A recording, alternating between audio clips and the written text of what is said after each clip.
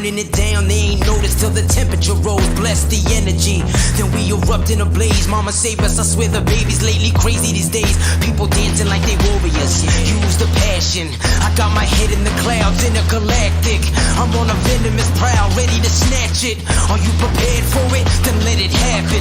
Rise up though, rise up though. All my people, where you at? Rise up though. Yeah, let's go, let's up. One time, go get it. It's yours, let's shine. Come on. Yeah, let's go. Raise up, that's right. Run with it. It's yours, let's shine. Come on. Yeah, cause we warriors. Yeah, cause we warriors. Yeah, let's go, let's up. One time, go get it. It's yours, let's shine. Come on. Yeah. There's nothing to say, oh God, nothing to say. I ain't have words, I erupted in thunder and rain. If your man's strong, then why call me running away? It's just a game, but nobody coming to play. Alright, I got this, watch out, I got this, boy. Raise up, max out, then blast the noise. A perpetual dream shattered by exceptional thieves. Forget what you think, live for you, resting in peace. Bless. Rise up though, rise up though. All my people, where you at? Rise up though. Let's go. Yeah, let's go. Let's up. One time, go get it. It's yours. Let's shine. Come on. Yeah, let's go. Raise up. That's right. Ride with it. It's yours. Let's shine. Come on. Yeah, cause we warriors. Yeah, cause we warriors. Yeah, let's go. Let's up. One time, go get it. It's yours. Let's shine. Come on. In these days, we push forth. We stand strong. We stand tall. All together now. Yeah. Cause we warriors, yeah. Cause we warriors. With each day we wake up, we get stronger and stronger. It's our time now, yeah. Cause we warriors. Cause we warriors. Yeah, let's go, let's up. One time, go get it. It's yours, let's shine. Come on. Yeah, let's go. Raise up, that's right. Run with it. It's yours, let's shine. Come on. Yeah. Cause we warriors. Yeah, cause we warriors. Yeah, let's go, let's up. One time, go get it. It's yours, let's shine. Come on. Cause we warriors. I got you. Yeah, we warriors. Cause we warriors.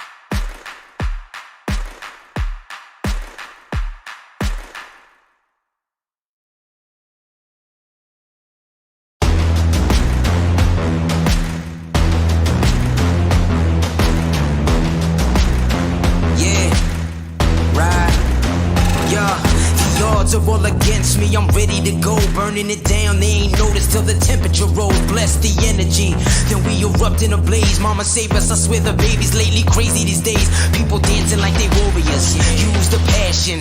I got my head in the clouds, intergalactic. I'm on a venomous prowl, ready to snatch it. Are you prepared for it? Then let it happen.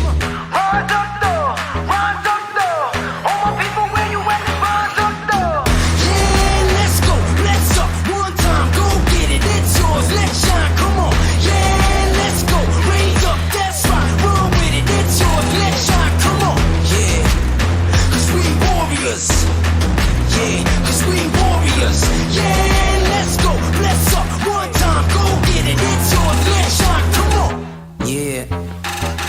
There's nothing to say, oh God, nothing to say. I ain't have words, I erupted in thunder and rain. If your man's strong, then why call me running away? It's just a game, but nobody coming to play. Alright, I got this, watch out, I got this, boy. Raise up, max out, then blast the noise. A perpetual dream shattered by exceptional thieves. Forget what you think, live for you, resting in peace. Bless. Rise up though, rise up though. All my people, where you at? Rise up though. Let's go. Yeah, let's go. Let's up. One time, go get it. It's yours. Let's shine. Come on. Yeah, let's go. Raise up. That's right. Roll with it. It's yours. Let's shine. Come on. Yeah, cause we warriors. Yeah, cause we warriors. Yeah, let's go. Let's up. One time, go get it. It's yours. Let's shine. Come on. In these days, we push forth. We stand strong. We stand tall. All together now. Yeah. Cause we warriors, yeah. Cause we warriors. With each day we wake up, we get stronger and stronger. It's our time now, yeah. Cause we warriors. Cause we warriors. Yeah, let's go, let's up. One time, go get it. It's yours, let's shine, come on. Yeah, let's go, raise up, that's right. Roll with it, it's yours, let's shine, come on. Yeah, cause we warriors. Yeah, cause we warriors. Yeah, let's go, let's up. One time, go get it. It's yours, let's shine, come on. Cause we warriors. I got you. Yeah, we warriors. Cause we warriors.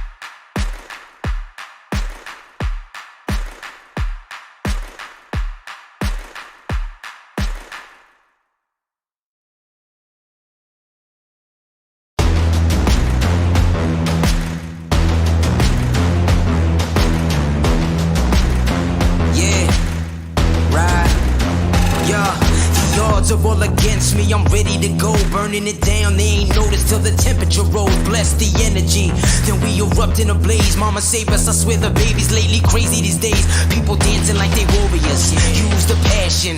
I got my head in the clouds in a collect. One time, go get it. It's yours. Let's shine. Come on. In these days, we push forth. We stand strong. We stand tall. All together now. Yeah. Cause we warriors. Yeah. Cause we warriors. With each day we wake up, we get stronger and stronger. It's our time now. Yeah. Cause we warriors. Cause we warriors. Yeah, let's go, let's up. One time, go get it. It's yours, let's shine, come on. Yeah, let's go, raise up, let's rock. Roll with it, it's yours, let's shine, come on. Yeah, cause we warriors. Yeah, cause we warriors. Yeah, let's go, let's up. One time, go get it. It's yours, let's shine, come on. Cause we warriors.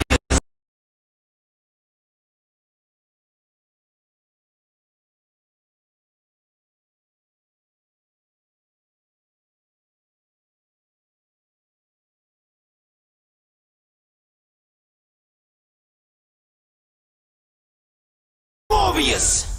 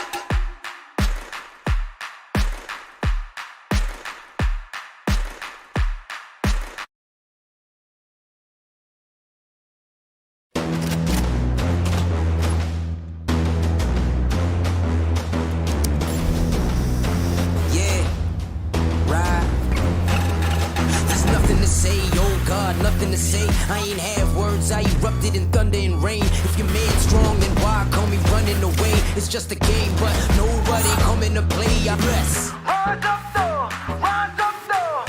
All my people, where you at? Rise up though. Let's go, yeah, let's go, let's up. One time, go get it, it's yours. Let's shine, come on, yeah, let's go. Raise up, that's right, roll with it, it's yours. Let's shine, come on. With each day we wake up, we get stronger and stronger. It's our time now, yeah. Cause we warriors. Cause we warriors. Yeah, let's go, let's up. One time, go get it, it's yours. Let's shine, come on. Cause we warriors. Yeah, we warriors.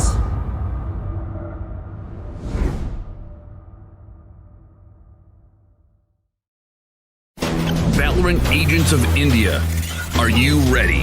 The ESPL Valorant PowerUp Series is a tournament open to players of all skill levels. Whether you are an agent with competitive experience or not, this series is meant for you to test your skills and have fun. Agents will battle for a total prize pool of 7.5 lakhs and the title of Series 1 champions. It's time to power up. Let's break down the tournament format. At the beginning of the tournament, there will be 4 open qualifiers. In the qualifying rounds, players will go through a best-of-1 single elimination, battling their way up the ranks. Those ranked top 16 onwards of the qualifiers will face single elimination in a best-of-3 match. The top 4 teams from each qualifier will earn a spot in the group stage, resulting in a total of 16 teams. These teams will then be split into 4 groups, with 4 teams per group. Teams will then compete in a GSL format, where 2 opening matches are played. The winners will then battle in the winner's match, which will determine who tops the group. The losers will battle for survival. The victor of this match will then battle the loser from the winner's match to determine who progresses further in the tournament. The 2 teams from each group move on to the playoffs, where 8 teams will compete via sudden death, single elimination, in a best-of-3. The quarterfinals and semifinals will be an exhilarating battle of skills, wits, and strategy to win through a best-of-3 elimination process. And finally, we reach the grand finals, where our final top 2 teams of the series will battle for glory through a best-of-5 elimination. Valorant Agents of India, will you and your team be the one that reigns supreme? It's time to power up.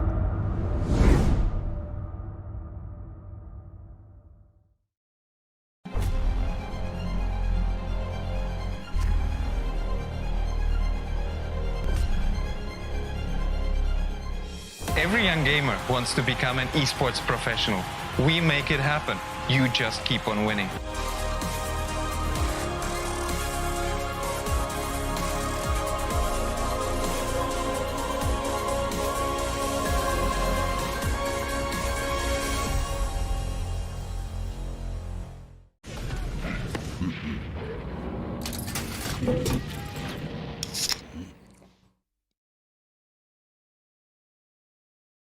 Users of Roblox are all around the world, and all of them expect the same level of experience. The success of games is measured by how much can you keep users engaged. ZeroIQ's mission is all about player experience first. Everything we do, the player is sort of core to our thinking.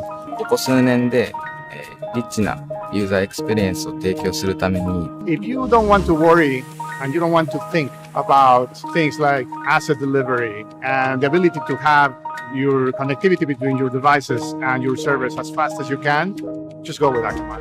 Akamai gets into places and markets that other providers of similar services don't quite hit as easily. その上で、アカマイさんのシステムを使うことで、大容量のセットを高速に配信させて、いただけてるかなと思います。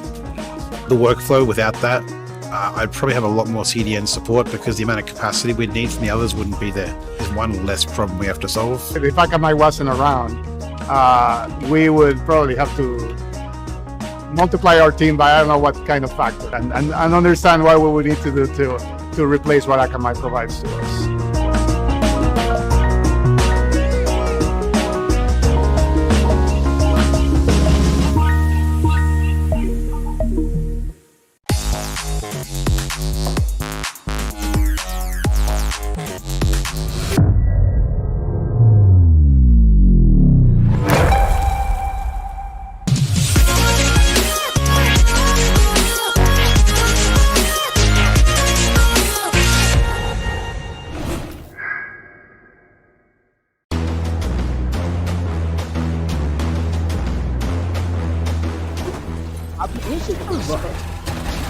बिल्कुल यहाँ पे एक बेहतरीन बेहतरीन battle और यहाँ पे Tempest यहाँ पे जो डिफेंडिंग करके दिखाई एक प्राइम एग्जांपल है क्यों हम कहते हैं कि एसेट का मैप कमाल का है but is gonna hold a very nice angle for himself. He saw one player there. Oh my god! Who's gonna knife him? Yes, he's gonna knife him! No! Wait a minute! Other player that's gonna be Stenos, who was about to use the showstopper. It's a 3v3 situation.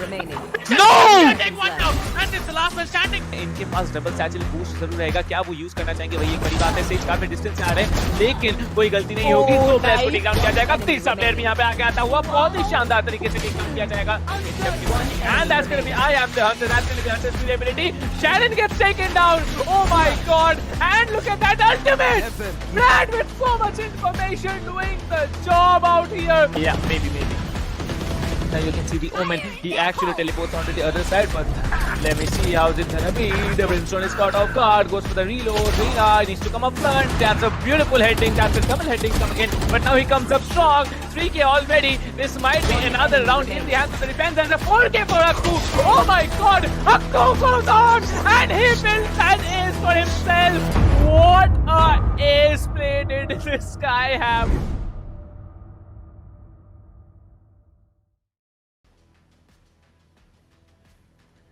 So, welcome everyone to ESPL Valorant PowerUp India. This is me, Dr. Dang, and along with me is going to be Captain Price as we will take you on the journey of quarterfinals 3 and 4 for qualifiers 3. So, how are you doing today, Price? Well, doing great. I think today's journey is going to be very immensely populated just because of the fact that we have so many popular players and very strong teams also competing in front of us. Well, talking about yesterday, it was indeed a great day. 2-0 for, 2-0 for Team Mahi coming in the first quarterfinals. In the second quarterfinals, we saw White Shadow. Firstly, they dominated. In the second game, they were lost. In the third game, we saw a very try-hard competition from both the teams. So based on that, I think we are going to have a very strong qualifiers 3, quarterfinals 3 and 4. That is true. I think that quarterfinals 3 and 4 are definitely going to be very interesting to see. And especially after seeing the White Shadow and Fangs game yesterday, I'm pretty hyped that we will be seeing a close game today as well. And possibly we might just see Icebox again. That's a big assumption there because Icebox, I don't think many people have played, but yes, I know one team that have played Icebox so many times and have won almost every time, like almost a 95% chances of a win from their end. That is going to be one of the teams that is going to perform in front of us this afternoon. Well, we are going to tell you who it is. I'm going to definitely tell you who it is. But yes, let me just remind you, this is the ESPL Valorant PowerUp India. And we have a lot of partners with us and also a lot of goodies to be given away to all our audience, the competitors, and definitely all those out there watching the stream. So yes, let me remind you, we have the tech partner as Akamai Technologies, we have the media partner TalkEsports, we have production partner none other than SkyEsports India, where we're going to be having peripheral partner as HyperX, the broadcast partner as LOCO, country partner PFG Esports. Well, that's not all. There is a total of 7.5 lakh prize pool at stake here, and that will be rewarded, to a very few lucky teams, not the lucky teams, and lucky teams as well. We're talking about the prize pool breakdown, 4 lakh rupees just for the winner. So that is a huge share from that 7.5 lakh prize pool. I believe that's more than 50% of the prize pool given to the first place, Kanav. I mean, 4 lakhs as a prize, as the prize for a first place team, that is definitely going to be, a big, as you can say, eye candy for a lot of teams, but there'll be only a few who will be able to achieve it. But looking at the second place, third place, and the fourth place prize as well, they're not small. And honestly speaking, if a team does put in the effort, these players that we have seen have the caliber to pull off the clutches, the plays, everything that they have pulled off. I think that third, fourth, and the second place, they're also going to be taken by teams who are going to be really close but just fell short by a small margin, as to just that small margin between first and the other places. But talking about the teams that we have here, the teams that we have today, as well as the matches that we are going to be seeing. So apart from that, the semi-final one has been decided. It is going to be Team Mahi taking on White Shadow Esports. So White Shadow has gotten a big task up ahead of themselves. They were able to just about sneak that win against Fangs yesterday on Icebox. They did not do well on Split despite it being their own map choice. So Split is something that White Shadow will definitely have to ban against Team Mahi, because if you take Team Mahi to Split, you've basically just given them a map for free. Well, that's true indeed. Team Mahi, they actually were falling short on the first map yesterday, but on the second game, they showed us what absolute domination looks like. A 13-1 victory coming in from Team Mahi is not at all a surprise to the audience and to ourselves as well. Well, talking about today's matches, it is going to be very intense, but we are going to see the first semi-finals tomorrow at 12 noon between Team Mahi and White Shadow Esports. I think it's going to be a close one, at least for the first game, but then and there, when Team Mahi has done their homework in the first game, obviously they're going to win it. See, there's no question about Team Mahi not winning, because Team Mahi is a very overpowering team, and also, if not, one of the best, if not the best team in India right now. And if you want to beat Team Mahi, you got to be the best, and if you cannot be the best, they're going to just scratch it away from you. They're going to just snatch it away from you. But today, this afternoon and evening, we are going to have two more quarterfinals of Qualifiers 3. The first game, it's a BO3 for both the games. The first one, it is going to be ParaTroops versus ZeroIQ. And on the second one, we are going to see Enigma Gaming versus Team ASES. So ParaTroopers, this name, it has come up a lot of time on the previous qualifiers. Whatever streams we have had, there has been at least one guy asking us every day, what happened to ParaTroopers? Well, here it is. ParaTroopers are going to perform in the Qualifiers 3 quarterfinals 3, and let's see how they take it out against Team ZeroIQ. So what do you think, Kanav? ParaTroopers or ZeroIQ? Who have a better chance? Because I think the audience, the fan favoriteness of ParaTroopers is quite high compared to ZeroIQ. Well, I think that ParaTroops is definitely having a lot more of audience support, but I'm pretty sure that ZeroIQ is also going to be, getting their own friends in to, possibly support them as well. But let's go over the lineup, or rather, we can go over the map selection or the map veto first, as ParaTroops has chosen to go to Bind, where they'll be starting on attack, and ZeroIQ on defense. ZeroIQ has chosen Ascent, where they'll be starting on attack, and ParaTroops will be starting on defense, while the third map that we go to is going to be Split, where ZeroIQ will be on attack and ParaTroops on defense. So every single map that we are going to be seeing today is going to be a defender-sided map. So every team that starts on attack will have to be the initiators in picking up those rounds. So finally, going over the lineups that we have today. So ParaTroops will have Binks, Whitehammer, Ditto, Shreyas, Strix, Glyph, and Kuzuri, while ZeroIQ is going to be having HRD Gaming, Ankit, Rahul's, Death Note, Clumsy Gamer, Soham, Datta, Itachi, and Harsh Rules. So will this team of ZeroIQ be able to live up to the hype that ParaTroops is having, or will it be ParaTroops with all that audience support taking this win with a quick 2-0?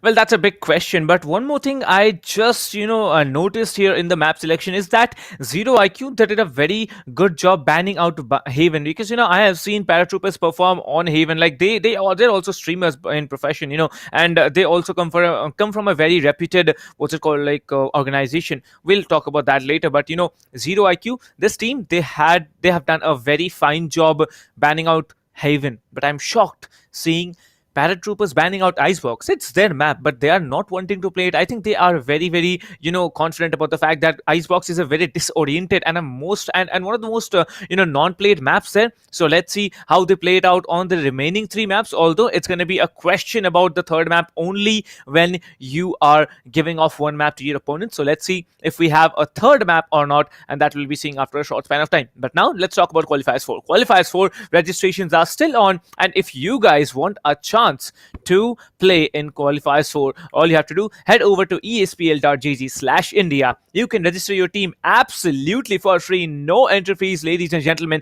Just head over with your teammates to espl.gg. Maybe you haven't played any competitive games in your entire life, but this is the chance you can get it absolutely. You can register and play absolutely for free. So head over there. That 7.5 lakh rupees prize pool will be waiting to be claimed by one of these teams who will be registering. And also, you get a chance to win HyperX gear. Whoever is playing the tournament by registering on the ESPL website, you have a chance at winning HyperX gear. Maybe headphones, maybe keyboards, maybe mice. One more thing I'd like to tell all the audience out here. Audience, if you are not a player, right? If you are not going in and registering yourself, you can definitely head over to the description of the stream. Like you can just close the live chat, just tap on the description, stream description. You'll be finding a link called as ESPL Valorant Welcome Gift. It's somewhere down here, all right? So you'll be finding it there, ESPL Valorant Welcome Gift. So if you want a shot at that, just head over to that link and register yourself. You will be getting a fantastic chance at winning not one, not two, but three prizes here: the ESPL Valorant Welcome Gift, definitely the HyperX gear if you are playing it. Yeah, it's a chance. It's not like you're coming, registering, and you're getting it. And also that share of that 7.5 lakh prize pool. You need to be lucky for two, but you need to be very, very confident and very skillful if you want to win the third one, a share of that 7.5 lakh prize pool. That is true. I think that for every single team coming into this competition, whether they qualify through to the group stages or not, whether they make their way into the playoffs through the group stages or not, it's really all going to be about proving to everyone how good they are. Because yes, that prize pool is big and everything, but the clout, the bragging rights, as well as the recognition that you will get by defeating the competition that you have, because you have teams like Godlike, Global, Mahi, XTZ. You have so many teams that are big named teams here. If you can beat one of them or even beat all of them and take home that prize pool is not going to be anywhere close to the recognition that you will be getting from defeating all of these teams. So it's really all about whom you can take on and whom you can beat. So till then, we are just waiting for the players to join into the lobby as we can go over some predictions. So chat, let us know, who do you think is going to be taking this map of Bind first? It is ParaTroops choice. They are starting on attack, and it'll be ZeroIQ starting on defense. So who is it going to be? Let us know in the chat what will be the scoreline. Well, we all know that since paratroopers, they have picked up the first map, they are not the ones who decided the sides here. The sides were decided definitely by ZeroIQ. Now, ZeroIQ have done a brilliant job choosing defense out here just because of the fact that it's a defense-oriented map. You can be the attackers, you can be, getting maybe 4, maybe 6 rounds, maybe 8 rounds in the attacking half. But if you are on the defending half, take a sentinel, pick any sentinel, maybe a cypher, maybe a killjoy, maybe a sage here. Sage is obviously not that preferable on bind, but if you're using it, wall off any location, watch the other angle just by indulging 2 players to hold off that particular position, leave the other 3 agents on a different side. 3-2 split, sentinel and any other, maybe an initiator, maybe a duelist on one side and the rest of the 3 on the other. You have complete map control of bind on the defender side. But talking about the agent selection here, we can see Kazuri already locking onto that killjoy. Okay, not yet locked on, but will be. And Binks, as usual, he is there locking into that Ray. ZeroIQ Venom moving in with the Reyna. We see a Brimstone coming in. OP Noxious will be coming in with that Brimstone. Clummy trying to pick off that Sage. Will we be seeing a Sage pick? What do you think? Kind of like Sage, yeah, we are seeing a Sage pick. Well, a Sage pick is always going to be interesting, irrespective of the map, because we have seen that since these Sage has started coming back into the meta slowly with her heals and the changes to her walls, and especially her the slow orbs as well. So I think that a lot of players have been using Sage in very, very different ways. They have either played an aggressive Sage, they've either used the Sage pick to allow one of their teammates to play very aggressive, or they've just used Sage as the role that she is, as a very, very defensive sentinel. So it's going to be really interesting to see how this pans out. But Binks locking into that raise, Strix almost ready with the jet. Glyph is going to be picking up that Brim, I believe, as Kuzuri has locked into the Killjoy. Edit is just thinking about that Sova, as the last 2 players are going to be locking in. So a Sova, Killjoy, Jet, Raze, and a Brim for the attack of Paratroops, while a Brim, Sage, Sova, Rena, and a oh, sorry, I messed that up. A Brim, Sage, Rena, Sova, and Raze for the side of ZeroIQ on defense. So this is going to be an interesting one. And again, we are just waiting for the predictions in chat. Well, and that's true. And one more thing I just noticed. We have Grotto Joe today watching the match here. Oh my god, Grotto Joe, where have you been, my friend? Like, you have been coming daily to the English stream. Suddenly you were off yesterday, but yes, welcome back to the chat as it is. And asking how to register. I tried, but it's not working. Sir, just head over to espl.jg/India. You have to log into ESPL first. You can either log in by your email ID, you can log in by your Gmail or your Facebook, and then it's just procedure. Click on anything you find as you can click on ESPL tournaments. You'll be finding the qualifiers for right on your main screen.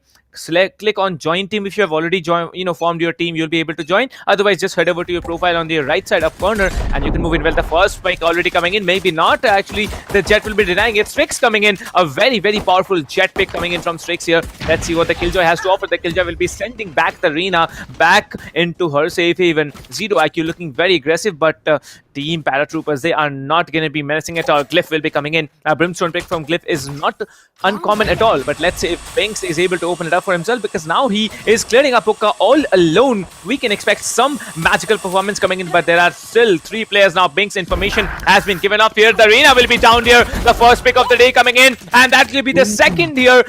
Wall bang and that particular headshot. Oh my god, this guy has already started off. This guy has already got onto the nerves here. Death Note will be coming in. He's holding up elbow all on his own. The spike has been planted for Long and for Hookah. It's an easy defending round. Post-plant defending situation for Team Paratroopers. 3 more players remaining. The Sage, Sova and Raze with very low HP. Will we be seeing a fight? Will we be seeing a clutch on the defender side is a big question. Well, yes, will we see a clutch is going to be the real question, as a flick is not going to be connecting from Blink's ZeroIQ Clummy is going to be collecting that kill, and that will put them in a 1v3 as the last player is going to get spotted, and that Sage heal is not going to be working out that time, as she will get shot down, and the first round goes to the attackers. So again, a very quick start coming in from the side of Paratroops. Very good recon darts. 2 quick kills coming in from Binks. Picked up another one, and then it was just down to Glyph, Strix and Kuzuri to finish things off for his team. So that Raze pick really influential. If you know how to play that Raze, pistol rounds are going to be extremely easy for you guys. That is definitely true.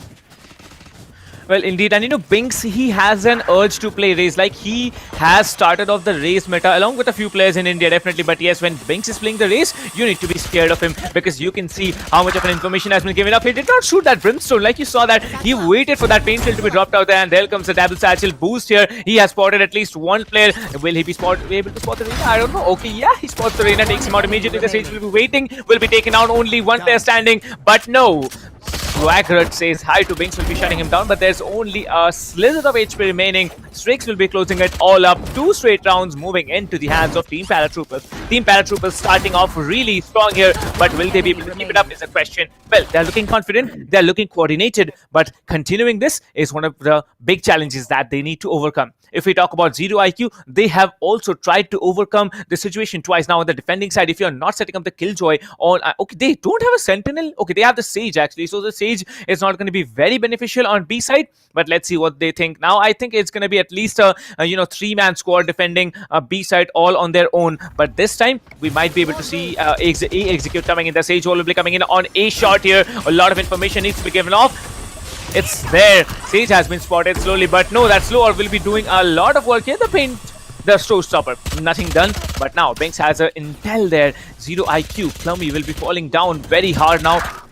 2 picks already coming in, 3 versus 3. Now this is one situation that Team ZeroIQ will not be giving any quarters to 2 more players remaining. It's going to be Glyph, it's going to be the Sova remaining from there end, but there's the Sim Beacon, a lot of acceleration, and that's Glyph. Crispy aim, and also a 3k coming in for him. He's low on HP. Glyph with a 4k, last man standing. Glyph will be shut down. 1 versus 1. The Sova will be there to save the day for Team Paratroopers. 3-0 coming in straight off the match starting. Like, this was not expected. I didn't really expect that after such a close call coming in from Team ZeroIQ. They were gonna mess it up so bad. No information was given that the Sova was there. He waited and he definitely brought the round into the hands of Team ParaTroopers.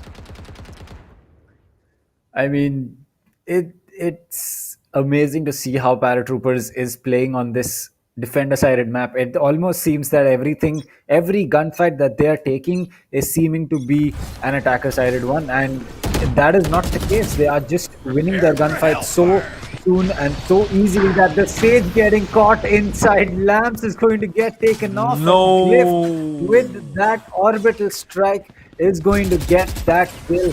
And what a way to start off the round. The Sova is going to get pinged as well. The spike is going to get initiated. One player falls, two player fall, as Strix is just going to make sure that no one is going to be surviving except that Brim with the classic in his hand. As he comes in from the side of CT, he will pick one up but gets traded out by Strix, and a quick 3k for this man is going to make sure that Paratroops goes up 4-0. One enemy remaining. Well, indeed, and this is a very strong start to Team ParaTroopers. I mean, they are trying hard, but it's just that their aiming skills are so insane that Team ZeroIQ is not getting a chance even to come back into it. Now you can see the kill distribution there. 2 kills each for the top 3 fraggers. The Reina is staggering. Venom is trying very, very hard to stay into the competition just because of the fact that, they are getting so very dominated now. 4-0 on the attacker side. I don't think Team, ParaTroopers were planning for it, but yes, they have done it brilliantly here. Now, talking about the defenders, they need to be strong here. Now, the siege wall will be wasted down. The siege wall can be brought down by maybe 30 bullets total if you can, all spam together. But there it is, Strix taking down Death Note. Binks will be taking down Clummy. This is a very, very strong push coming in, but Venom will be shutting down 1. ZeroIQ, Venom will be taking down 2. That's a great start now. Swaggerl has moved on with the operator. Already has taken down 1. The spike has there's the spike plant coming through. Let's see if it is a default plant. No, it's not a default plant. The Brimstone may be caught out here, but no, the Brimstone is not caught out. He's still on site, just waiting inside the tubes. He needs to be careful. Obnoxious will be coming in. Obnoxious. Will he be so obnoxious? It's a big question. Obnoxious will be coming in. There's no information given out from the Brimstone. It's holding out here. He spots him down. Glyph will be taking 1 down. Last player standing. It is going to be the Sova with that operator. The Brimstone Molly will be slowing him down for quite some time. Needs to take down 2 in a very less amount of time. I don't think he's gonna go for that. I don't think he's gonna bait off with his operator because he knows that operator, it costs you very, very much. So there it is. I think the Sova is going for a save, and the 5th round will be in the hands of Team ParaTroopers yet again. Well, there you go. The save has been completed, or has it? No. Oh, there you go, Edit. You need to make sure that the time runs down to 0 before you run away, because you just dropped a weapon without any reason. And speaking about that, the op is still going to be in the hands of the Sova, which is going to be Swaggerl. Nice name. I mean, Swaggerl, Venom, Death Note, Obnoxious, and Clummy. Nice names, but can they perform is the real question. Till now, they have not been able to do so, as a Vandal, Op, Phantom, Spectre, and a Guardian are going to be on their hands. The paint shell comes out, and as usual, Binks will be the initiator. He will start in to rush and make sure that he can get map control as soon as possible. Clummy making sure that he can get a slow off, but he will get tagged with that 100 fury, but gets taken out as well. Kuzuri is going to get a kill along on the Death Note. In fact, with that Swarm Grenade, Venom does get a trade onto Strix. Glyph comes in and gets him instead as well. Now standing right inside the smoke. Binks very, very aggressive angle, as he will get spotted through the smoke. He'll still get one. There's the op player right there, but he will not be going in for that peak. And as the second smoke comes in, Edit 99 will come in and finish things off, as 6-0 is going to be the score for ParaTroops against this team of ZeroIQ. And I don't want to crack this joke, but if they get even 1 round, at least it won't be 0 round. If you know. Well, that's a big question now. I think, there was someone speculating in the chat that we might be seeing a 13-0 coming in from Binks. Like, I'm not Binks, I mean Team ParaTroopers. Team Mahi weren't able to do it yesterday. They had to give off one round to team, the other team playing against them. But now, talking about team Paratroopers, they have a good chance. The Sage will be caught out yet again. This time, Binks will be actually shutting her down. The Sage tried to run off there. The spike might be planted very quickly here. Kuzuri coming on with a perfect backstab, trying to catch out any attacker in the showers here. But are the attackers or the defenders? I'm a bit confused here. Strix trying to hold up anyone on CT.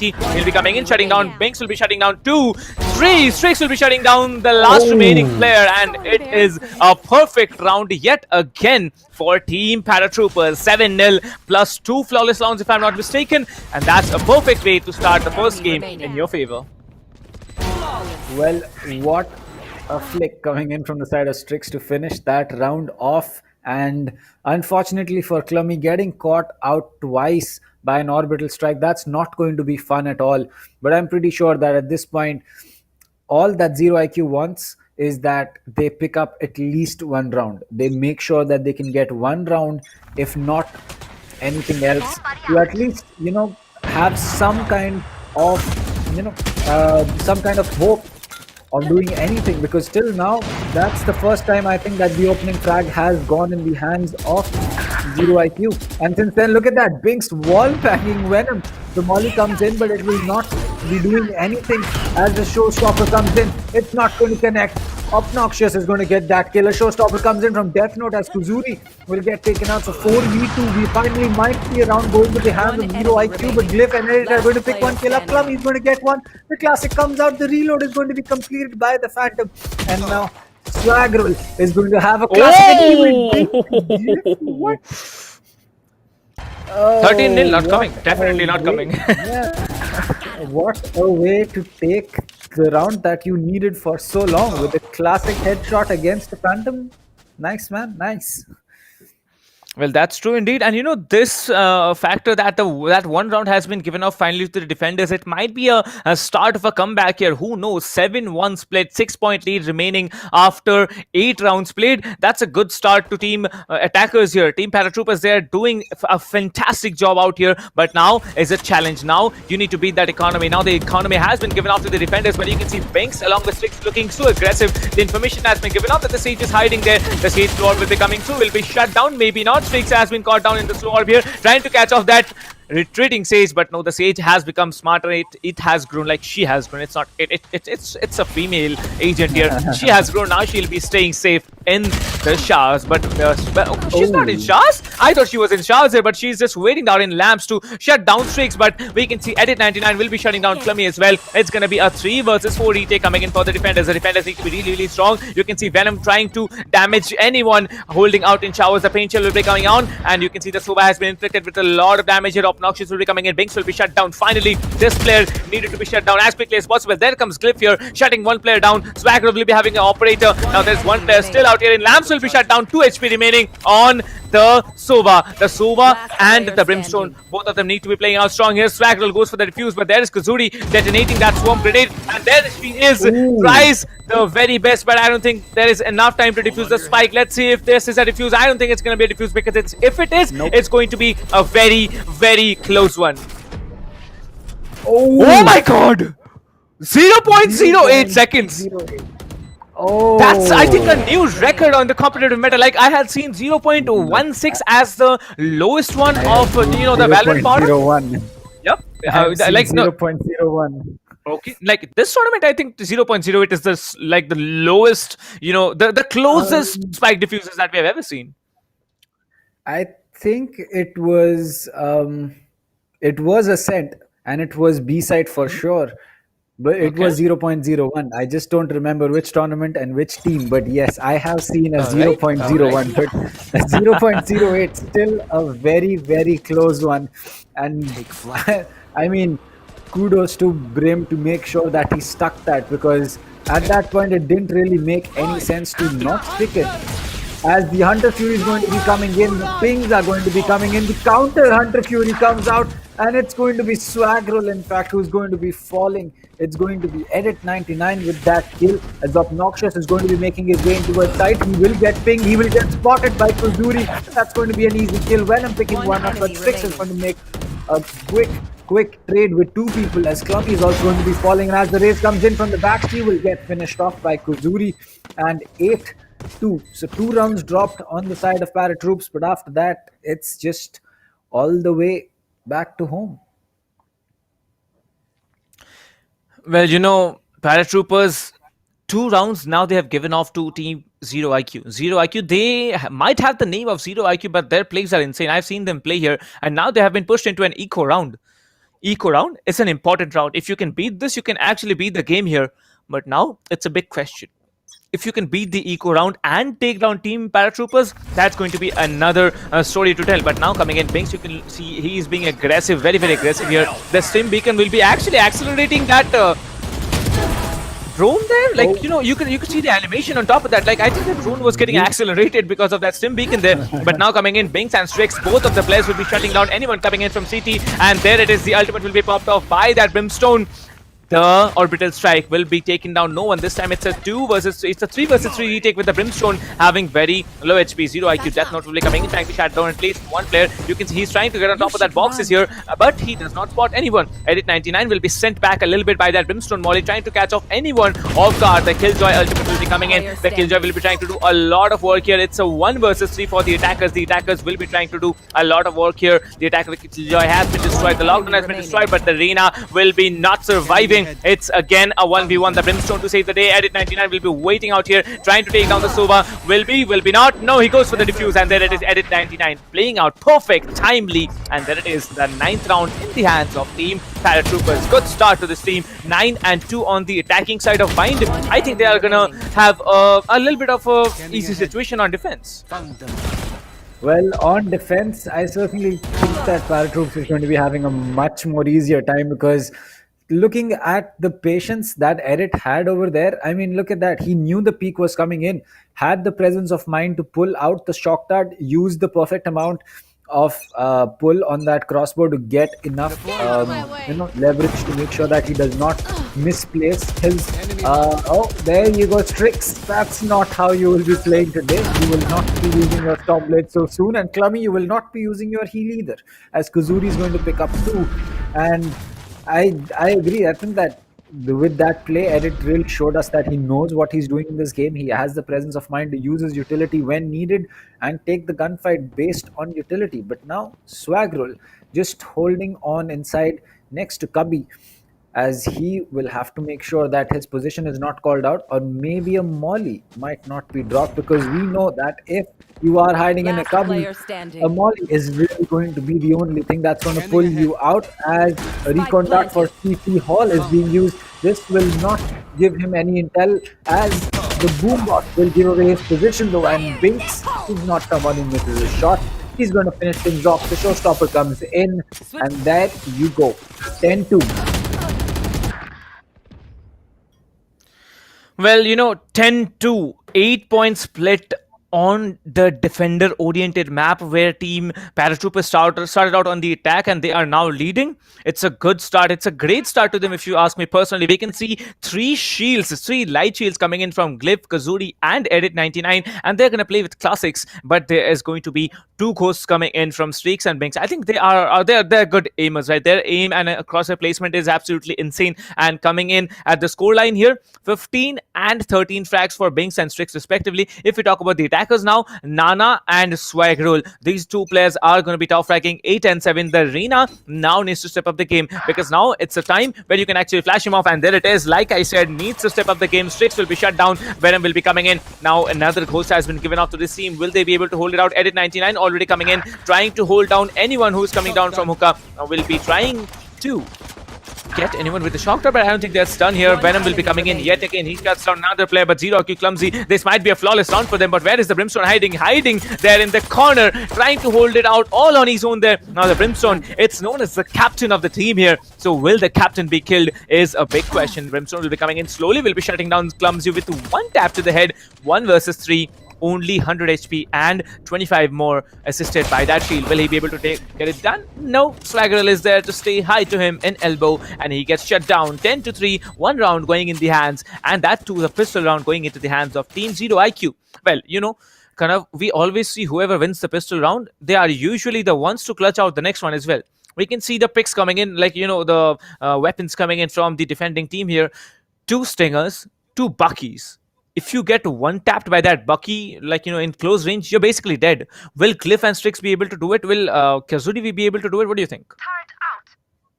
I mean, for Kuzuri to do Bucky, I mean, the level of skill that the man has, the Bucky is not really going to be a difficult weapon for him. Oh, That Bucky? Strix will delete Death Note. Oh boy. A Okay. Bucky to the face. That's going to be tough, Painful. as Obnoxious will be looking to use. Yep, it's going to be painful to say the least, as Binks on the flank will get caught out. He will get taken out for David 99 with that. Stinger is going to get one before he gets played down with that Spectre in return, as Obnoxious is going to get that kill. Delivery comes in, the Bucky is going to miss on one end. Kuzuri with one, he'll get taken out by Swagrol. It's down to a 1v2 for Glyph to clutch onto. He is going to pick up that Vandal. His position is going to get pinged by that Firebolt, as the spike is going to get initiated. He will drop a combat stim for himself. He has a molly, he has a smoke, and another combat stim with himself, as he's looking to just wall bang. Obnoxious now knows the position of the player, as there is an alarm bot on the bottom of the hookah stairs, but it will not matter, as the brim drops. He will get spotted, and that will be the Vandal back in the hands of its rightful owner.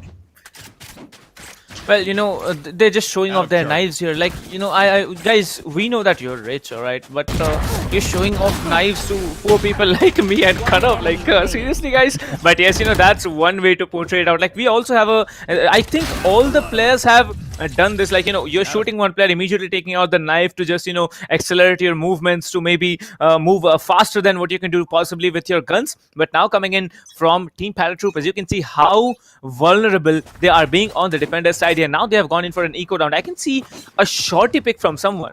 Is it going to be Strix with that shorty pick? Because if he is, he better hit those shots. He better hit a headshot here at close range, because at long range, I don't think you're going to be able to do anything. But now it is going to be maybe the 5th round in the hands of Team ZeroIQ. ZeroIQ looking very strong on the attacking side here, especially Death Note and Venom. These 2 players are doing a pretty decent job here. Strix will be coming in with that Sheriff here, trying to take down one player. Now 4 players rushing in from long. 2 players will be taken down. That's going to be a trade here. Another one taken down by Edit 99. Obnoxious, now they have the guns here. Now they need to shut down any player coming in from him. Swagger will be coming in, trying to dink at least one of the players. That's a shock dart, trying to do a little bit of damage. No damage done, actually. Strix will be shutting him down. Death Note and Venom say hi to 2 players now. 2 versus 2. The Penshell needs to do a lot of work here. ZeroIQ Venom will be taking out one player. There's only one more player remaining, but there's the assistance coming in from Death Note. The duelists now playing it out really smartly and really hard. They are trying their level best to get their head into the game here. 5 and 10, 5 more rounds. They are gonna be in a comeback situation. What do you think? Bind attacking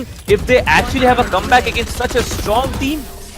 That's a good job done by Team ZeroIQ. Let's see if they are able to do it. This 5 points lead is still gonna remain, with Strix now coming in on top of the leaderboards with 15 and 10 in his scoreline. Well, I just think that it's just ParaTroops playing this lightly. They're just trying to, have some fun, peek everything as much as they wish, because I'm pretty sure that if this was a game that was actually going to be a close one for them, and their opponents were someone that they would have problems taking on, they would not be going in for such aggressive plays. And as we look at that, Death Note's position will get caught out with that boom bot. So look at the positions. The site is completely empty. There is no one on Heaven. There is no one at Lamps. It's just completely open for the attackers to take on. They're just playing a complete retake on the side of A, and it might be smart, it might not be smart, as Binks is holding on to this corner. Will this get checked? No, it will not, and Death Note will fall as the pain shell is going to be coming in. That will cause some damage on the side of the players coming in from the side of Market. But there is the Rena, as she's already made her way into her side, as side control is going to be taken by this side of ZeroIQ. They're holding on to the flank, and there you go. The Vandal did not forgive in close range, as a single headshot is going to be the end of Binks, and now a 4v4 post plant for ParaTroops to take on. For hellfire! Well, indeed, the 4v4 post plant is going to be a difficult one because you can see the CT area will be completely hit by that orbital strike coming in from that brimstone. Now, Obnoxious has a chance to defend off the spike very, very smartly. He's playing out in lamps all alone. Strix will be coming in, trying to shut him down, but there is still 92 HP to work with. Obnoxious will be coming in, 83 HP remaining. I think he has been pretty bad here. 3 players rushing in from lamps here. He needs to be taken down. ZeroIQ will be coming in. Now, that's big play coming in from these players, but now the arena is... It's all down to him. The diffuse is gonna come in, but where are the remaining 2 players here? Let's see if he can pull up the diffuse now coming in. The killjoy will be shut down. Maybe not. Now they have the time to pull up the diffuse, but it's gonna be a close one. If it is a close one indeed. But it's the attackers who take another round in their hands. Team ZeroIQ, they were not able to take the lead on the defender-oriented map, and now in attack, they're looking so strong. A 1 versus 1. Perfect timing coming in from the arena to slow down that diffuse here, and there it was, a 0.64 seconds diffuse, not possible at all. The spike was detonated, and paratroopers, they are gonna be so worried. They have not been able to win a single round since they started off on defense, and if this is the case, I think paratroopers better get their socks on and wear their boots, because it's not over yet. 4 points still to go. You can have a pretty decent lead if you just play out a little bit passive, because every time paratroopers is getting caught out, it's generally because of the fact that, and he tags up 2 players and tags them up pretty bad here, trying to get defended, and they do dodged the ultimate, but no Sage in their hand. Okay, they have a Sage. Yeah, they have a Sage, and I think the Sage is gonna heal up the brimstone, not herself. So another 35 seconds to work out. But still, you can see Binks, he has spotted 1 player. That paint shell will be immediately going in inside that smoke, but there is no one here. The arena will be rotating. 1 player still holding out on elbow, 1 player holding out in CT area.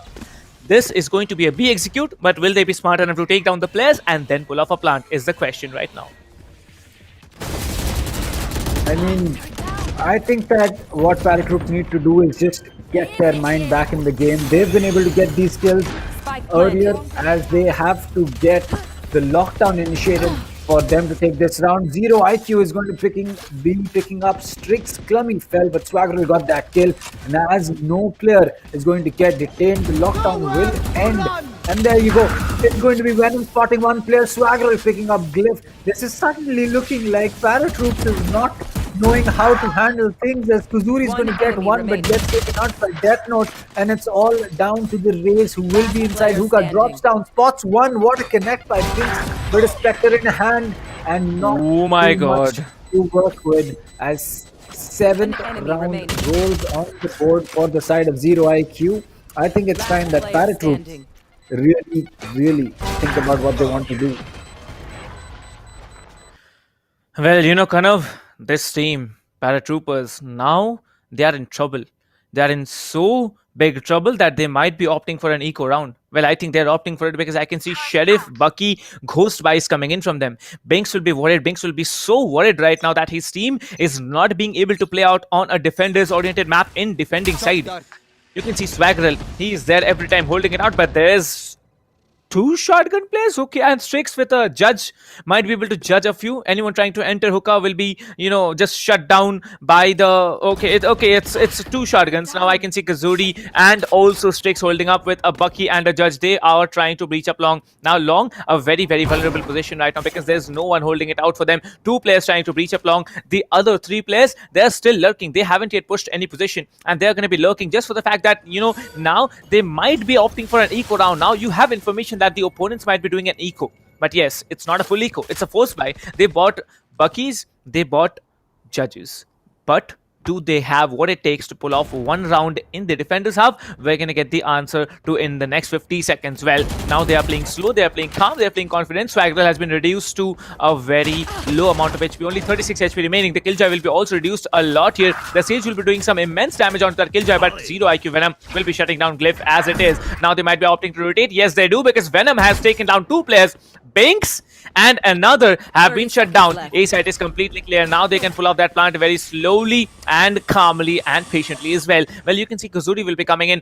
Defending side is looking so very confident. They should not go for any rotations now, just because of the fact that they have shotguns. Now they know that they will be having shotguns, although Strix hasn't fired even 1 bullet. 21 bullets in his bag, but no, there it is. Venom will be staying high, defending off against that Jet is a very, very strong thing he have done, but still, he has done. I mean, still, Edit 99 will be coming in slowly. Jet not to be shutting down Edit 99, and there's Venom with a 4K coming in. Kuzuri will be closed down, and that's the 8th round in the hands of Team Zero IQ. Zero IQ looking so very confident now, but this round, it's going to be an eco buy.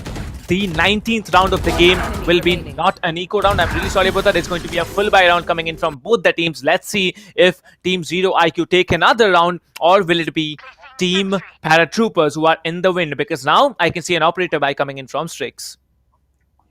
Well, I think they've realized that they cannot meme their way to a victory, so they will have to go in for the try hard mode now, because Strix picking up that off, it basically means that the first pick is going to go in the hands of Paratroops.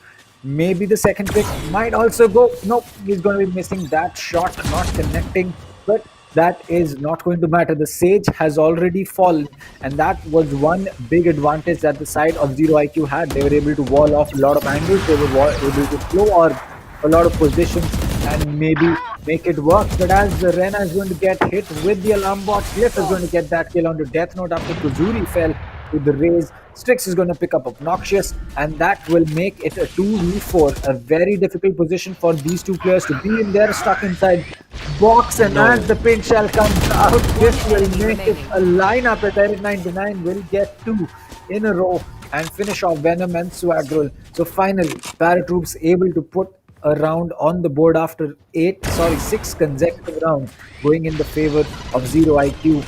And I think that they have finally realized that it's time to finish this off on Bind and take it to the next map of Ascent. Well, indeed, people in the chat, I can notice that some people are saying that easy throwing, Paratroopers throwing. No, guys, I don't think Paratroopers are throwing at all, because I can see whenever they're getting the chance to, frag anyone, they are taking that chance. And now, coming into the 11th round, it was definitely not a throw from their hands. But now, coming in, Binks is being very cautious. He has to be careful because he's holding up there through that smoke. One taps Zero IQ Venom, and he is out of the game. The Sage will not be... Okay, will be having the revive. Now the Sage can pull off a revive, but will the revive be pulled off is a big question, because they need this round. They need this round really, really bad. Clummy, now you need to go back and revive your teammate. If I were the Sage, or if any of my teammates were the Sage, I would have literally, shouted on that Sage, you have a revive.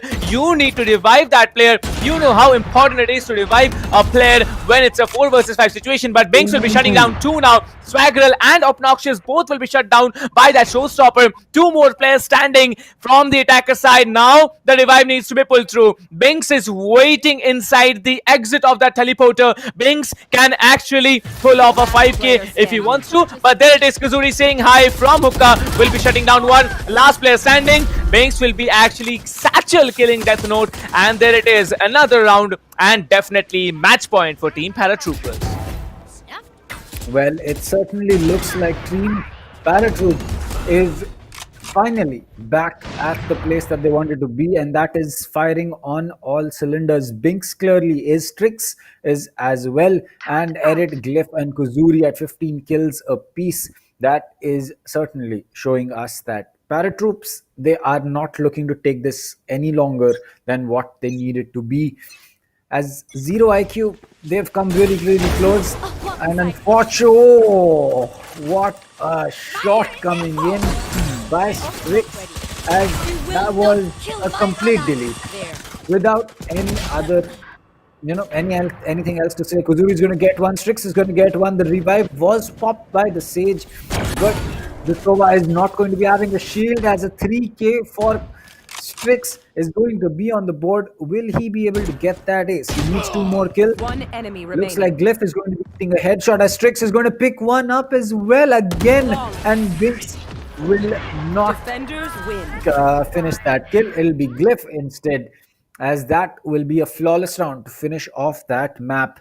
As there you go, it's going to be 13-8 for Paratroops. Not the scoreline that we would have expected, because we would have expected a much more bigger score difference between these two teams. But Paratroops, they lost their heading in the middle, but they were finally able to figure it out. Well, indeed. And now, after so much time, Paratroopers, they took off 3 rounds back to back, and they have successfully won it too. So, ladies and gentlemen, let me just tell you, if you haven't yet subscribed to SkyEsports, or any of the channels you're watching the stream on, just hit that subscribe button. So many tournaments coming in, so many games, so many different games coming in, and that should be it. You should definitely hit the subscribe button and also follow us on Instagram at the SkyEsports Gaming. All that information will be there, and definitely follow us on ESPL at ESPL.India on Instagram. You'll be getting any and all info related to the tournament at both SkyEsports and definitely Instagram of ESPL. But now talking about this match, it was a very, very one-sided match once we started off on the attacking side for Team ParaTroopers, but then coming in ZeroIQ, they had answers to be given at the attacking side, and they did that too. But there it is, 3 rounds straight off from nowhere. Actually, they got that round, they got the match in for them very, very successfully. Well, I think it was a 7-0 probably, before Team ZeroIQ actually got even 1 round on defense. So that was a good start for Team ZeroIQ. They had the chance to come back, but they were not able to seize it. We finally ended the match at 13-8. Well, it was an interesting map to say the least. It did take a lot of time for ParaTroops to eventually finish it off, but when they did, they showed us exactly why they are, the team that they are. And Strix, looking at the way that these players were hitting shots left, right, and center, especially in that final round with the op, Strix really knew that, we need to finish it off this round. We can't give any more rounds to this team. As yep, you were right. It was 7 flawless rounds, or rather 7 rounds without reply from the side of ParaTroops. But finally, ZeroIQ was able to pick up a round, and then that amazing defuse came in with a 0.08 on this timer, and yeah, it was just a little too less for ZeroIQ. One enemy remaining. Well, I think they started out strong, but still they were somewhere short. But now I can see that Team ParaTroopers, they did strong, and Team ZeroIQ, they have a pretty good chance at taking the second map, because it's not their pick, it's definitely Team ParaTroopers who have started off with that pick. So okay, I think the first map was ParaTroopers pick, right? Or was it from ZeroIQ? Because as I recall, the first map was ParaTroopers pick, and the second one was ZeroIQ. Just correct me if I'm wrong, Kanav. I think that against this team of ZeroIQ on Ascent, it's going to be a very fun game, to say the least, because this was ParaTroops pick, so it was not, as we can say, unlikely to see that they were so strong.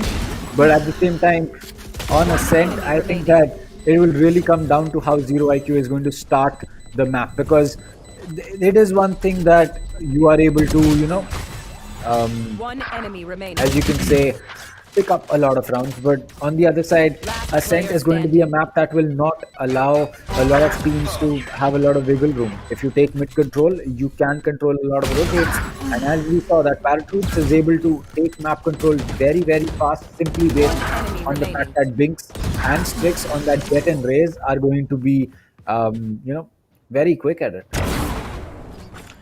Well, indeed, and we have Akash Borkar in the chat saying these commentators are so biased. I'm really sorry, Akash Borkar, but we will be definitely congratulating them who play well, and also, telling it's a try-hard performance for the ones who definitely are not able to perform better. They can't perform better because these are not teams who have, come back out from anywhere. These are professional teams playing out in front of us today, and if they cannot perform well, that is something you should actually never forget. But if you talk about Strix, the moment he had the operator in his hands after giving off 8 rounds, that was actually the point the match turned. Strix getting that operator on, I believe, the 19th round of the game, that was the start of ParaTroopers winning 3 back-to-back rounds, and they have done it so well. Binks and Strix both sitting up there on the leaderboards at 22 and 22 frags each. Just the fact that Binks had 8 assists being a race, that's a big question mark right there. But yes, the scoreline will be a 13-8 victory coming in for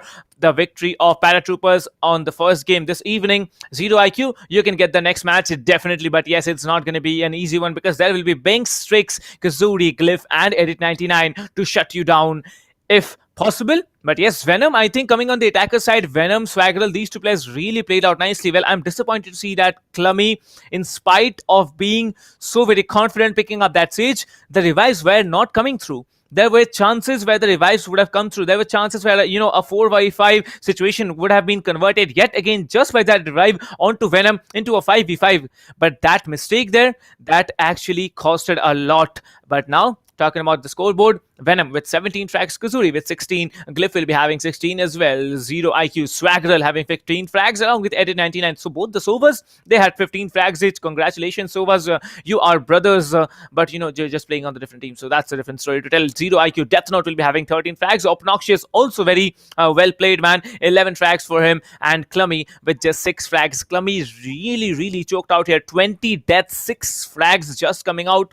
Not acceptable at all at this stage of the tournament. But yes, we are definitely going to have a second game today, which is going to be Ascent. I am excited to see how it plays out on Ascent. So what do you think, Kanav? Will Team Zero IQ be able to take it out on Ascent? The revenge factor is also coming into play. So will the revenge factor actually help out Zero IQ to win the next game, or will it be Team Paratroopers' confidence and coordination that they outplay again on Team Zero IQ?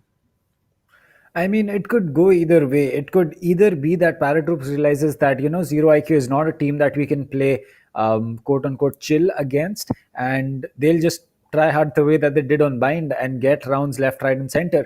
Or it will be Zero IQ realizing that they can take down Paratroops and then just play the try hard game that they were playing, and then take Ascent and take us to the third map of Split. So it can really go either way. I really don't know how it's going to pan out. I hope that we go to a third map of Split, but the way that Paratroops played out Bind once they realize that, we have to finish this map off, it kind of leaves me in a doubt whether Zero IQ will be able to get Ascent or not. Well, that's true. I think we saw actually 3 stages of the first match. I can put it out this way. The first stage was when Team Zero IQ, they were able to do nothing on the defending side, and there was Team Paratroopers coming out over and over and over again on attacking side. They had a 10 to split on defense, right? On the attacking side in favor of Team Paratroopers. The second stage, it was when Zero IQ actually stepped in. They got 6 rounds at a streak against a defending team in a defender-oriented map. That's another story. But on the third stage, there was yet again Paratroopers taking 3 rounds back to back, right snatched down from the mouth of Team Zero IQ, and there it is. But next game, it's going to be Zero IQ with the map selection of Ascent, and I think just because of the fact Zero IQ have been so strong on the attacking side, regardless of the fact whether Team Paratroopers were throwing or whether they were not able to perform so well on the defending side. Just because of the map pick, I'm going to stick with Zero IQ a little bit, because they have something to answer for. Paratroopers, when they were performing, they were actually wrecking out Zero IQ. Zero IQ, when they were performing, they were wrecking Paratroopers indeed. But now Zero IQ, they need to win this map if they want to actually move into the third game, which is going to be Split. Talking about Qualifiers 4. This is just the Qualifiers 3, ladies and gentlemen. This is the quarterfinals of Qualifiers 3. If you want to play Qualifiers 4, you do not need to do anything other than just heading over to espl.gg/India and register for the tournament. Well, if you do not understand how to register, you can definitely hit up on the Discord server of none other than ESPL, because they are the tournament organizers, right? We have a lot of partners incoming. You can see there on the screen here: tech partner Akamai Technologies, broadcasting partner LOCO, Peripherals, HyperX is going to be their production, none other than SkyEsports India. Then we have media partner TalkEsport. Regardless of the fact of having so many partners here, if you really want help, just head over to the Discord link in the description. There are admins online 24/7 now to assist you how to register with the tournament, and they will be there in the support VC, so you can join there and definitely get your doubts clear. Like I was seeing Probe, he was a bit confused, how he's going to register. Just head over to the VC, man. There are people. There's Karthik always there in the VC to assist you, and he will be there definitely. Well, one more thing, second game, it's going to be a challenge for Team Paratroopers, because now if they throw rounds, Zero IQ is not going to give any chance. Zero IQ will be coming in, they'll be bashing in through the door, and they will be getting that rounds over and over again. I want to see a Cypher. I want to see a Killjoy coming in from Team Paratroopers yet again, because Ascent, if you have Killjoy, you can set up on B side. Cypher, if you have Killjoy, you can set, if you have Cypher, you can set up on either A or B. You may be watching B and also mid all on your own. But yes, will we have a Sage is a big question now coming in from ZeroIQ, because ZeroIQ, I really think that Sage play did not turn out to be as they had expected. So what do you think, Kanav? I don't think it's going to be a Sage play at least coming in ASEN, because ASEN there is still a mid, and once you get control of that mid, you actually have the round in your hand. And Strix with an operator controlling mid, that's something you should definitely look out for. I think that for the map of Ascent, mid control is very, very important. So a Sage is not going to be that influential holding on to mid. But at the same time, I think that if we are really just talking about what that op pick is going to be doing on Strix, then I'd say that it'll be best for ZeroIQ not to peak mid as long as Strix is alive. Because we saw that man op left, right, and center. There is not a shot that he is not going to be looking to connect. And if you do want to peak him, then it's going to be honestly at your own risk. I mean, if I was going to be peaking, I would probably have a half in a million chance to connect a random spray onto his head with a vandal and possibly get that kill. But it's not going to be smart to peak mid, especially when you know that Strix is going to be on the op. I mean, peaking mid in general is not going to be the best idea unless you have intel. But if you know that there is an op and Strix is on that op, I would suggest do not peak mid. It is not going to be something that you will survive. It's not going to be something that will help your team out at all. Look for other ways to push, smoke off angles, and then go in for peaks by all methods. But dry peaking mid, especially with an op, not gonna happen. And we know that Ascent is going to be a map that will be driven by mid control. If defenders can retain market and pizza control, you can do a lot of things of rushing in, smoking off CT, taking tree control. It's not going to work out because defense will always be able to either flank up or be able to reinforce objectives by rotating from other sides. So mid control, that is really where attackers are going to have to burn a lot of utility, flashes, smokes, maybe even slow orbs if they have a Sage, but they'll have to think about something. And it's going to be, as you can say, it's going to be a tough one for ZeroIQ, but I think that they have it in them to take this map of Ascent and take us to Split. Well, they should. Our casters, भाई वो paratroopers है, paratroopers नहीं, please paratroop.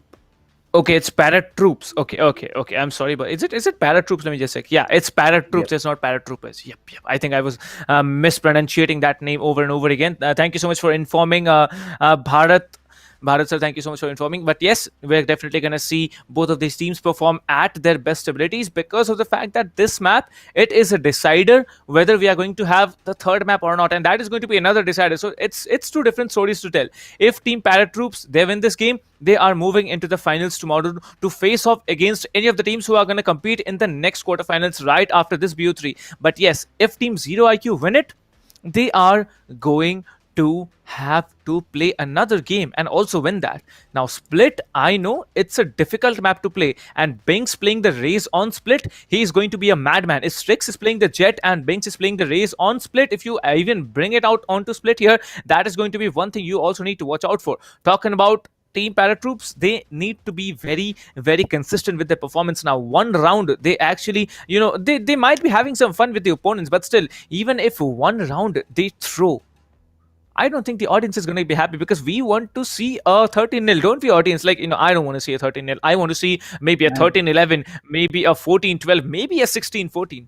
But still, I think the audience really wants to see it from Team ParaTroops that you have a 13-0 performance. If we talk about ZeroIQ, if they can perform a 13-0, that is something really amazing we're going to have this evening.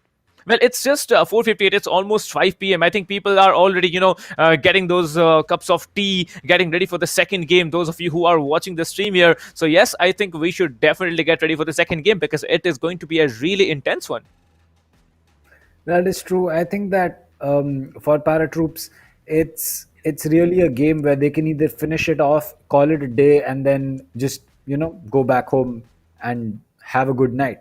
For ZeroIQ, it's going to be a long journey because if ZeroIQ wins this, they will have to play another map. While if ParaTroops win this, they're done. They do not need to play any more maps today. They'll come back tomorrow knowing that they've already qualified. they'll play a semi-final against the team that wins in quarterfinal 4, and then they can coast into the group stages. But for ZeroIQ, it's going to be a longer day now, especially as the agent selection is going to be coming up. It will be the map of Ascent, and that is going to be a difficult one for a team like ZeroIQ to take on, simply because Ascent is a community favorite map. Like Bind, a lot of teams are very, very comfortable on the map of Ascent. So if a team is usually that good on Bind, I mean, ParaTroops, they did end up, throwing a little few rounds here and there. But nonetheless, if ZeroIQ is going to get this, they need to make sure that they put in their all. It's not going to be easy to do it, and they have a mountain in front of them. Can they conquer it? Is going to be the real question. Well, indeed, but now I can see Binks playing with a Killjoy. Okay. Sir, hello. Are you okay? Because I never expected Binks actually playing that Killjoy. But yes, let's see what iconic performances he's going to come up with. Death Note actually moving on with a Sage this time. So this is another change. We are going to see Death Note playing the Sage and Binks playing with a Killjoy. I think I saw someone with a gold act rank from Team Zero IQ. That was a glitch maybe, but yes, I definitely saw someone with a gold act rank. And if you are a gold player from last act, and if you are coming here and performing so well in front of such a strong team, guys, you should definitely try playing out. Like, if gold players are willing to come, I am sure that most of the audience here, you have at least gone into gold. Maybe you are higher ranked players, so why not just try out in qualifiers 4? Just head over to ESPL.gg/India and create your own team, register your team, and you'll be getting a chance to play 256 slots. That's a lot of slots if you ask me, and we are waiting. The registrations will be closing on the 30th of January, so register ASAP. Talking about the picks here, Binks will be moving on with the Killjoy. Glyph will be playing the Omen. Now the Brimstone meta has been removed from Team ParaTroops. Kazuri will be moving in with the Phoenix. So after Killjoy playing a duelist is that's a drastic change coming. Strix setting down with that Jet yet again, and Edit 99 with that's over. This is going to be an A execute coming in. Well, you can see Strix, the information has been given up. He will be moving in beside the generator, but Kazuri will be playing deep side. Now Kazuri's position has not yet been viewed by anyone. Glyph will be trying to hold out tree all on his own. There is going to be 2 players coming in from Catwalk and also Cubby area. Now the flash might be an OP one coming through, but no, Obnoxious will be catching him off guard here. Now will be coming in. That was a heading, but I think he was shielded there. Only very, very low HP remaining on Swaggerl here. Swaggerl will be coming in, shutting down one player definitely, but he needs to take down 2 more. Let's see if he's able to do. Swaggerl does, but now he's so low. 10 HP versus Binks on 100 HP. Let's see how he plays it out, because Binks will be coming in. The information has been given up. He needs to destroy that recon bolt, but the plant will be pulled off here. Now Binks, he'll be very, very smart to deploy that bot. That turret will be smithering the HP on Swaggerl. 10 HP to play it all. Will Binks be able to do it is now a question. He's going to be so aggressive. Binks will be re-peeking that same position. Now he's coming in. He is going for that kill because he knows his teammate has given out the information that is very low here. And there it is. The right click will be coming in. That's it. Don't interrupt my work. That is Binks. That's Killjoy speaking there. And he secures the first round in the hands again for Team ParaTroops. Well, the first round going in the hands of ParaTroops is going to be a very important one, because the pistol round is usually what will decide the pace of the game for the next round, and especially in a lot of situations on Ascent, it will decide the pace of the full buy round as well, because some teams, oh, there you go, exactly what I was talking about. Some teams will be going in for a force buy, and that is exactly what ZeroIQ is doing. They feel that they can take this round forcing the buy, and if it works out, it will be a good decision. It's a risky one, but if it works out, it will be a good one. If it does not, then they'll have to wait till round 4 to go in for that full buy. As the Leonai comes in, the Rena has made her way in. Will get taken out. The Jet will get taken out. The stage is going to get sprayed down by Kuzuri. Finally, Swaggerl is going to get that kill, but a simple spray down by Kuzuri and Glyph to finish things off. And as I said, a force buy is not where you would end up rushing. A force buy is a round that you would play as if it was your full buy, because you have so much at stake, and they just gave that away. Well, it's a question right now that how Team Zero IQ is going to function. A force by round coming in from them. Now they are going to be pushed into an eco round. Team Zero IQ, they really have to make a point here. They haven't been able to secure the second round as it is, and neither the first one. But now it's a question. Streaks, you can see an aggressive push coming in. That's a very, very crispy one tap coming in. You can see he's trading off a left and right here, but Venom will be coming in, shutting him down totally. But now he can go for that pick here. But Kuzuri, he says hi to one of the players, says hi to the second one, maybe a third here. Kuzuri, getting on his nerves now. The last remaining player will be shut down by Edit, and he does. Kuzuri, excellent fragging skills coming out after playing that Killjoy, switching on to a Duelist, and that to a Phoenix. Drastic change, really doing strong. 8 frags now, and only 1 death coming in for him. Like, okay, Kuzuri, you have made your point. You can play a Duelist as well as a Sentinel. So that's, hats off to you. 3-0 coming in from Team ParaTroops now. ZeroIQ need to be careful. Now they have a full buy coming in from them. But if they lose this one, they are going to push into another force buy round, if I'm not mistaken. Now, ZeroIQ, you can see everybody has Vandals to play with and also heavy shields. But will they be able to pull off this round is an important factor. 3-0 coming in from Team ParaTroops. We'll be trying to get this one as well, but let's see if they're able to, because now it's a full buy coming in from both the teams. Did you see what has been picked up?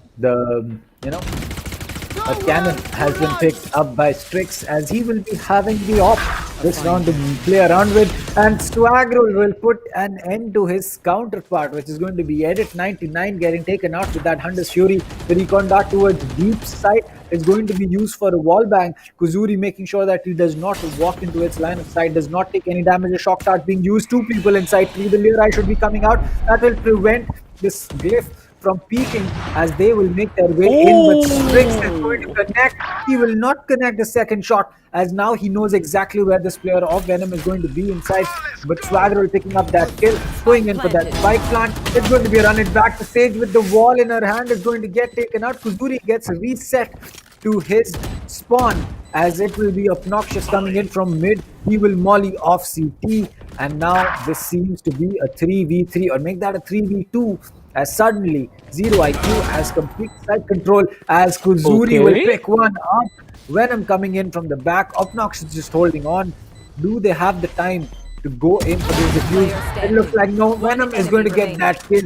It's all down to Kuzuri. The op has been picked up. The Spectre is going to be used, but Venom will connect and finish things off. Pick up that op on the way out. No, drop it again. No op needed on the side of ZeroIQ. Well, I think, they are not trying to take long range fights. They're pushing it into close range, because at long range, we saw how crispy, Strix was. We saw how crispy Kuzuri was. But now coming in at close range, I think Team ZeroIQ, they did a fantastic job here. Not picking the op, good decision. But now, it's a question. Full buy round has gone into their favor. We can see a destroyed economy if you talk about, Swaggerl, Obnoxious, if you talk about Death Note, if you talk about even Clummy here. Clummy will be trying to fight really hard. Now, you can see how crispy that cross is. That's a very tiny dot. Like, Strix, are you actually able to see through that? Like, such a tiny crosshair, but the placement is absolutely insane coming in. Strix, he does take down one, and Jet says, stay down there. He is gonna stay down there here. No revives yet gonna come in from the attacker side, but will the revive come through? That's a question. Kuzuri will be coming in, shutting down another one. It's now 2 down already from the attacker side. The attackers need to be careful, because now it's a question whether you're gonna pull up that revive now. Sage, he has a point to make. Now, we saw that the Sage was being played by a Duelist from the last round. Where will the decision be? Swagger, he needs to pick off at least one. He needs to pick off one, but Edit 99 with that Phantom not missing any shots here. Swagger doing the mistake of missing shots, and then it is he was shut down. Clummy will be coming in with that Reina pick. Edit 99 coming in. Clummy will be definitely taking one down, but that's not enough. You need to take down at least one more, and there it is. Clummy will be taken down. The Sage will be just playing in the tree area, the cubby area. Glyph will be coming in with a 1v1, and there it is. Glyph shutting down Death Note, and we see it's a 4-1 split coming in the hands of Team ParaTroops. Well, it's looking like Team ParaTroops is just having a very, very good time on Ascent. Yes, it is a defender-sided map, so I would not, say too much about ZeroIQ not being able to pick too many rounds. But still, they need to make sure that they can come close to picking up some rounds, because that is when they will be able to pick up those rounds. Because right now, it just seems that it's been ParaTroops all the way, and for that one single round that ZeroIQ has been able to take, that was just unfortunate from the side of ParaTroops. They were not able to be One down. oh, Strix with a clean shot, but Clummy coming back with another clean one. This man is certainly feeling it on the Rena, not so much on the Sage though.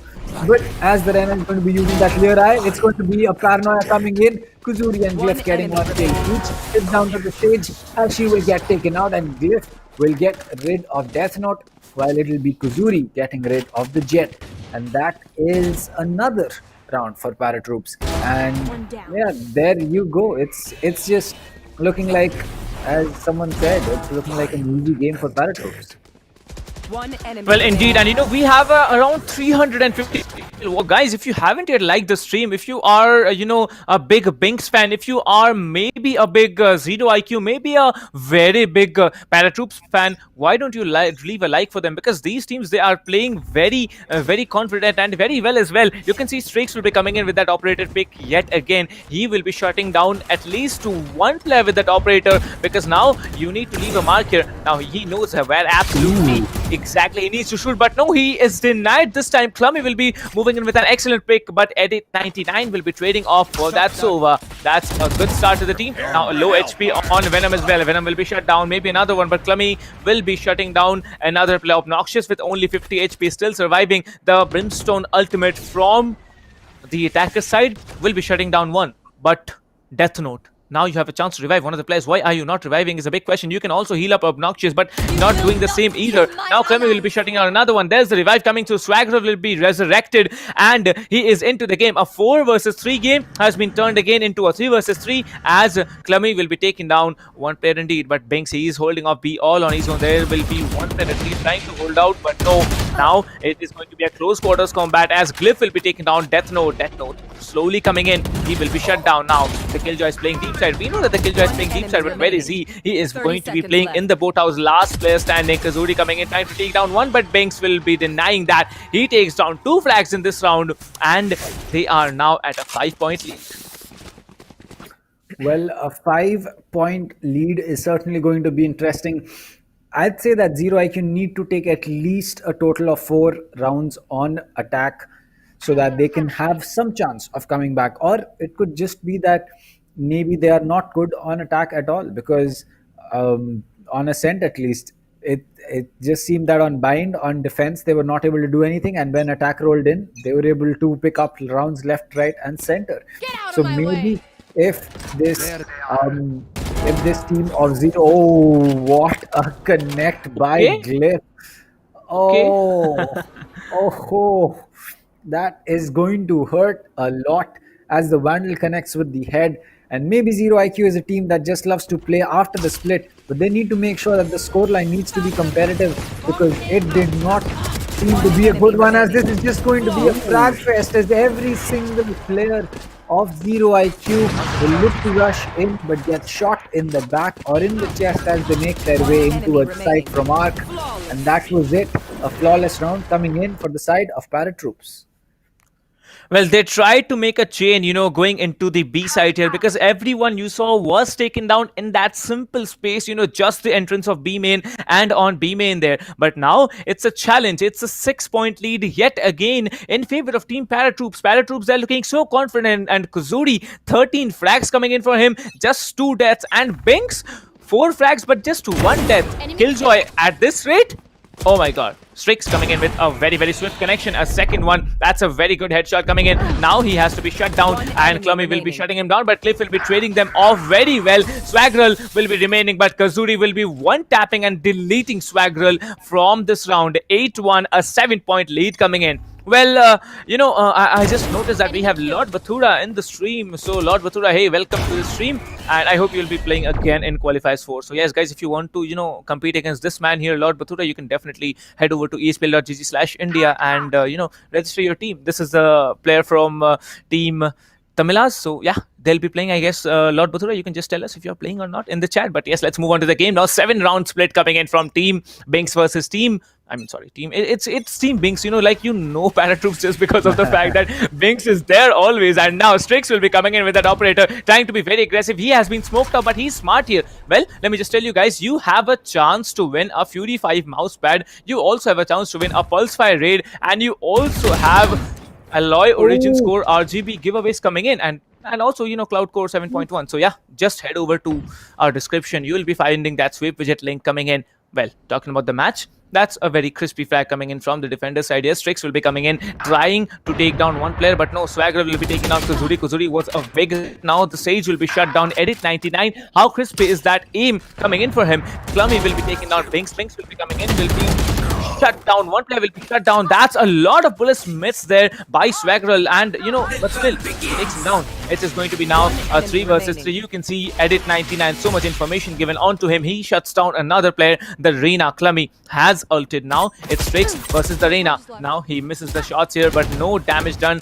1 versus 2. He can pull it off. He can pull it off smartly. 35 seconds to go. He needs to shut down at least one player. Strix will be coming in. Will he be able to pull out that operator shot is a big question, because now the player is actually going for the Sova here. The Sova will be shut down. Now it's only one frag, and then it is Strix will be saying hi to Clummy. The perfect position held down there by Strix will be the round win coming in for Team ParaTroops. ParaTroops now at an 8-point lead. Oh my god, OMG. Guys, if you haven't yet subscribed to SkyEsports Gaming or any of the channels you're watching the stream on, just hit that subscribe button. Entertainment will be coming through till the end of February, because we're gonna have the finals on the 28th of February. That's the last day. Our 2-month-long tournament, 7.5 lakh prize pool at stake, and one more qualifiers to go. Head over to ESPL.gg/India and register for the tournament. Well, talking about Strix again, he's again picking up that same position, but now this time he's denied to peek just because of the flashes coming in. But now the Reina will be shut down. Strix will be taking down one. That's one. There's two. Strix will be taking down two. Kuzuri will be holding down that perfect position. That Omen flash along with that Sova ultimate will be doing a lot of work here. Now there's one player in Wines. There's one player holding out into a main.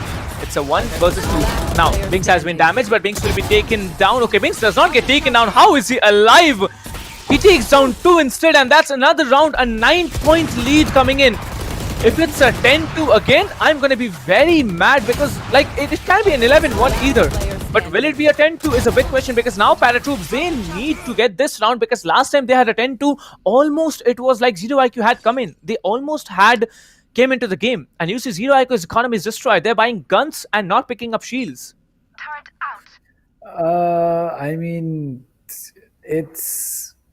It's just so difficult. It's so difficult to watch this. There you go. It's ZeroIQ's Venom falling again, and Strix is just not stopping. He's going to go in and peek another guy and picks up Obnoxious. That is the mark of a player who knows that he's going to be hitting shots. As he spots another one, pushing aggressively for that frag again, making sure that Glyph does not spot that player of the Sage, but Sage is still going to get that kill, as it's going to get one. Clummy is going to get one on the Binks. Kuzuri is going to get one as well, as it will be down to Clummy versus Kuzuri as well as Strix to get this kill, as the op shot is going to be missing. Clummy will be trying to go in for that push, but Strix is ready with that Stormblade, and 11-1. 11-1. Let that. Well, that's let true. That sink in.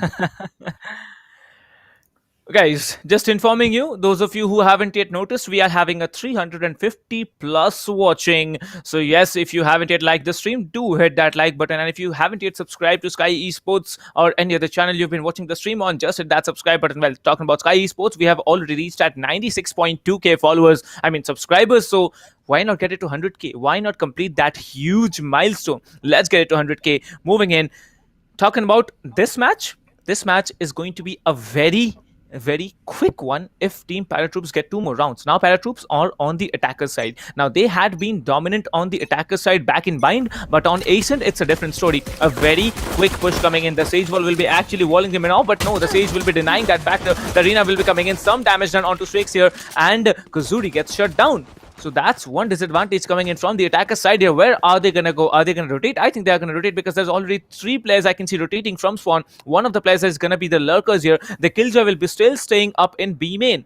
Now, Obnoxious has to hold out A all on his own. I think the Sova is coming in for some assist there, coming in from 3, but will he be able to hold it out is a big question. Now, the Shock Dart will be giving some information that there's one player here, that the door will be closed here. Binks will be picking off ZeroIQ Clummy. Clummy will be taken down. It's now a 4 versus 4 retake coming in, but Binks will be saying hi to Venom and will be shutting him down as well.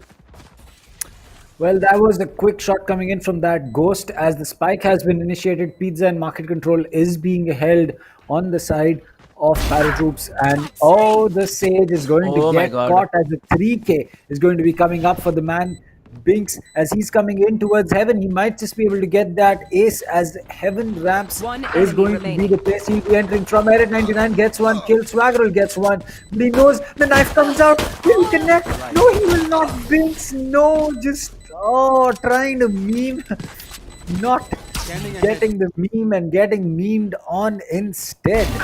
Binks, but nonetheless a good effort coming in from the Mac. Possibly get a style. Indeed, and it's 12-1. We're already at match point here for Team ParaTroops. ParaTroops, they are doing a fantastic job here. Now you can see Obnoxious actually playing with the Marshall. They're having some fun. Like, they are not going in for buys here. Obnoxious playing with that Marshall is actually showing that they are having fun. ZeroIQ now, they are like, they've almost lost all hope now. Well, you can see another Marshall coming in. That's going to be Strix, but Venom will be defending it off very smartly because he has won that position. Talking about Obnoxious trying to come in very strong. The Brimstone Volley will be slowing down the players a little bit, but now Strix will be coming in with the forward push. He'll actually connect one shot onto Brimstone, but will be connected a little bit onto himself. Binks will be shutting down Clummy, now trying to peek off the angles here, and that's Obnoxious deleting Strix right out of this round. But now it's a 3 versus 3 coming in into a 2 versus 2 now. Cliff had to actually cancel that diffuse and go down for that player. So that's some great commitment coming out from him. 2 versus 2. It will be a difficult retake, but now you can see both the players are in Heaven. They need to kill Binks here, and Binks will be coming in. One more player, they have the round. The ultimate can be pushed in. They can actually clutch it out, and that is it. Obnoxious will be shut down. ParaTroops with a taunting victory in a 13-1 split.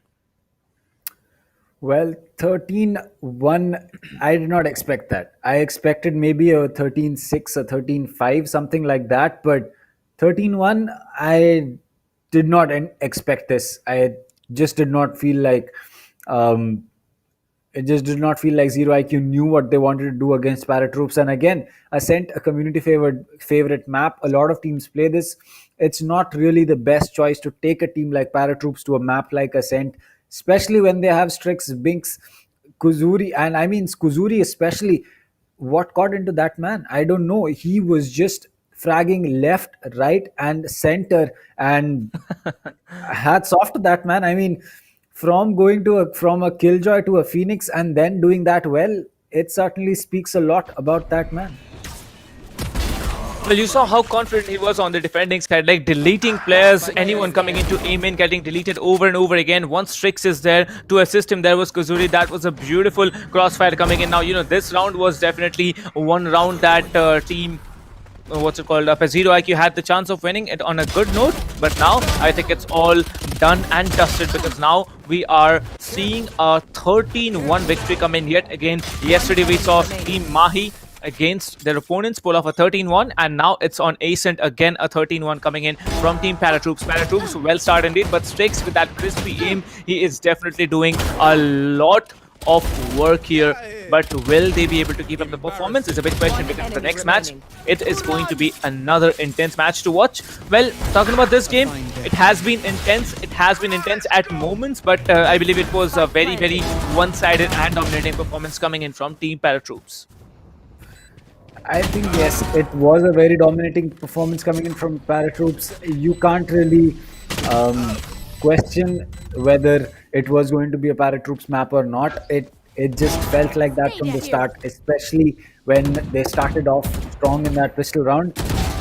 It's just that ZeroIQ needs a little bit more time to play together as a team. Maybe a month, maybe 2 months, they'll get to know how each other play, how to play off each other's backs. They'll get their role sorted out. They'll know exactly Indeed. who wants to peak when and where and everything. And then it'll just slowly start to settle down into, the general nature that the team is going to be in. And I'm pretty sure that they will be a pretty good team, judging by the skill that they have. Well, this match was indeed one of the matches which will be remembered just because of the fact that there was so much of a rush coming in from team ParaTroops, because I think ParaTroops, they are in a hurry because, they were playing in such a way that we are not going to give any chance. Strix every time coming in with that operator, picking off one location and also getting the players down. Like, they know that mid-market is going to be smoked, so he's not going to be able to peek from that location. And, when he needed to peek from on the defender's side, what he did, he peeked off A main instead. He peeked off from B main, and that was it. He was there to shut down any player. Like, you remember this play, right? There was the Reina ulted. He could have easily taken down, the Jet here, but he did a mistake of coming into the crosshairs of Strix, and there it was. The round was in their hands. The 9-1 split. Like, I don't remember exactly when that 1 point was given to team ZeroIQ. Team ZeroIQ, they really struggled.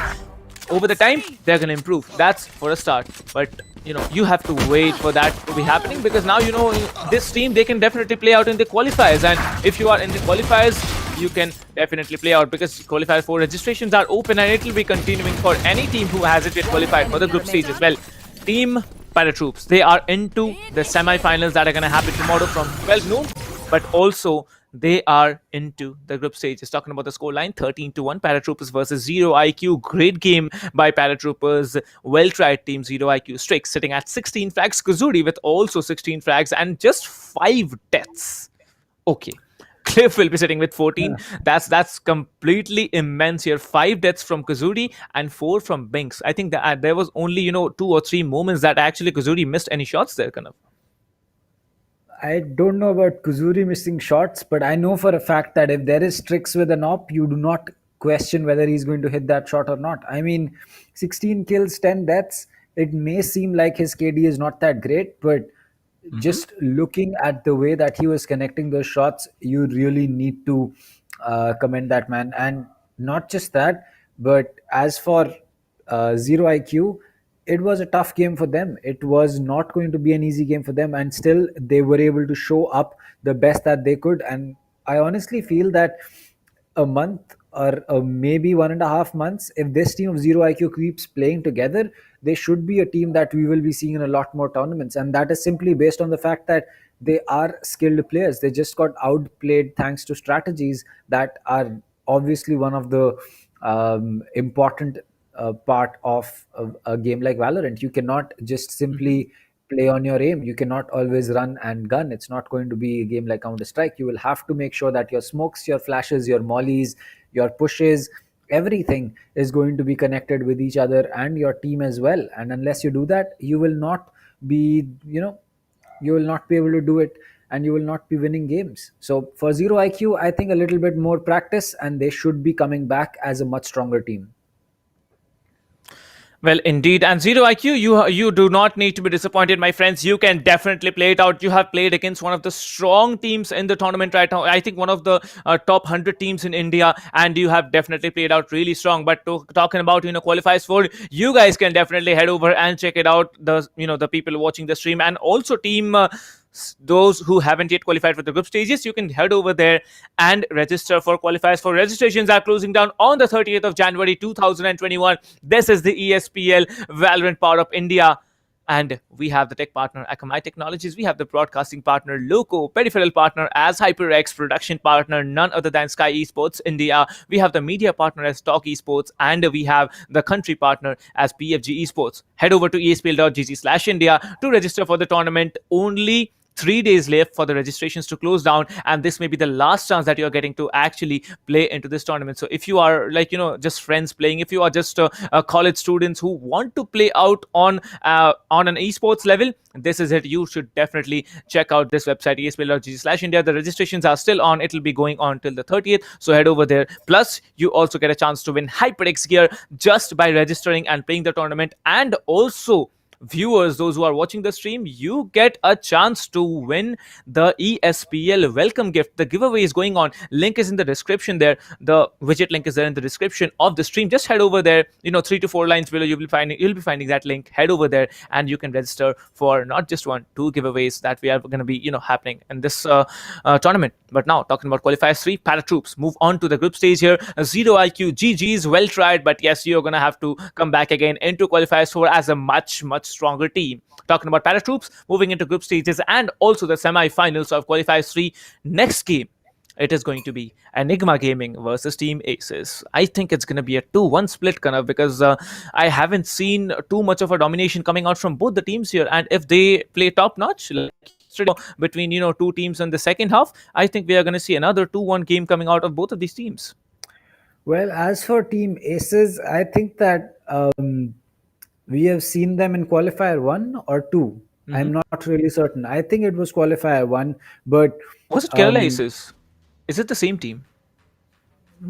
That's a good question. That might be the case, because this time, in fact, Team ASES full form is going to be Ascent Strike, or rather Assault Strike.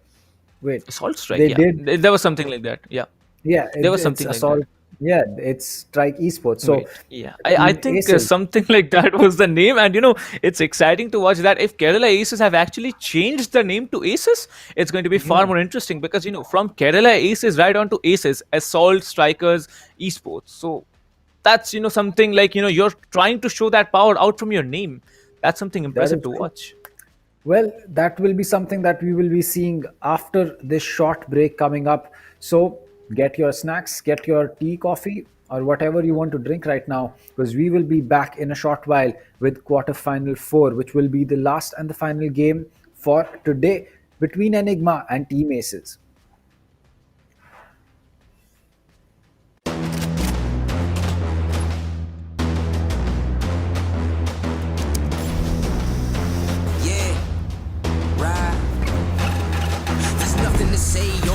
Nothing to say, I ain't have words, I erupted in thunder and rain. If you're mad strong, then why call me running away? It's just a game, but nobody coming to play. I bless. Rise up, though. Rise up, though. All my people, where you at? Rise up, though. Let's go. Yeah, let's go. Let's up. One time, go get it. It's yours. Let's shine. Come on. Yeah, let's go. Raise up. That's right. Ride with it. It's yours. Let's shine. Come on. With each day we wake up, we get stronger and stronger. It's our time now. Yeah. Cause we warriors. Cause we warriors. Yeah, let's go. Let's up. One time, go get it. It's yours. Let's shine. Come on. Cause we warriors. Yeah, we warriors.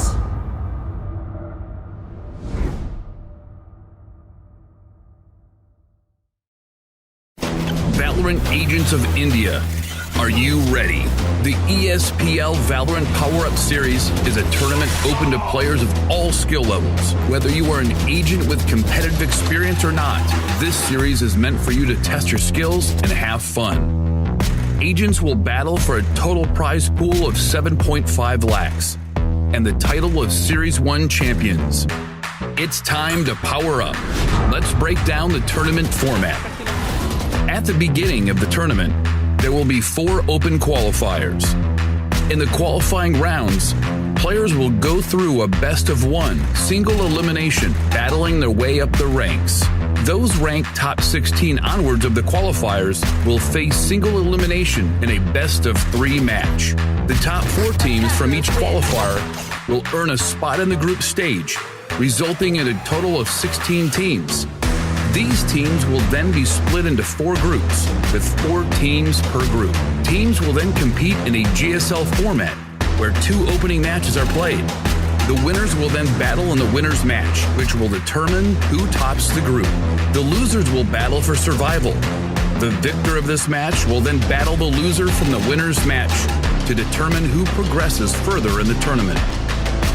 The 2 teams from each group move on to the playoffs, where 8 teams will compete via sudden death, single elimination, in a best-of-3. The quarterfinals and semifinals will be an exhilarating battle of skills, wits, and strategy. to win through a best-of-3 elimination process. And finally, we reach the grand finals, where our final top 2 teams of the series will battle for glory through a best-of-5 elimination. Valorant Agents of India, will you and your team be the one that reigns supreme? It's time to power up.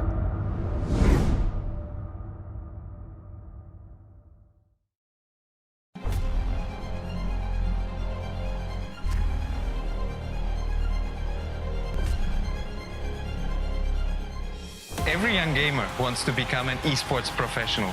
We make it happen. You just keep on winning.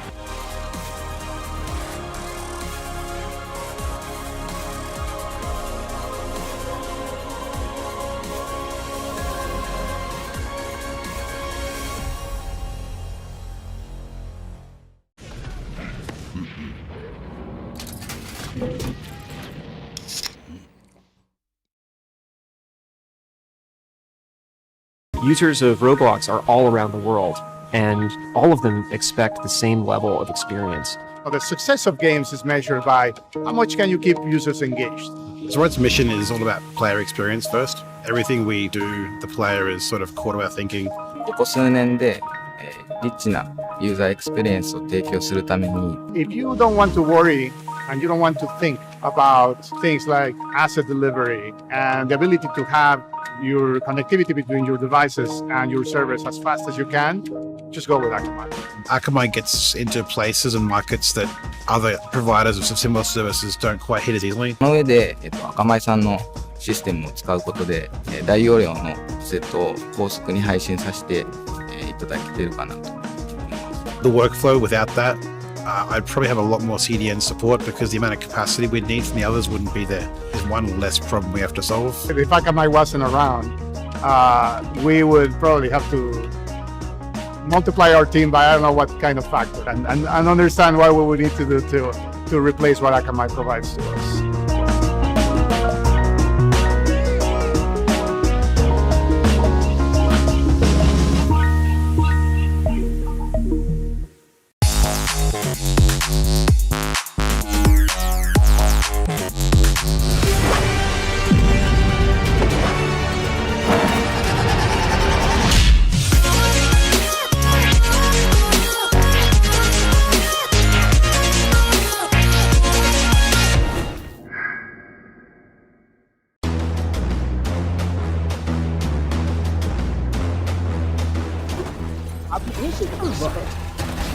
बिल्कुल यहाँ पे एक बेहतरीन battle है और यहाँ पे Tempest यहाँ पे जो डिफेंडिंग करके दिखाई एक प्राइम एग्जांपल है क्यों हम कहते हैं कि एसेज का मैप कमाल का है but is gonna hold a very nice angle for himself. He saw one player there. Oh my god! Who's gonna knife him? Yes, he's gonna knife him! No! Wait a minute! Other player that's gonna be Thanos, who was about to use the showstopper. It's a 3v3 situation.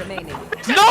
Take one down, and it's the last man standing. इनके पास double satchel boost जरूर रहेगा, क्या वो use करना चाहेंगे वही एक बड़ी बात है। सेज काफी डिस्टेंस से आ रहे हैं लेकिन कोई गलती नहीं होगी, तो प्लेयर को टेक डाउन किया जाएगा। तीसरा प्लेयर भी यहाँ पे आके आता हुआ बहुत ही शानदार तरीके से टेक डाउन किया जाएगा।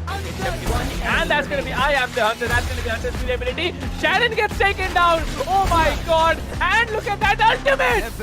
Brad with so much information doing the job out here. Yeah, maybe. Now you can see the Omen. He actually teleports onto the other side, but let me see how's it gonna be.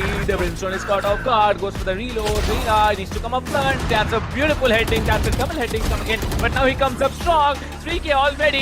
This might be another round in the hands of the defense, and a 4k for Akku. Oh my god! Akku goes on, and he builds an ace for himself. What a ace play did this guy have?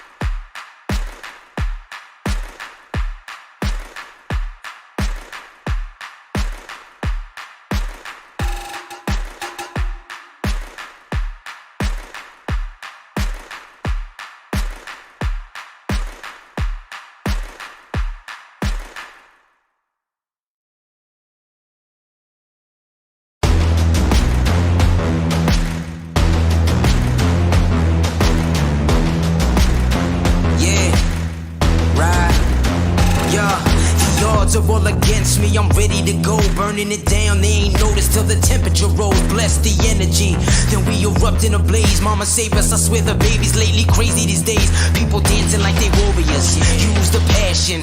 I got my head in the clouds, intergalactic. I'm on a venomous prowl, ready to snatch it. Are you prepared for it? Then let it happen. Rise up though, rise up though. All my people, where you at? Rise up though. Yeah, let's go, let's up. One time, go get it, it's yours, let's shine, come on. Yeah, let's go, raise up, that's right. Run with it, it's yours, let's shine, come on. Yeah, cause we warriors.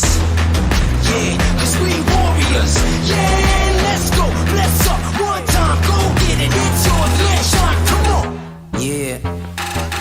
There's nothing to say, oh God, nothing to say. I ain't have words, I erupted in thunder and rain. If your man's strong, then why call me running away? It's just a game, but nobody coming to play. Alright, I got this, watch out, I got this, boy. Raise up, max out, then blast the noise. A perpetual dream shattered by exceptional deeds. Forget what you think, live for you, resting in peace. Bless. Rise up though, rise up though. All my people, where you at? Rise up though. Let's go. Yeah, let's go. Let's up. One time, go get it. It's yours. Let's shine. Come on. Yeah, let's go. Raise up. That's right. Roll with it. It's yours. Let's shine. Come on. Yeah, cause we warriors. Yeah, cause we warriors. Yeah, let's go. Let's up. One time, go get it. It's yours. Let's shine. Come on. In these days, we push forth. We stand strong. We stand tall. All together now. Yeah. Cause we warriors, yeah. Cause we warriors. With each day we wake up, we get stronger and stronger. It's our time now, yeah. Cause we warriors. Cause we warriors. Yeah, let's go, let's up. One time, go get it. It's yours, let's shine, come on. Yeah, let's go, raise up, that's right. Roll with it, it's yours, let's shine, come on. Yeah, cause we warriors. Yeah, cause we warriors. Yeah, let's go, let's up. One time, go get it. It's yours, let's shine, come on. Cause we warriors. I got you. Yeah, we warriors. Cause we warriors. Yeah, we warriors. Cause we warriors. Yeah, we warriors. Cause we warriors. Yeah, we warriors.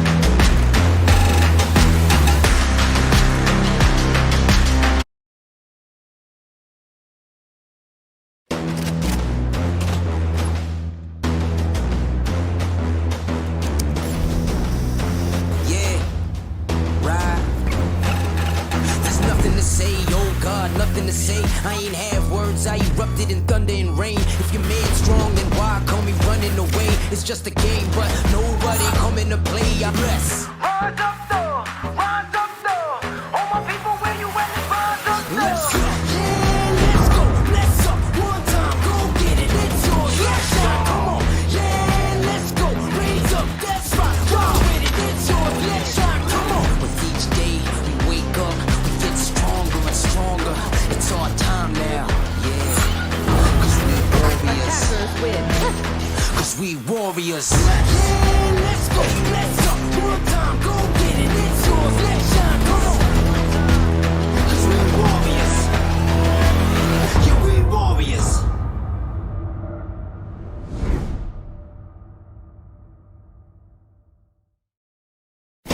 Valorant Agents of India. Are you ready? The ESPL Valorant PowerUp Series is a tournament open to players of all skill levels. Whether you are an agent with competitive experience or not, this series is meant for you to test your skills and have fun. Agents will battle for a total prize pool of 7.5 lakhs and the title of Series 1 champions. It's time to power up. Let's break down the tournament format. At the beginning of the tournament, there will be 4 open qualifiers. In the qualifying rounds, players will go through a best-of-1 single elimination, battling their way up the ranks. Those ranked top 16 onwards of the qualifiers will face single elimination in a best-of-3 match. The top 4 teams from each qualifier will earn a spot in the group stage, resulting in a total of 16 teams. These teams will then be split into 4 groups, with 4 teams per group. Teams will then compete in a GSL format, where 2 opening matches are played. The winners will then battle in the winner's match, which will determine who tops the group. The losers will battle for survival. The victor of this match will then battle the loser from the winner's match to determine who progresses further in the tournament. The 2 teams from each group move on to the playoffs, where 8 teams will compete via sudden death, single elimination, in a best-of-3. The quarterfinals and semifinals will be an exhilarating battle of skills, wits, and strategy to win through a best-of-3 elimination process. And finally, we reach the grand finals, where our final top 2 teams of the series will battle for glory through a best-of-5 elimination. Valorant Agents of India, will you and your team be the one that reigns supreme? It's time to power up.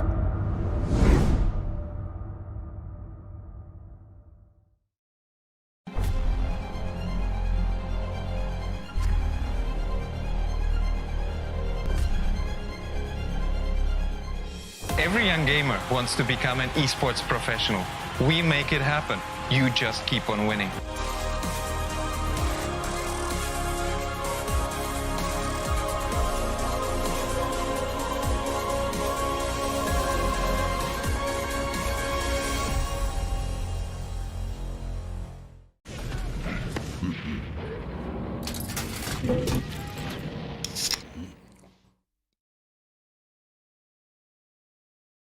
Users of Roblox are all around the world, and all of them expect the same level of experience. Well, the success of games is measured by how much can you keep users engaged.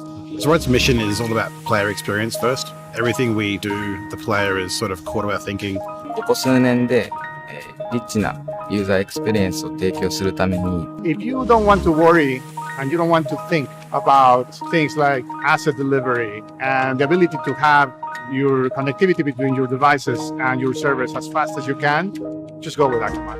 Akamai gets into places and markets that other providers of similar services don't quite hit as easily. その上で、アカマイさんのシステムを使うことで、大容量のセットを高速に配信させて、いただけているかなと。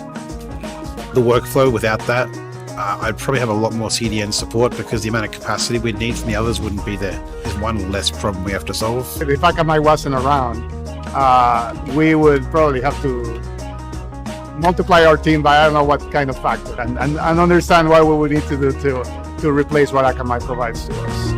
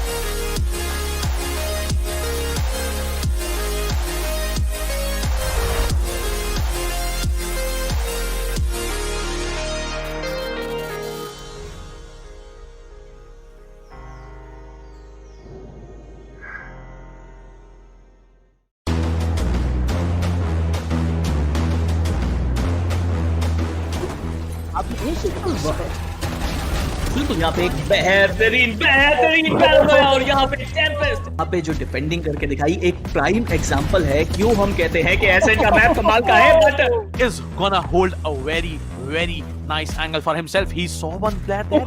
Oh my god! Who's gonna knife him? Yes, he's gonna knife him! No! Wait a minute! Other player that's gonna be Stenos, who was about to use the showstopper. It's a 3v3 situation. No! Take one down, and it's the last man standing. इनके पास double satchel boost जरूर रहेगा, क्या वो use करना चाहेंगे वही एक बड़ी बात है। सेज काफी डिस्टेंस से आ रहे हैं लेकिन कोई गलती नहीं होगी, तो प्लेयर्स को टेक डाउन किया जाएगा। तीसरा प्लेयर भी यहाँ पे आगे आता हुआ बहुत ही शानदार तरीके से टेक डाउन किया जाएगा। And that's gonna be I am the hunter, that's gonna be Hunter's durability. Shannon gets taken down. Oh my god! And look at that ultimate! Brad with so much information doing the job out here. Yeah, maybe. Now you can see the Omen. He actually teleports onto the other side, but let me see how's it gonna be. The Brimstone is caught off guard, goes for the reload. Rina needs to come up front. That's a beautiful heading. That's a double heading coming in, but now he comes up strong. 3K already. This might be another round in the hands of the defense, and a 4K for Akku. Oh my god! Akku goes on, and he builds an ace for himself. What a ace play did this guy have?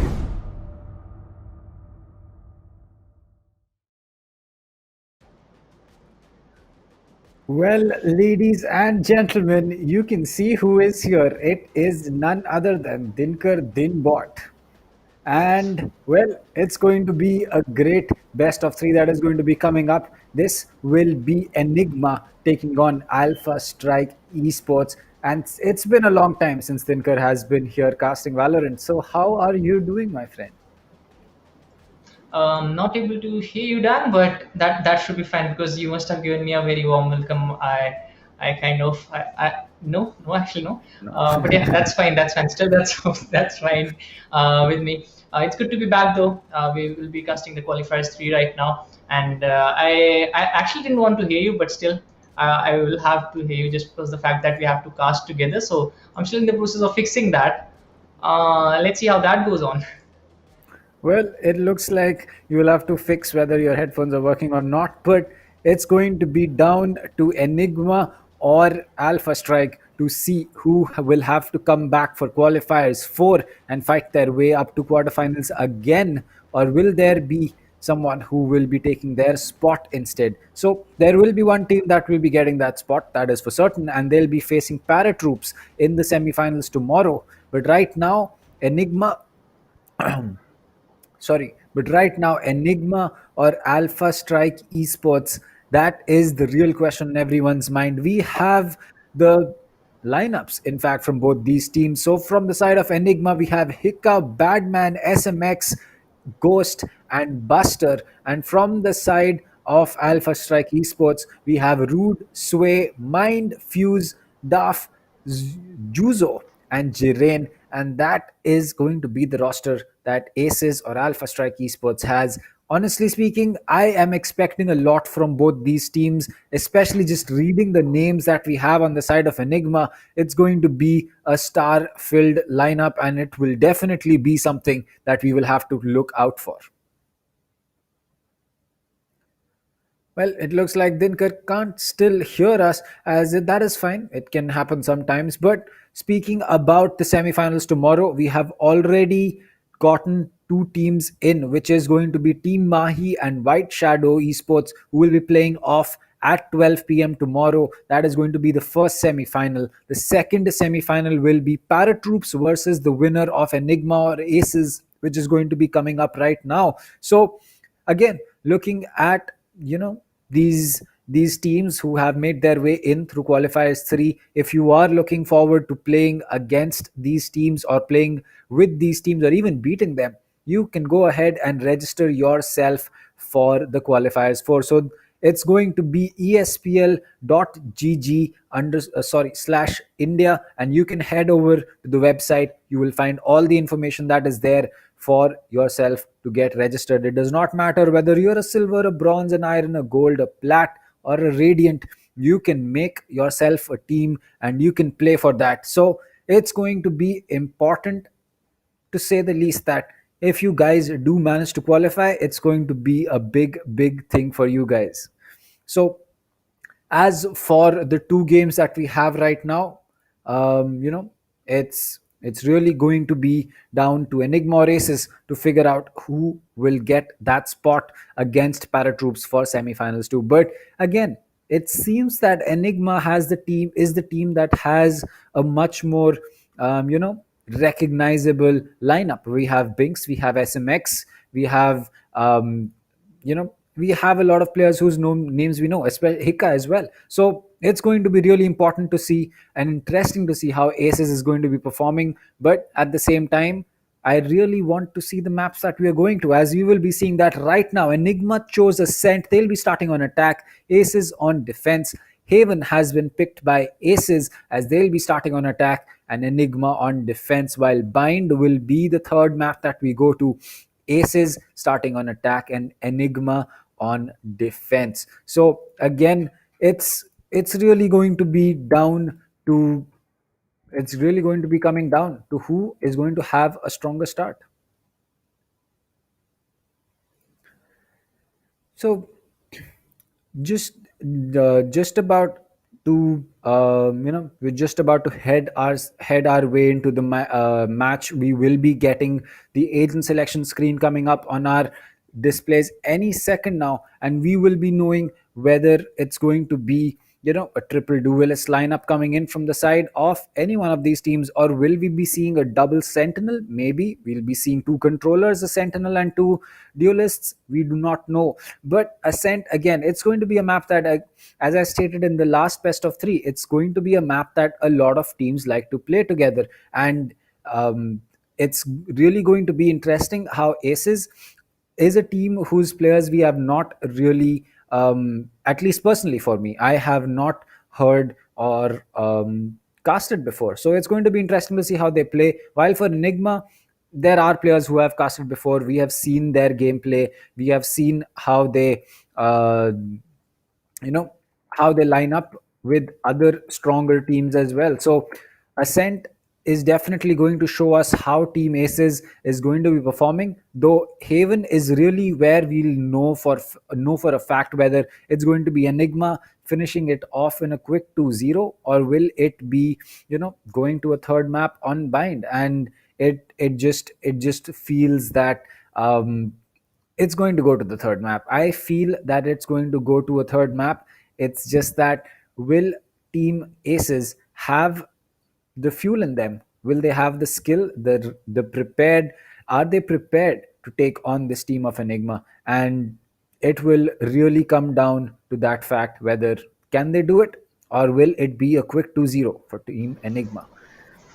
Yeah, let's see how that works out. You can hear me now, right? Yep. Yeah, everything is fine now. Finally, people can hear me. Finally, we can have the talks going on.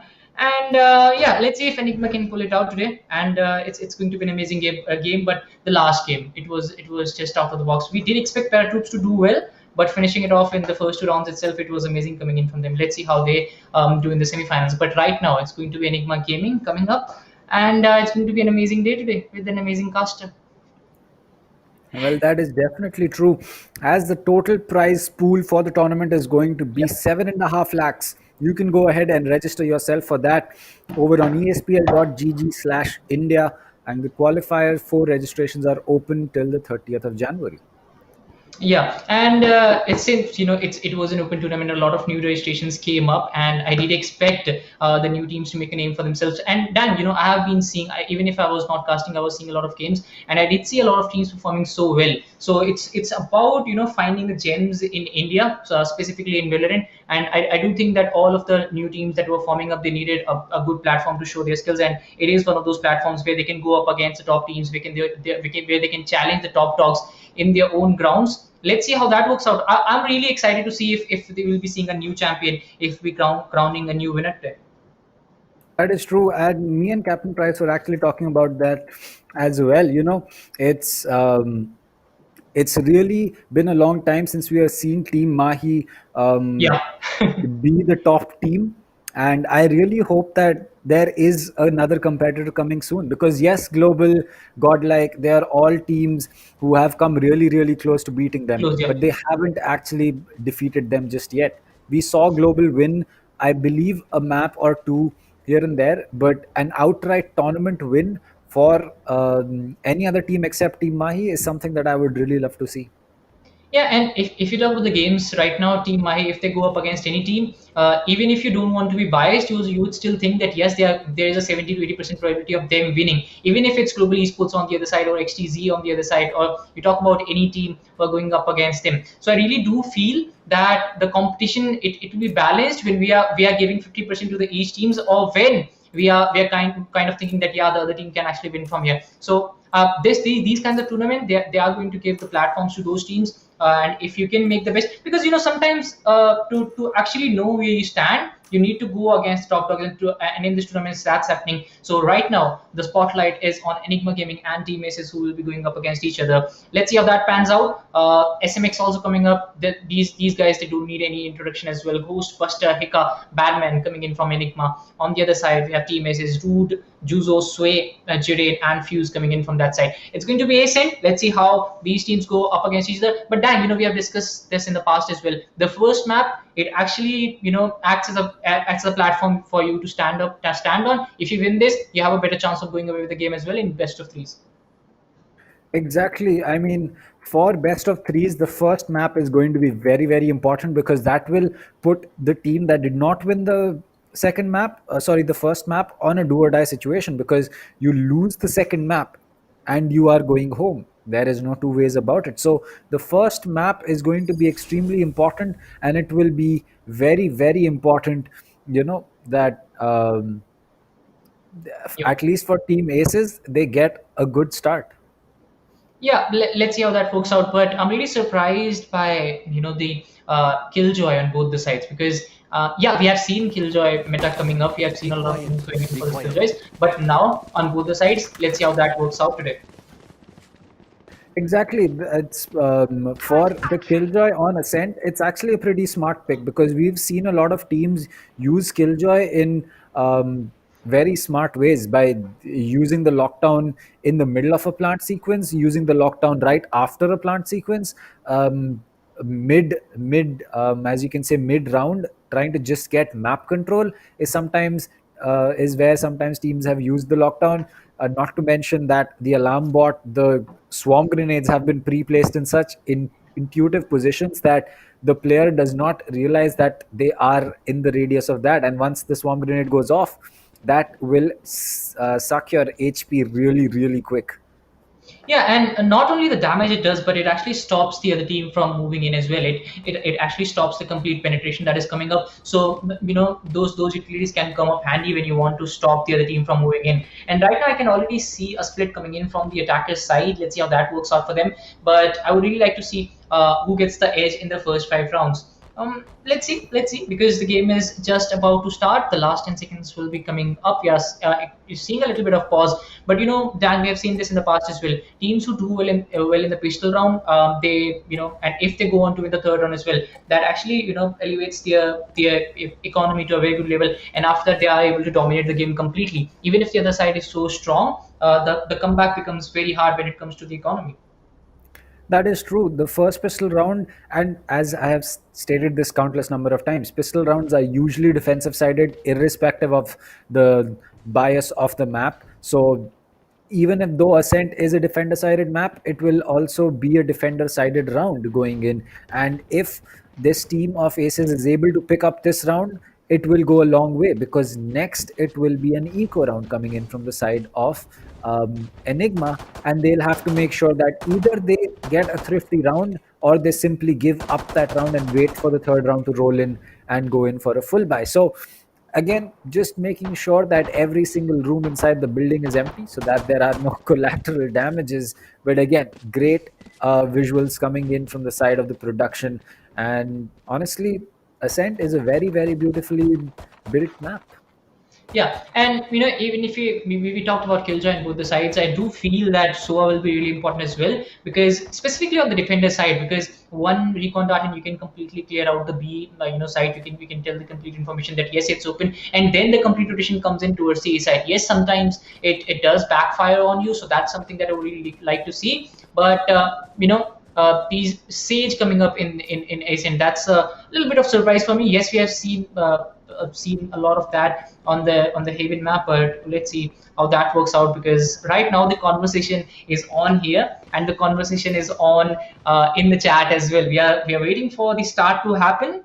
But yeah, I mean, the people in the chat, they must be restless as well. I was not reading that just a while ago, but now finally I have opened the chat. Let's see how that works out. In the last game, there was a lot of support coming in for Binks, and we know why that support was coming in, because we know the kind of player he is, the kind of domination he has shown in the past. Let's see what happens.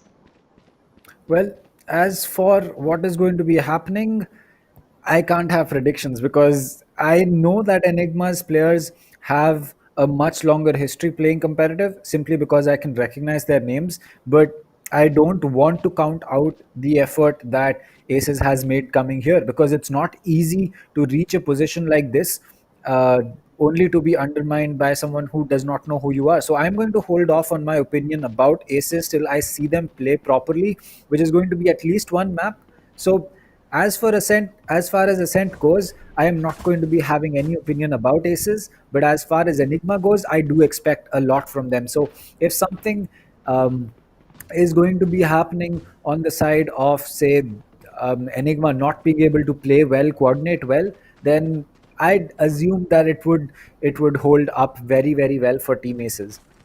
Yeah, let's see how that works out for them. I can already see a lot of support coming in for ASES. We have Link Slayer, and I guess it's Leisho as well. So we have a lot of support coming in from for ASES, and that tells you. I mean, I mean, it is kind of a wrong thing, but I do weigh teams according to the kind of support they have. Because if you are getting support from a lot of viewers, that does mean that you have done something good in the past, or either you are famous. So I do feel that ASES is Just going to like put for up a me, good right? fight today. Yeah.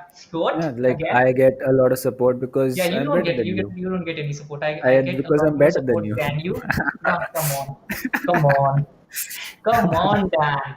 Anyways, let's go back to Enigma. Yeah, we were talking about these familiar faces. SMX, we have seen him playing from the Godlike Esports, and he was really good. I did feel that we were seeing a little less of him, but finally we'll be able to see a lot more.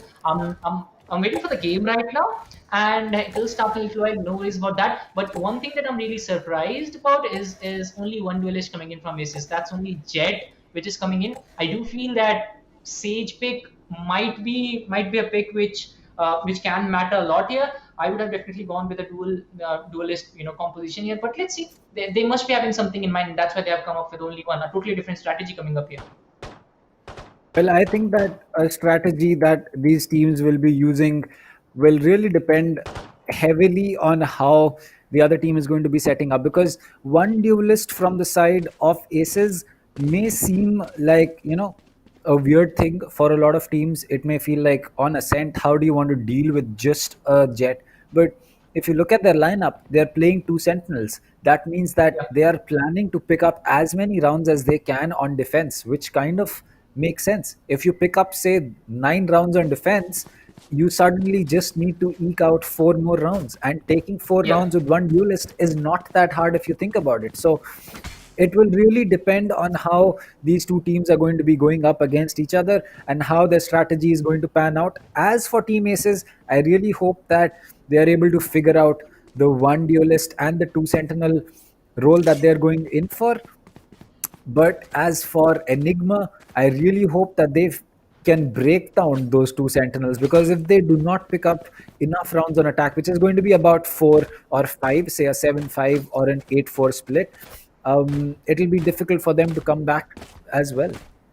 Yeah, I do feel it's a pick just because of them being on the defensive side, but I still feel it's a very big risk considering that only one duelist, even if you get even if it's a 7-5 score favoring the defensive side, and then you only have one duelist on your side when you're going to attack. I would still feel that Enigma Gaming will be making a comeback, but it's a very big risk, because we have seen a lot of professional plays in the past as well, and it's very rare that you would see a team coming up with only one duelist. Yes, it's for the strategy. Yes, you're on the defensive side, but it's a big risk. You can, I mean, if things don't go well for them, they will be losing the game in the first half itself, because right now they have put all their money for winning that first half. And if things don't go well for them in the defensive side, then you know what's going to happen on the attacking side as well. They will be low on confidence, because they will be out of a lot of things. The numbers won't be favoring them at that point in time. But let's see, we can't judge a book by its cover. We still have a lot of things to see. We still have a lot of strategies to see. But yeah, we'll see how it goes. But the 700 ping, it scares me. It scares me. Even if I'm on 100 or maybe 150, and I'm going up against a player with 20 ping, I'm still afraid. And that 700 ping, I mean, 7 ping or 700 ping, what difference does it make? Like, no difference, yeah, right? yeah. Right, It's right, only two right. zeros. Zero does not have The a higher the value. ping, the better, right? Dan? The higher the ping, the better. Yeah, exactly. The higher the ping, the better. Everywhere in life, the more marks you get is better. So higher the ping, the better. More kills, the better. I hope Uh, everybody gets the joke here, because maybe somebody will just clip it and will be like, look at those casters. I I mean, mean, that can happen maybe. even if they clip it, everyone will know that I was just joking and I was trying to teach you that lower ping is Yeah, better yeah, because yeah, you sure, clearly sure, don't sure. know that lower Sure, ping sure, is. sure. So somebody wants a roast battle here, and if somebody wants it, who's going to win. It's definitely going to be me going away with those points and everything. I mean, But see, you let's, tried to roast me yeah, last time and then you ended up casting no Valorant for a month. So we know yeah, who yeah, got because I was roasted. busy somewhere else. It was not just me getting roasted and after that not coming back. But yeah, it's my first day, kind of in ESPL. Yeah, it's my first day here, so let's make it the best day. Anyways, the first impression is the last impression. I have heard about that, but I would definitely try to make sure that this should be the best experience. But the game is getting delayed. We have a lot of coasts, frenzies, and okay, we have some Malayalam in the chat as well. Thank you so much, Siddhartha, for coming in. And just like you, we are also waiting for the game to start. Look at Juzo. Look at Juzo. He's already trying to move in. I mean, I just really hope that Juzo's ping stabilizes. There you go, 84.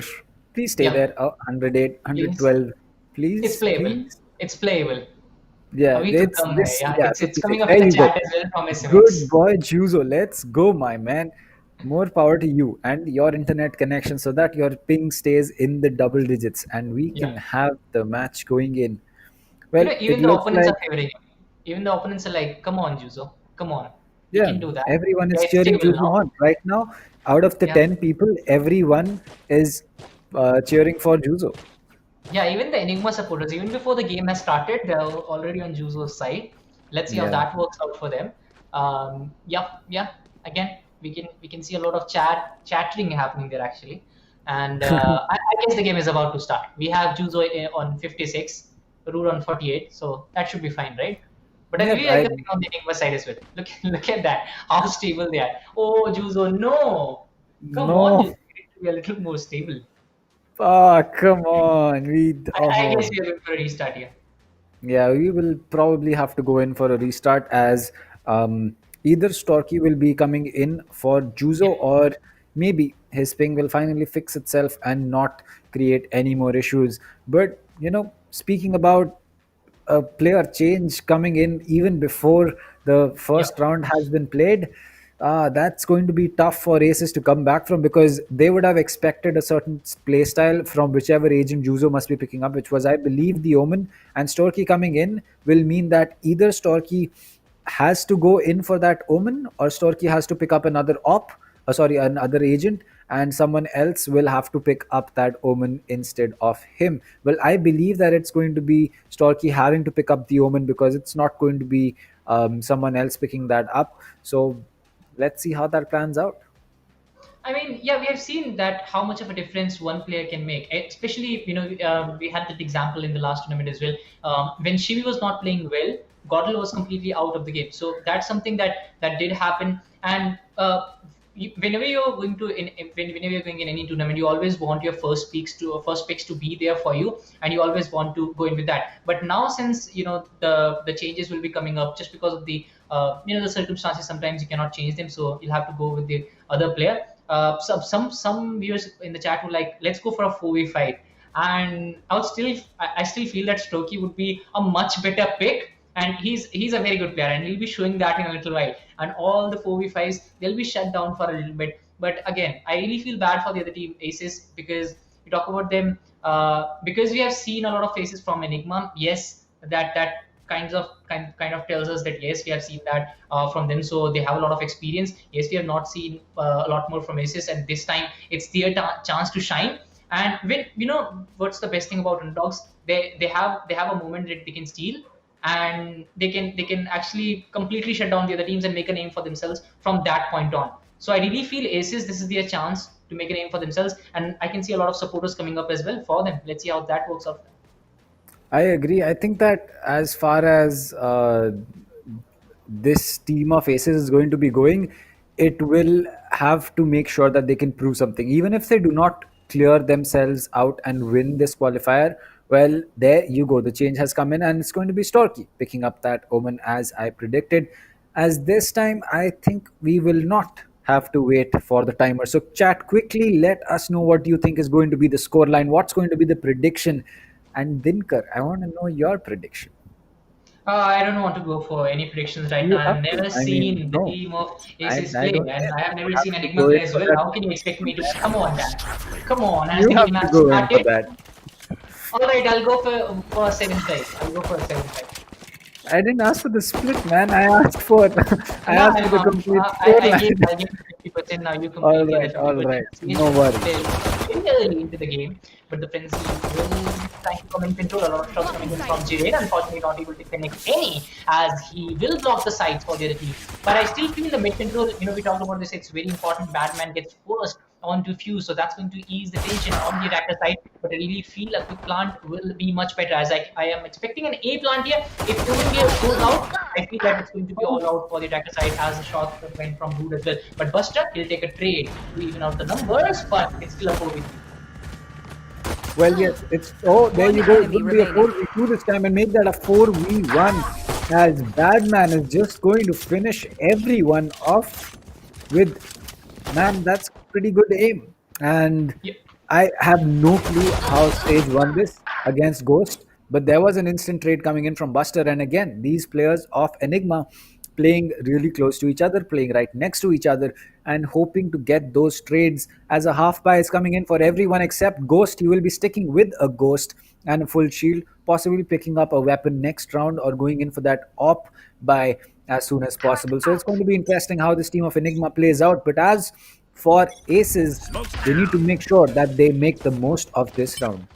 Yeah, a lot of investments have been made by them, so they need to make sure that they get the best of it. As the outrun comes in, Fireball will be picking up the jet, but now the shot start. Oh, SMX! This is the SMX we have seen in the past. Buster takes one as well. Ghost gets another, and suddenly it's down to a 5v2. And Enigma gave it. Does it look like a force to reckon with? As Ghost will get one, Hika will get another. That's a flawless. And this is what we were talking about. If Team Aces, if they would have got this round, that would have completely dented the economy on the Enigma side as well. But now, since Enigma has had a good start, they'll look to come back in this one only. And this is the round which is going to decide the fate of this complete half. Because if Enigma gets this one as well, first it's going to dent the economy on the Aces side, and after that the score line, it's definitely going to go against them. 3-0. And economy not favoring you, we can definitely go for a 4-0 or 5-0. But let's see how that pans out. As right now, the one duelist strategy, it's not working out. That is true. And one more thing that is pretty important to mention is that it was a flawless round coming in from Enigma. So they're still going to be running those Spectres, and they do not have to worry about the buy right now. They are going to spot one player as the shock dart will be coming in. Hika with that curveball, as Storky is just, or rather Storky is just holding on. He will tank some damage from that shock dart coming in from the side of SMX, I believe, as Fuse will drop down to little low, but he will get healed up as Ghost is extremely close. He might just get this shot. He will miss that as he leaves that angle right at the last second. The slow ball is going to prevent the push coming in, but Fuse is going to get taken out. Badman fell, but Buster got that trade with the Spectre. There is one more player. There's a Molly going out from the side of this Brim, as he will be able to pick that Vandal up. Ghost getting rid of Sway. That's a big kill. Now the Sage is going to have to go in carefully, but the Jet coming, running is not the play. Jirain Storky is going to get one onto Ghost. The Vandal has been picked up. And it looks like the Sage will be in a duel. She will win that. It's all down to SMX, who has gone in for that rotate. He has the spike with him, but his position is going to be known as he is going to have to run across tree. Storky coming in from the back. I believe the Sage coming in from the front. As he sprays down, it will not connect. The Phantom in close range, just a little bit faster firing and a little bit easier to control, is going to be more than enough for him to get that kill. And first round on the board for the side of Team Aces. Yeah, 3K for Strokey, and you know what a play coming in from him. He made sure that he's going to go with the skills. He made sure that he's going to continue with the momentum as well. And he was very good to catch on. If you look at it, you know, a complete rotation was coming in from the Stoa. And when he actually reached the A side, Omen was actually already on the run towards that side. And that's why he was able to pick on that so quickly and will get away with the first round for Team Aces. And this is what they really wanted. You know, we talked about this. If Enigma goes away with this round as well, it's going to be very tough for Aces to come back. But now Aces finally getting away with one round. Now they finally are going with Vandals as well, as I can already see a 3-2 split. I guess the lead is not that perfect coming in from the I guess it's the Aces side. We have gone for a 2-3 split. Omen still looking for that mid-range. Go in as the teammates going for an ultimate but he has a player inside. And Sway taken out so early into the game. And now it's down to a 4v5 fight. And finally, the defenders are catching up. Finally, they are coming up, but all locations are revealed. And Ghost, he's looking for it. He's trying to move in. His ultimate is ready as well. And oh my god, Ghost! What is that guy doing? Connects the shot, moves out at the same time with the help of Tailwind. And now, it's a 1v2 situation. Omen comes in from the backside, gets a couple. That's Stroking again coming into play. Will get Ghost as well. But now the hero plays ball stands between two teams. Well, as the blaze wall comes down, Strokey is going to go in to push, but Fuse is going in for that diffuse. He will get taken out as Buster and Hika are going to get a kill each. It's all down to this player of Jirain. He will get one, runs out of bullets, but so is the Brim, and he will come out and spray down Jirain. And there you go, 3 rounds on the board for the side of Enigma, and that was a close one. It's not going to be that easy, Enigma. You might be getting that opening pick, but what a play coming in from Ghost. I mean, just so smart. Knows exactly what he wants to do. Playing it patiently, getting that frag that makes his team get the advantage, and then Buster just finishing the round off. Yeah, I guess it was more of Strokey trying to come in from the other side, and he got a couple of kills that actually divided the numbers there. So yeah, he's playing the anchor role for his team Aces right now, but it's just that they have not been able to finish off the game till the end. They're not going over the kills. Again, a B stack coming in from the players of Aces. Yes, they have gone for a 3-2 split here. Omen and Soa trying to converge on the A side as they try to build them in from it. And still unclear where Enigma team will go, because the Brim was actually committing to the B side, whereas the other players were going towards the A side. Phoenix is carrying the spike here, and he'll try to rotate towards the B, but I can already see the players of Aces. They are expecting an A push here. Oh, he misses out on a few shots. Not the the full peak coming in from the killer, but yes, he actually lose out on a few bullets here. It's a 4-man stack coming up, but yeah, I can already see the O on the side as well. He can just go for a complete rotate from the other side and can backstab the players of Team Aces, but let's see how that works out for them, as I can still see a few pistols. Is it a complete rotate coming up? Yes, it is. And Omen is again very quick to catch up.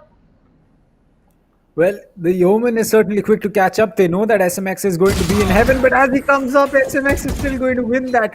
Strokey falling as SMX now has complete side control. He will fall back and make sure that his team is able to get that spike down. All 4 players towards heaven. Hika will be the one to get that spike down. A second molly getting dropped. The peak coming in from Box. He will get one. Fuse with the one tap onto Hika.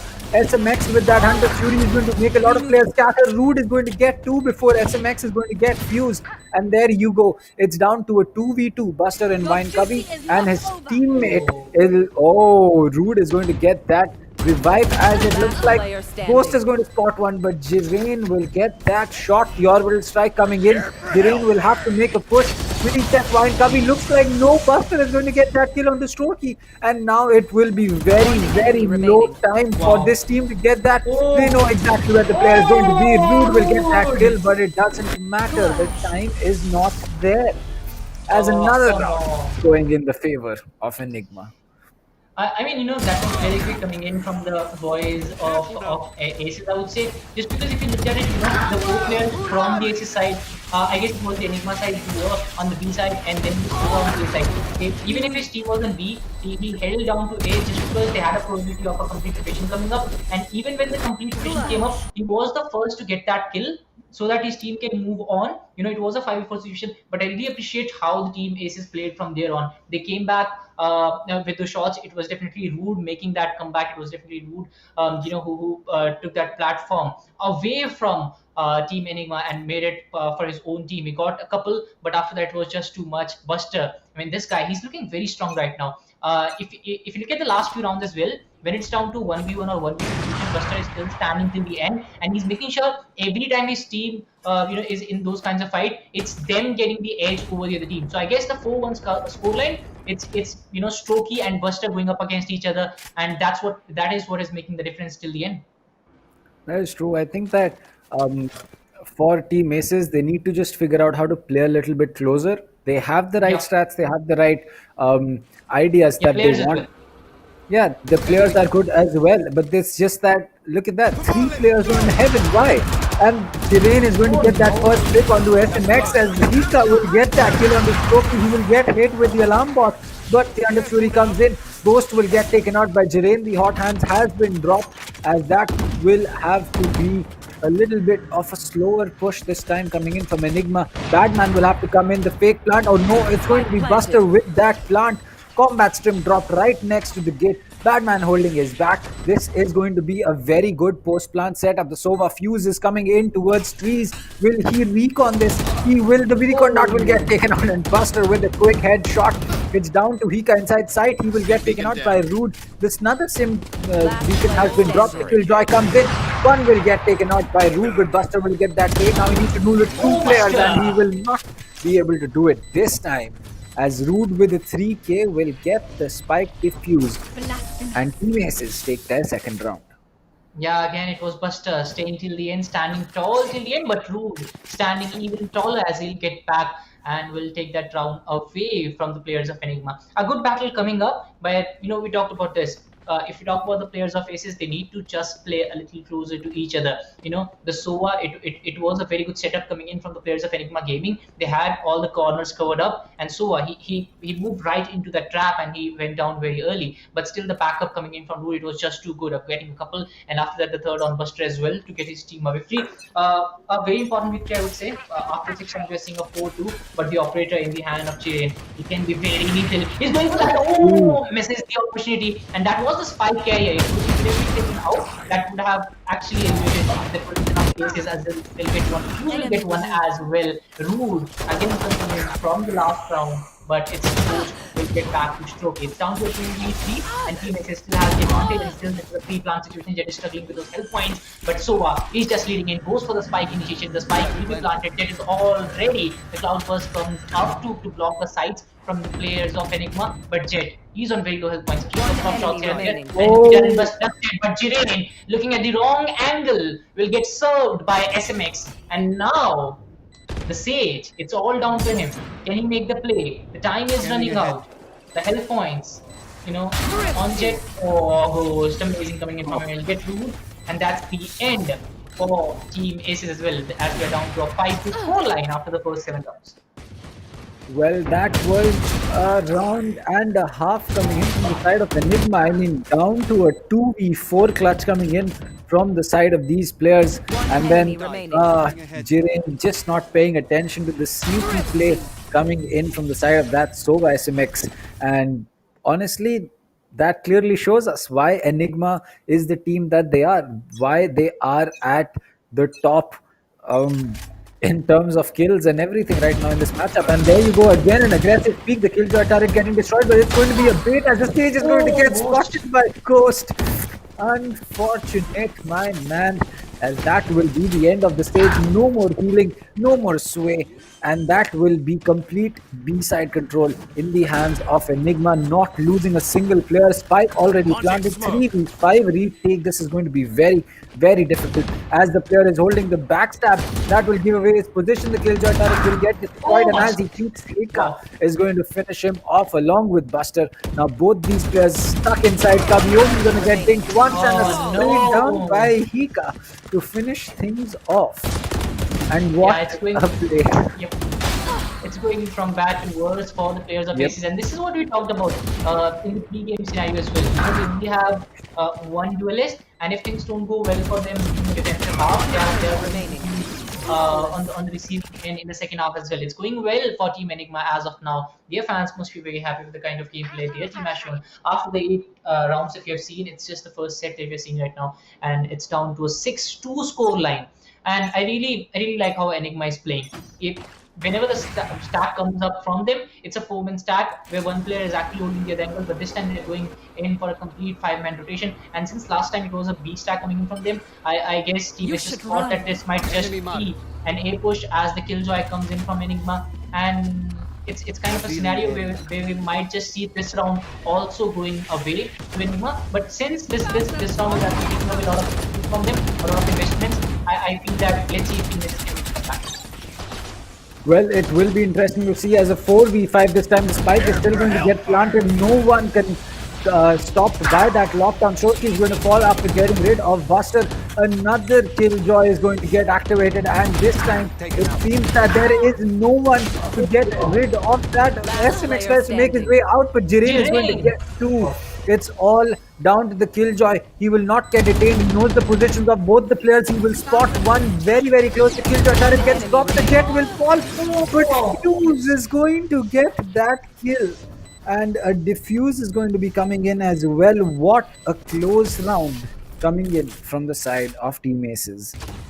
Yeah, very good round coming in from Team ASES, and they actually drew out the utilities from the other side, that's from Enigma side, and after that they counter-attacked really well. So it was a very important round for both the teams, because these teams, they wait for the lockdown to come in, and whenever the lockdown is pushed in, I guess the lockdown coming in from Enigma was just a little earlier than I would have expected, and that's why, if you talk about Team ASES, they were able to pull that off. They knew that the timing is right for them right now, and they came in. But even after that lockdown, it was just down to the gunplay coming in from Team ASES to hamper the side of Enigma. It's down to a 6-3, where Team Enigma is definitely leading right now. And again, this time changing places. Enigma Gaming trying to go for the central goal. No, actually they're not going for the central. In the first couple of rounds we did see them doing that, but the untouched Fury from Fuse, this can do a lot of damage to the player of Enigma Gaming. He connected a few shots, but not enough to get that kill. I really didn't expect, the recon dart was enough to reveal all those positions. Jiren goes for the few shots as well, but it's not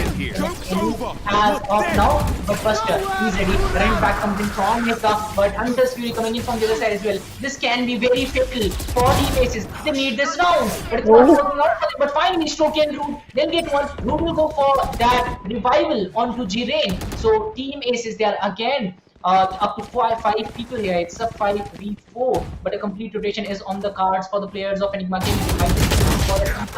And spray comes in from Stoky. He changes the game again in his team's favor, gets a couple, but Badman will shut him down as we are down to a 4v2. Well, it seems that it's going to be a tough one for Enigma to take this, but they have completed a 4v2 clutch earlier as well. They have one smoke, combat stim, and a molly to work with, at least for Buster. As he will be going in for that. The stage spots him, but not being able to get that kill. Fuse gets rid of Badman. Now 1v3 for Buster to complete. He has full HP and a Vandal in his hand, but the Stormblades have come out from the side of Jiren, and Rude with the Bulldog is going to connect the shots that matter as Buster falls. Yeah, that was amazing coming in for the boys from Team ASES. The Blade Storm connecting so well to get rid of the last player, that was Buster.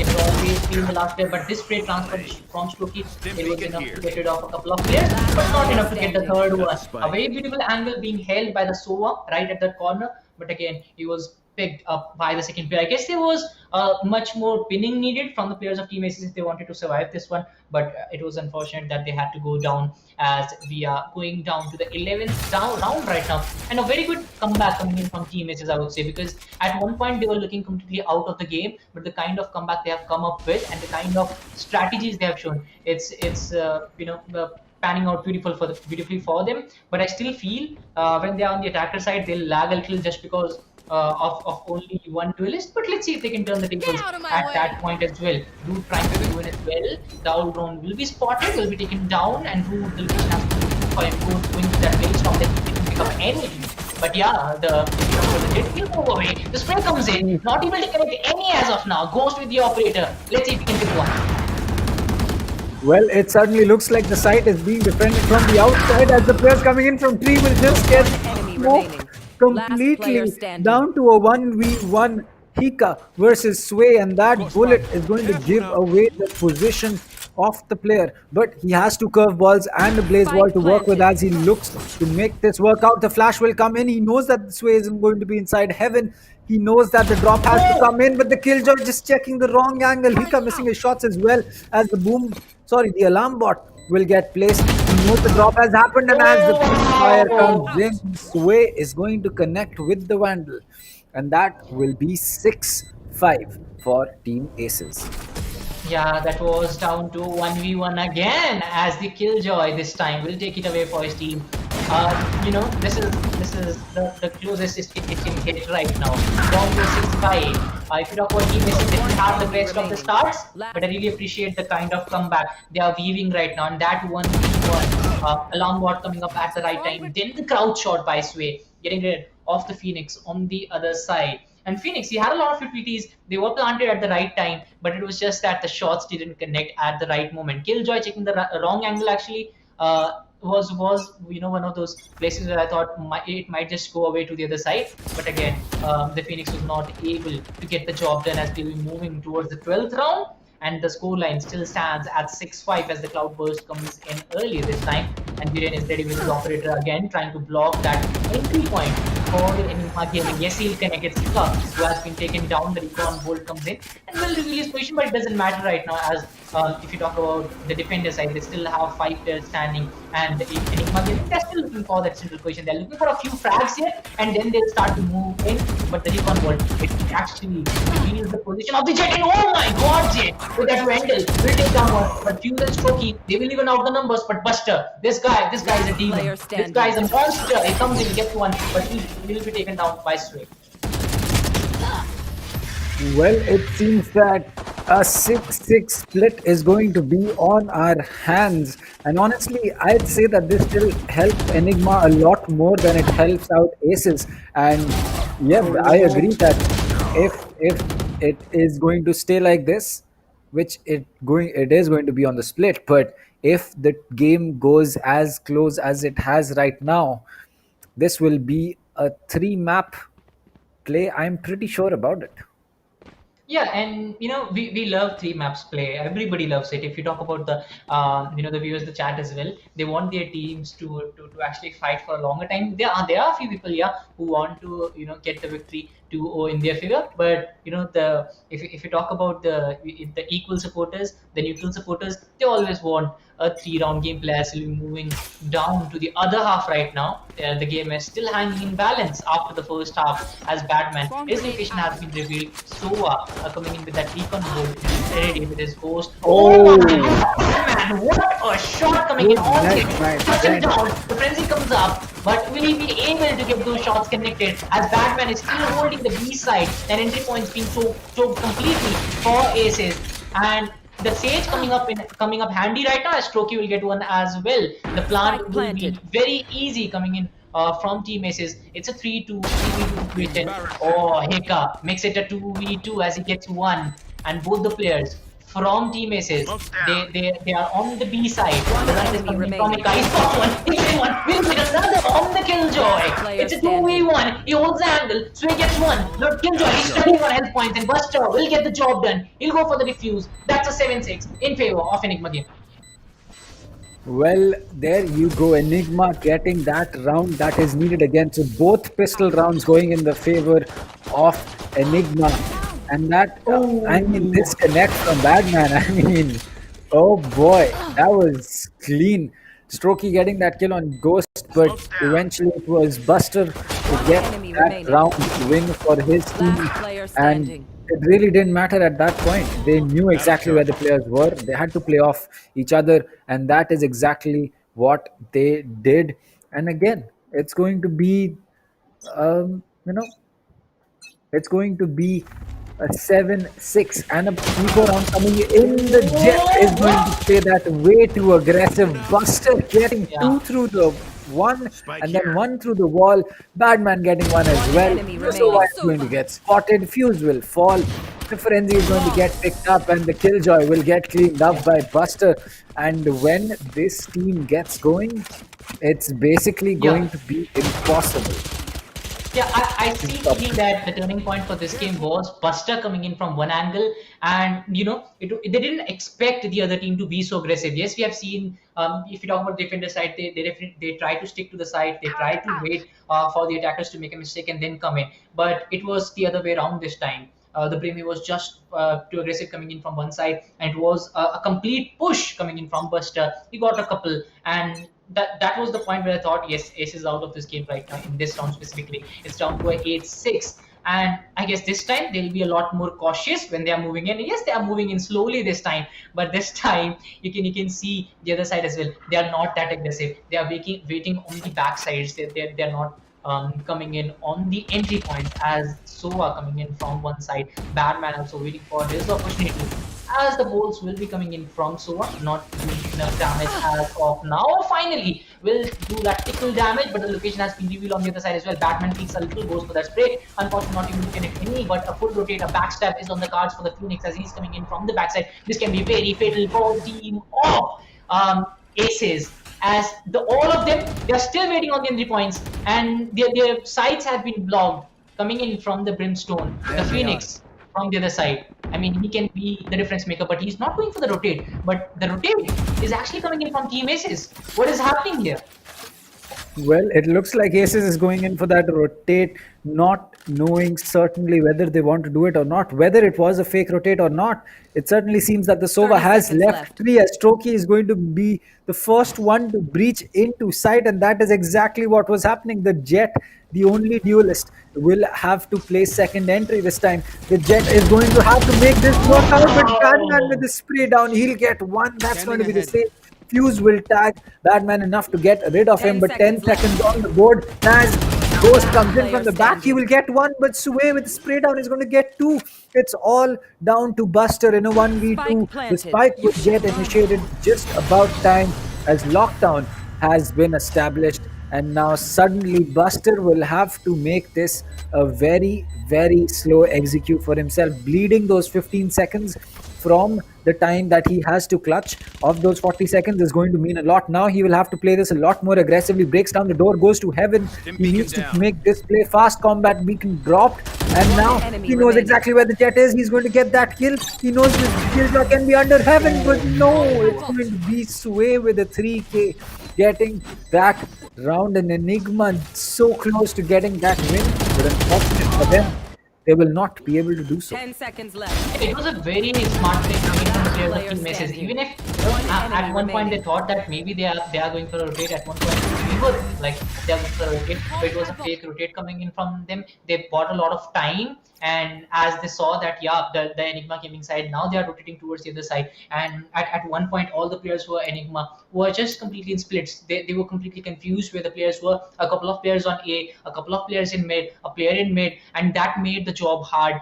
for the players of Enigma. Even after that, Team Aces was very quick to come in and get those kills. Even if they bought a lot of time in the last 29 seconds, it was just down to those trades that were coming up, and Team Aces, they were very quick to do that. They came in with those kills. I did feel that Sova is going to go with a lot more. Unfortunately, he didn't go in, but Enigma, it's an evenly balanced competition, if you ask me. At some points, we do think that Enigma is going away with those edges, with Buster playing so well, leading the charts for his team. But on the other hand, we have Strokey and Rude, who are not completely dominating, But yeah, they are making the anchor plays when it's required the most. Sway also getting a lot of kills when his team asks to deliver. So it has been an evenly matched competition till now, and the scoreline, it actually tells you a complete picture of how the game has gone so far. So let's see how it turns out in the next game. I do feel it is a very important round for the team of Team ASES, but let's see if they can go with this one. I agree. I think for Team Aces, it's just about figuring out whether they can take this round or not. And Ghost picking up that op on defense is going to be an important pick because he has no shield. So without that operator, he is really not going to be that useful. And he will be, as a lot of people say, a glass cannon. He will get taken out very easily, but he can take out someone out very easily as well. So it's really going to be down to who is going to connect their shots, and let's hope that Ghost does not get one tapped by a classic from some range when he's not paying attention.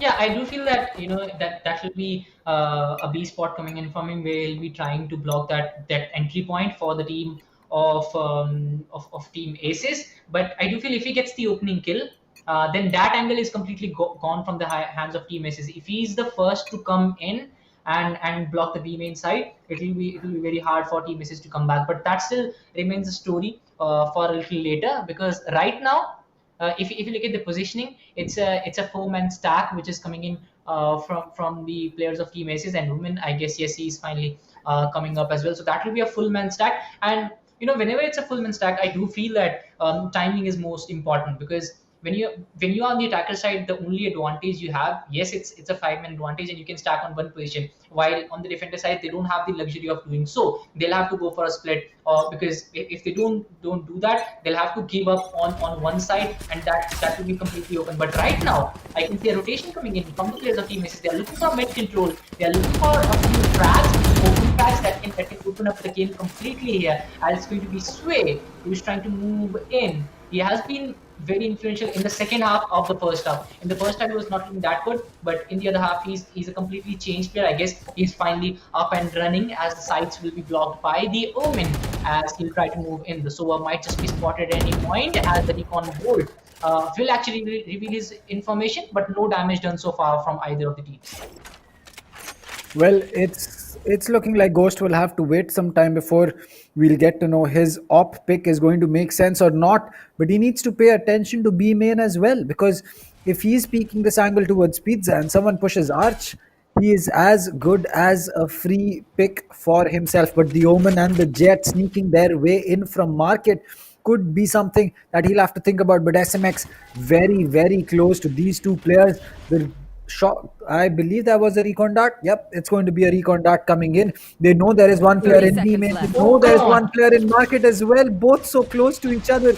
G-Rain as well as the Omen going to be very close. The peak comes in and Strokey is going to connect. Ghost is going to fall. The op clatters on the ground. The orbital strike comes in, and now they will have to wait a little longer. SMX going to be pushing him through that smoke. He will spot two players in the back, but he will not get that kill. Strokey, Pika, Buster, Fuse, G-Rain and Badman lighting up that scoreboard. It's all down to Badman now. In a 1v2, he will connect one. The bot gets placed, but not the time to take your bot out, my friend, as it will be Badman falling and Strokey getting that clutch in. 8-8. It looks like we are still not done with that. Yeah, very well spot by the players of Team Aces. I did feel at one moment that that seemed to be a 2K coming in from one of the players, but I guess it was Hika who was coming up with a backup at the right time to save the player, but unfortunately was not able to save the round for his team. A very good fight back coming in from the players of Team Aces. Let's see if they can continue the momentum. Yes, we have seen Team Aces coming up with a lot of comebacks, but they have never been in the driving seat in whole of the game that we have seen. It's always Enigma getting the lead. I would really like... Oh, Buster takes one. A beautiful shot coming in from the Sheriff of Buster. Will he get another? No, he will be shut down by Rude. And it was an amazing opening, but I did feel that he would have definitely loved a little more backup coming in, as we will get on to Badman.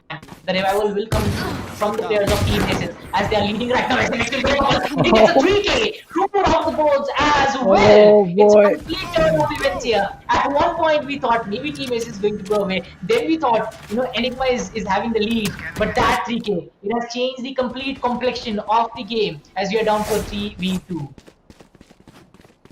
Well, what a turnaround coming in from SMX as he's looking to pick up the Bulldog. He will get that and he will make a fallback. So now Few is in fact so deep into enemy territory that he will have a lot of control to himself. But the spike is, I believe, in the hands of Ghost. But Sway is going to be checking that angle as that will be Spike enemy up, remaining. and he will get that frag now. Fuse with that door to stop his movement will give his position away. That recon dart is not going to be doing anything, but he's going to be creeping up, or no, it looks like the Underfury has to come out. The Sova has been spotted. He cannot be able to land enough shots. The curve ball comes in, and I believe this is going to be the end for this man. Wow. It's going to be Hika getting that kill with the hot hands as Fuse is unable to push him fast enough. Unfortunate. It was just unfortunate to come in the line of fire.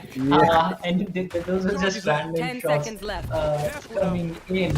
And amazing play, but take up the hot hands. Perfect use of utilities coming in from him. Erwin and I, yes, I can see that. Thank you so much for coming up on the stream, guys. I hope you're enjoying as we are down to a 9-8. Dan, this is what I was talking about.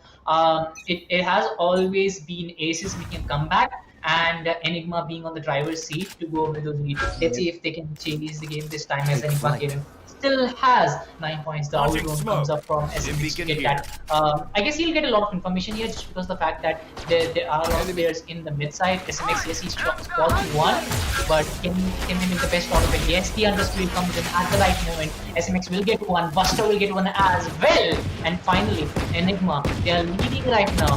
Buster will go one, SMX will get one as well. That's so off the board. All enemy remaining. They are looking like, they are falling like a pack of cards here, as Root remains the only player and he has nowhere to go. He has been surrounded from all the corners, and yes, he's going to go down. Azika will get the last player. That's a flawless coming in from Enigma Gaming. And I mean, the Owl Drone and then the Recon World and then the Underspeed. It was just amazing. SMX putting everything in. But yes, he got the reward for it, as it was Enigma Gaming getting a 2-point lead. And after 17 to 18 round, and when the game was so close, 2-point lead, it's a lot. And if Enigma can get another, I think it will be 70% of the game already done and dusted.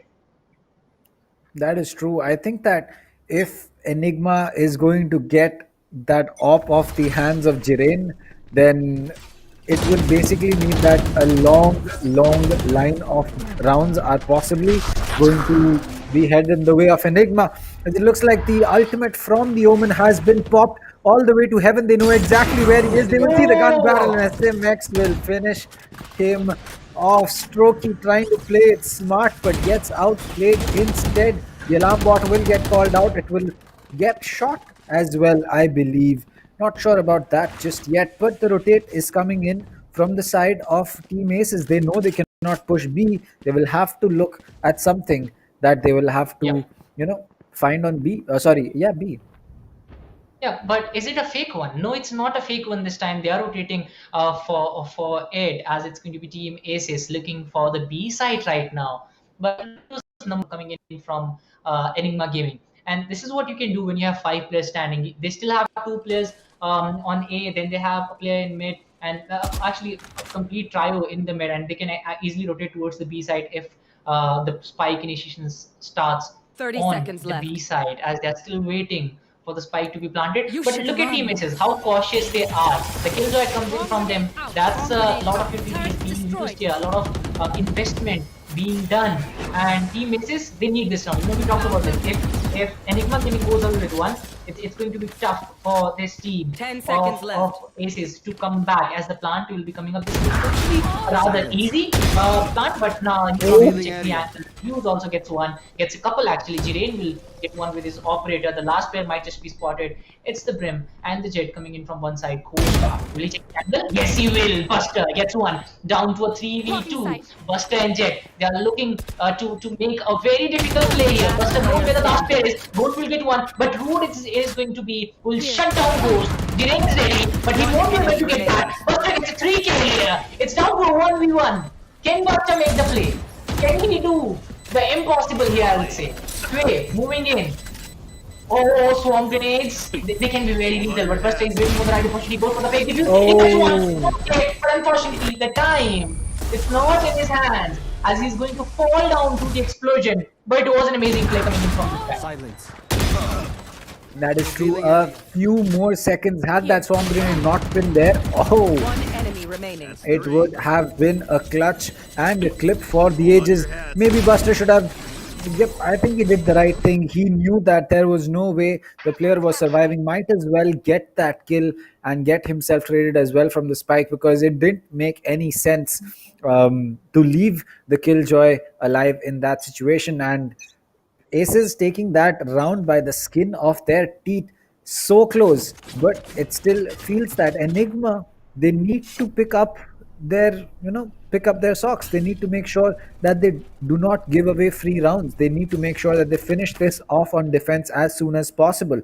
So it'll really be interesting to see what happens, and Rude will not see it from his point of view, because he will have to sit and watch his teammates, as Buster's going to get one with the orbital strike, and that will be one for Yuka as well. One enemy remaining. Yeah, beautiful play coming in from Enigma Gaming, and then get one. It was a perfect retake coming in from the players of Enigma. They planted one. I guess it was Phoenix on the left hand side, and then Buster getting that opening kill and getting that attention away towards him, and then Phoenix coming up with one. And it was just a perfect play. Hika getting a 3K. To actually take that round away from Team Aces. And I can see Team Aces is a very good team. You can see the shots coming in from them, but it's just that the execution coming in from the players of Enigma, that's just too good. In this round as well, when it mattered the most, you could see the kind of hunger in them. Buster holding one angle, Hika playing the anchor role as well, going in, and then the support that was coming in from Buster. It was just too good. They made the dream play there, and the team play was just amazing coming in from them. As Ghost, he's ready with his operator. I mean, we have talked about this in the past as well. If you talk about operator, it's a dual sword, but Stroke and Batman, they'll both get a couple, but numbers are still favoring Enigma game. The Hunter's Fury comes in from Fuse. Let's see if he can get any. Oh, Fuse! He'll take down Batman, and suddenly it's a 2v2 fight where it looks like Team Aces, if they get the plant right, they can just go away with this one. But it's the Omen and Sova making the play. They'll have the spike. They have the spike control. It might just be an A push, but they have a lot of time in the hand. They might just they can go for a B rotate here, and if they actually commit to a B rotate, and if they can take out Sova in that process, that will be very good. But Ghost, he has that angle completely blocked, and as soon as Omen comes up in the side, he'll be going down. That is true. The Omen is going to go in a second. Oh, what? Ghost missing that shot, having to use his Storm Blades now, and SMX will have to come in from the side of 3. This will be a tough one. Will he connect that sprint? No, it's going to be Strokey getting that kill, and now Ghost will have to make amends and get this spike, or get the spike diffused and get those kills. He is being pushed from 2 sides. He will spot the Omen, get that kill. The Recon Dart is going to get taken out. 3 bullets, goes in for that reload. 25 in the mag. He'll connect that headshot.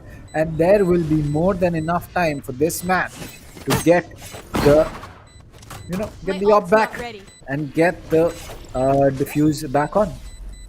Yeah, that's going to be another round going in the hands of Enigma. That's the 12th round, and the match point will come up on the screens, but it was a very good try from their side as well. It was a 2v1. I did feel that the execution could have been a lot better from the players of Team Aces, and yes, this is what we're talking about. If you talk about the players of Enigma Gaming, they deliver when it matters the most, and it was the same thing happening this time as well, as the game is down to 12-9, but it's looking like Enigma might just go away with the victory in the first round itself. And we have talked about this in the past as well, that whenever it's a best of 3, you need that cushion in your hand. You need that first round. So even if things don't go your way, in the second round, you can actually rely on that. But I do feel that after this round, Team Aces is going to make a lot of amends. There will be a lot of changes coming up. But Buster, this guy is not stopping. He's turning into a monster, but Sway will shut down that monster, cooling down. But he got it already. Oh my god, the ult greed. It's going to take that player away, but Rude will actually come up with a spray of his own to even out the numbers. As of now, it's down to a 4v3 fight actually. SMX is holding that angle really well, and he needs that kill. He needs that kill right now as the slow orb will be coming up by the Sage. Not too any good as the rotate is on the cards, I guess, because if you talk about the Killjoy carrying the spike, he's already on his way towards the A side, and Enigma Gaming, they are very quick to read that. The Killjoy and Jet on the other side, they have already started to rotate as well. Let's see how that works out, because Jet, he's still carrying that operator, and even if it's 3v4 fight. Well, there seems to be a there you go. Are you back? Yeah, continue. Yeah, all right, cool. All right, so the Sage is going to be peeking, and Ghost again missing so many shots. The Killjoy lockdown has been activated. Badman has his own. Will he try to go in for this peaks? 5 seconds on the board, 4 seconds. They will have to vacate the dome. Otherwise, they will get detained. Now that Sage very, very lucky to survive so long against that operator. But again, it will have to be this lockdown that will be the one that is influential. SMS picking that first kill up. Rude is going to get taken out. The Killjoy coming up. They will spot the lockdown but not be able to land enough shots to get it. That was smart play. The Swarm Grenade had been dropped on the spike exactly. The Killjoy's head is going to get spotted by Shoki. He will get that kill. He will not get the second one. It's down to a 1v1. The shock dart has been dropped. The Killjoy is trying to go in for that too, as she will get tagged by that shock dart a lot, and SMX is going to get that clutch in. He has just about enough time, I believe. Nope, he's not going to have any time, as 10-12 is going to be the score on Enigma versus Aces on Ascent. Player standing. Yeah, SMX pulling it up beautifully, but not able to meet the ends, as Killjoy was able to buy a lot of time. These small peaks exactly, they were enough to actually buy a lot of time for their team, as it's going to be Aces again coming up with the comeback. But is it enough for their team? Because we have seen this in the past as well. Aces, they come close, but it's just that they are not able to go over the line, and it has happened a lot of times in this round itself. Let's see if they can change the game here, or is it going to be Enigma Gaming coming up with the best of the executions that we have seen from them to take away this round? Because we have seen in a lot of rounds that whenever Enigma Gaming is falling back, whenever they're on disadvantage, all of a sudden they just come back with a flawless from their side. So let's see if they can do that this time as well, as it's going to be a B stack, I guess, coming in from the players of Team Aces, while Enigma Gaming, they are still waiting. They are still not sure where the plant is going to be, as the Phoenix will be. It's going to be Badman taking away Strokey, and it's down to a 5v4. Enigma looking strong now, but one quick plant from Team Aces, it can change the game completely. That is true, and the same goes for Team Aces. They cannot make a single mistake. Enigma is at match point, and if they make one and Enigma capitalizes, that will be the end of Ascent. Now, though, you have to agree that this was what a shot from Hika. That quick peek coming in, and he will connect with the head of the player, and that will allow Sage to be on a boost, and she will get spotted. The shot's missing from Buster. That is unfortunate, but he will finally connect with the Doom. And what an angle, as the Sova is going to get taken out as well. And there you go. That will be a flawless round coming in for the side of Enigma. And what a way to take that map, honestly. It's going to be a 13-10 for them.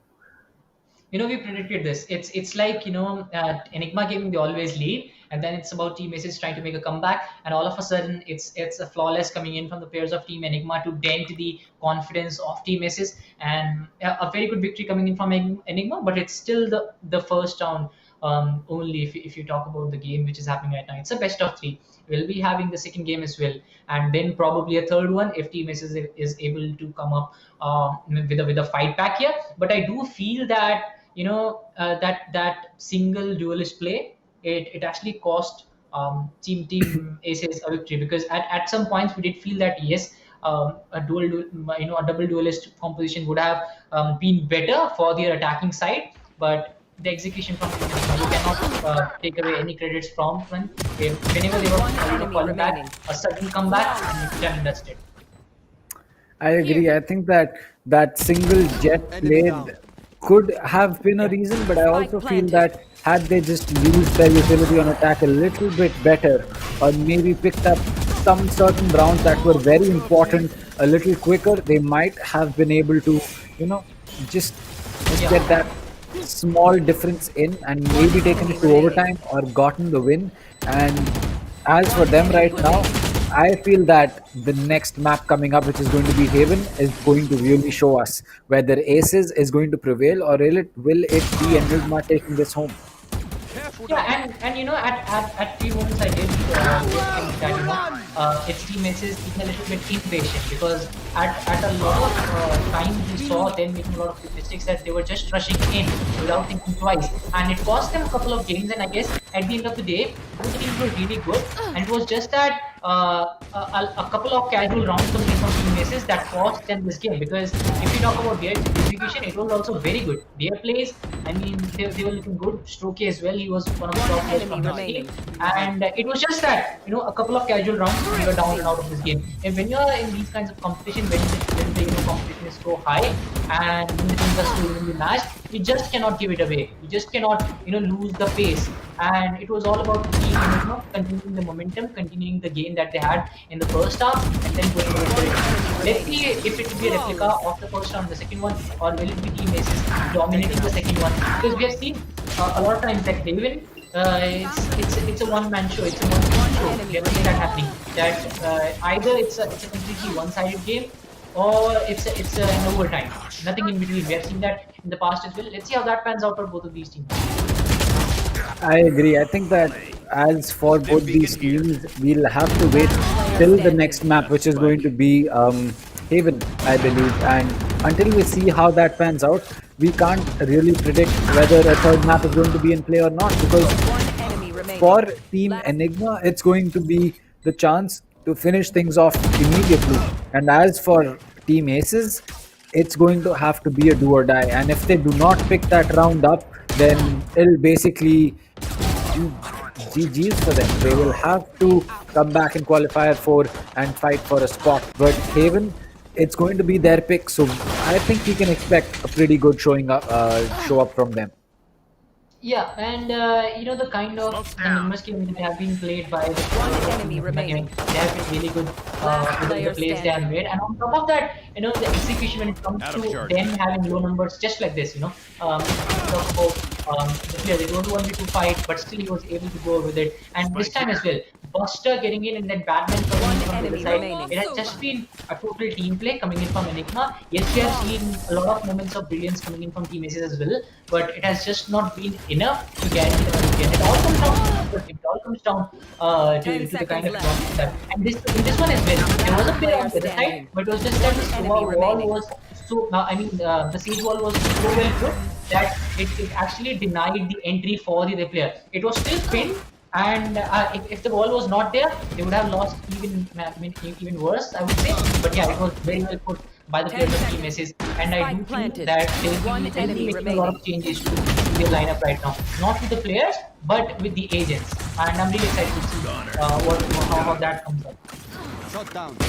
I agree. I think that for Team ASES, their agent selection was on point, and it just came down to them not getting the kills quick enough, not getting the kills in the right time at the right place, and Enigma just playing a little bit better, and which is why they were able to take this win. But I feel that if they can rectify those problems, then certainly Enigma can have a lot of problems for themselves. We saw that initially in the first half of the map. It was, I would say, not easy for Enigma, but it clearly was favoring Enigma. But since Team ASES was able to warm themselves up, it became a tough task for Enigma to keep the same amount of advantage and the lead that they had. And honestly, I feel that it's fine. I think if a team needs some time to warm up, you can't really blame them for it. Yeah, and Enemy remaining. I do feel that the warm-up time it was just a little more. And actually, if you talk about the first half itself, the first half of the first half, it was I guess 1-5 or maybe 2-5, Enemy if I'm remaining. not wrong. And after the team Messi started to come back, yes, that warm-up time it costs you the game a lot of times. You have seen that in the past as well.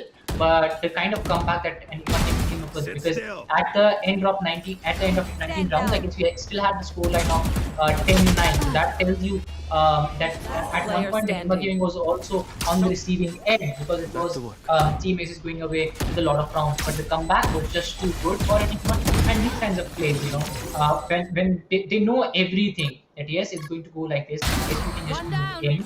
And the kind of, if you talk about the most basic things, the corner checking as well, Enigma gaming, they were very cautious about that. They were cautious about every move they were making, and that's why they were able to go away with that victory. Buster still topping the charts. I'm not surprised by it, because I mean, he was one of those lone players who was getting a lot of job done. Unfortunately, it was not enough. I guess it was enough, but Strokey on the second position, SMX Hika and EG Batman also complementing the play made by Buster. A complete team play coming in from Enigma Gaming, but let's see if they can go away with the second round as well. That is true. For Enigma, the second map is again, as I stated, an opportunity to guarantee themselves a spot for the group stages and finish it off without going to the third map of Split. Now, again, Split is a map that not a lot of teams like to play. So we do not know how Enigma is going to be playing on that map. And honestly, it it feels like it's going to be a dark horse for the side of Enigma and Team Aces. We don't know who's going to do well. Who might Yeah. we might just have one team do really well and the other not so much. Have both do well, or just have both teams have no idea what they want to do on Split. So, as for Enigma, I feel that finishing it off on Ascent is going to be important. But will they be able to do it? We'll have to see. Yeah, I'll have to wait for that. But I'm really surprised by seeing Jirain at the bottom of the table.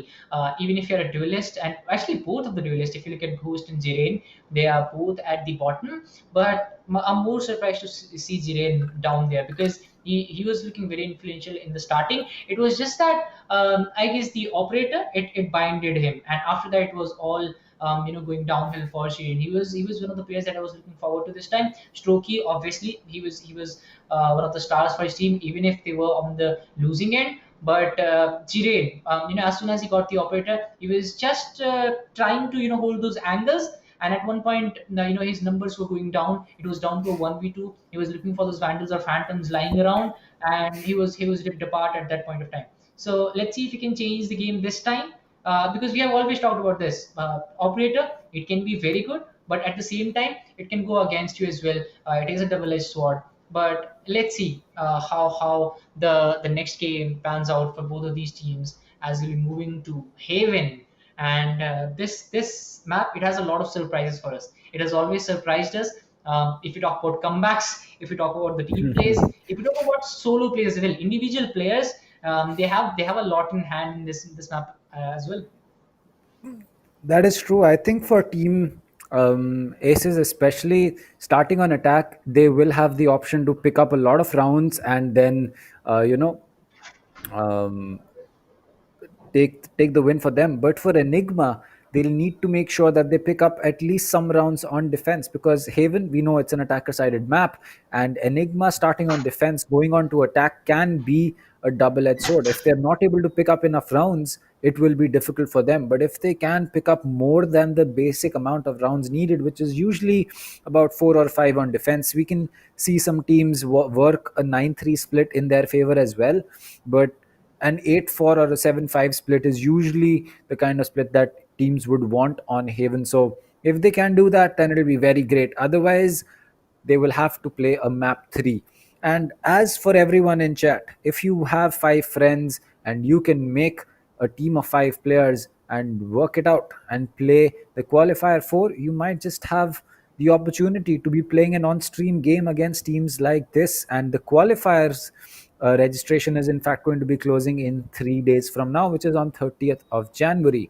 You can head over to espl.gg/India and you can register yourself for the same. So now talking about the map that is coming up, Haven, as I stated, a 7-5 or an 8-4 split, it will really help this team of Enigma to keep that advantage in their pocket if they want to use it. If they don't want to use it, we'll see. We don't know whether they want to finish it off. I'm pretty sure they want to finish it off in 2 maps, but can they is going to be the question that everyone is going to be asking.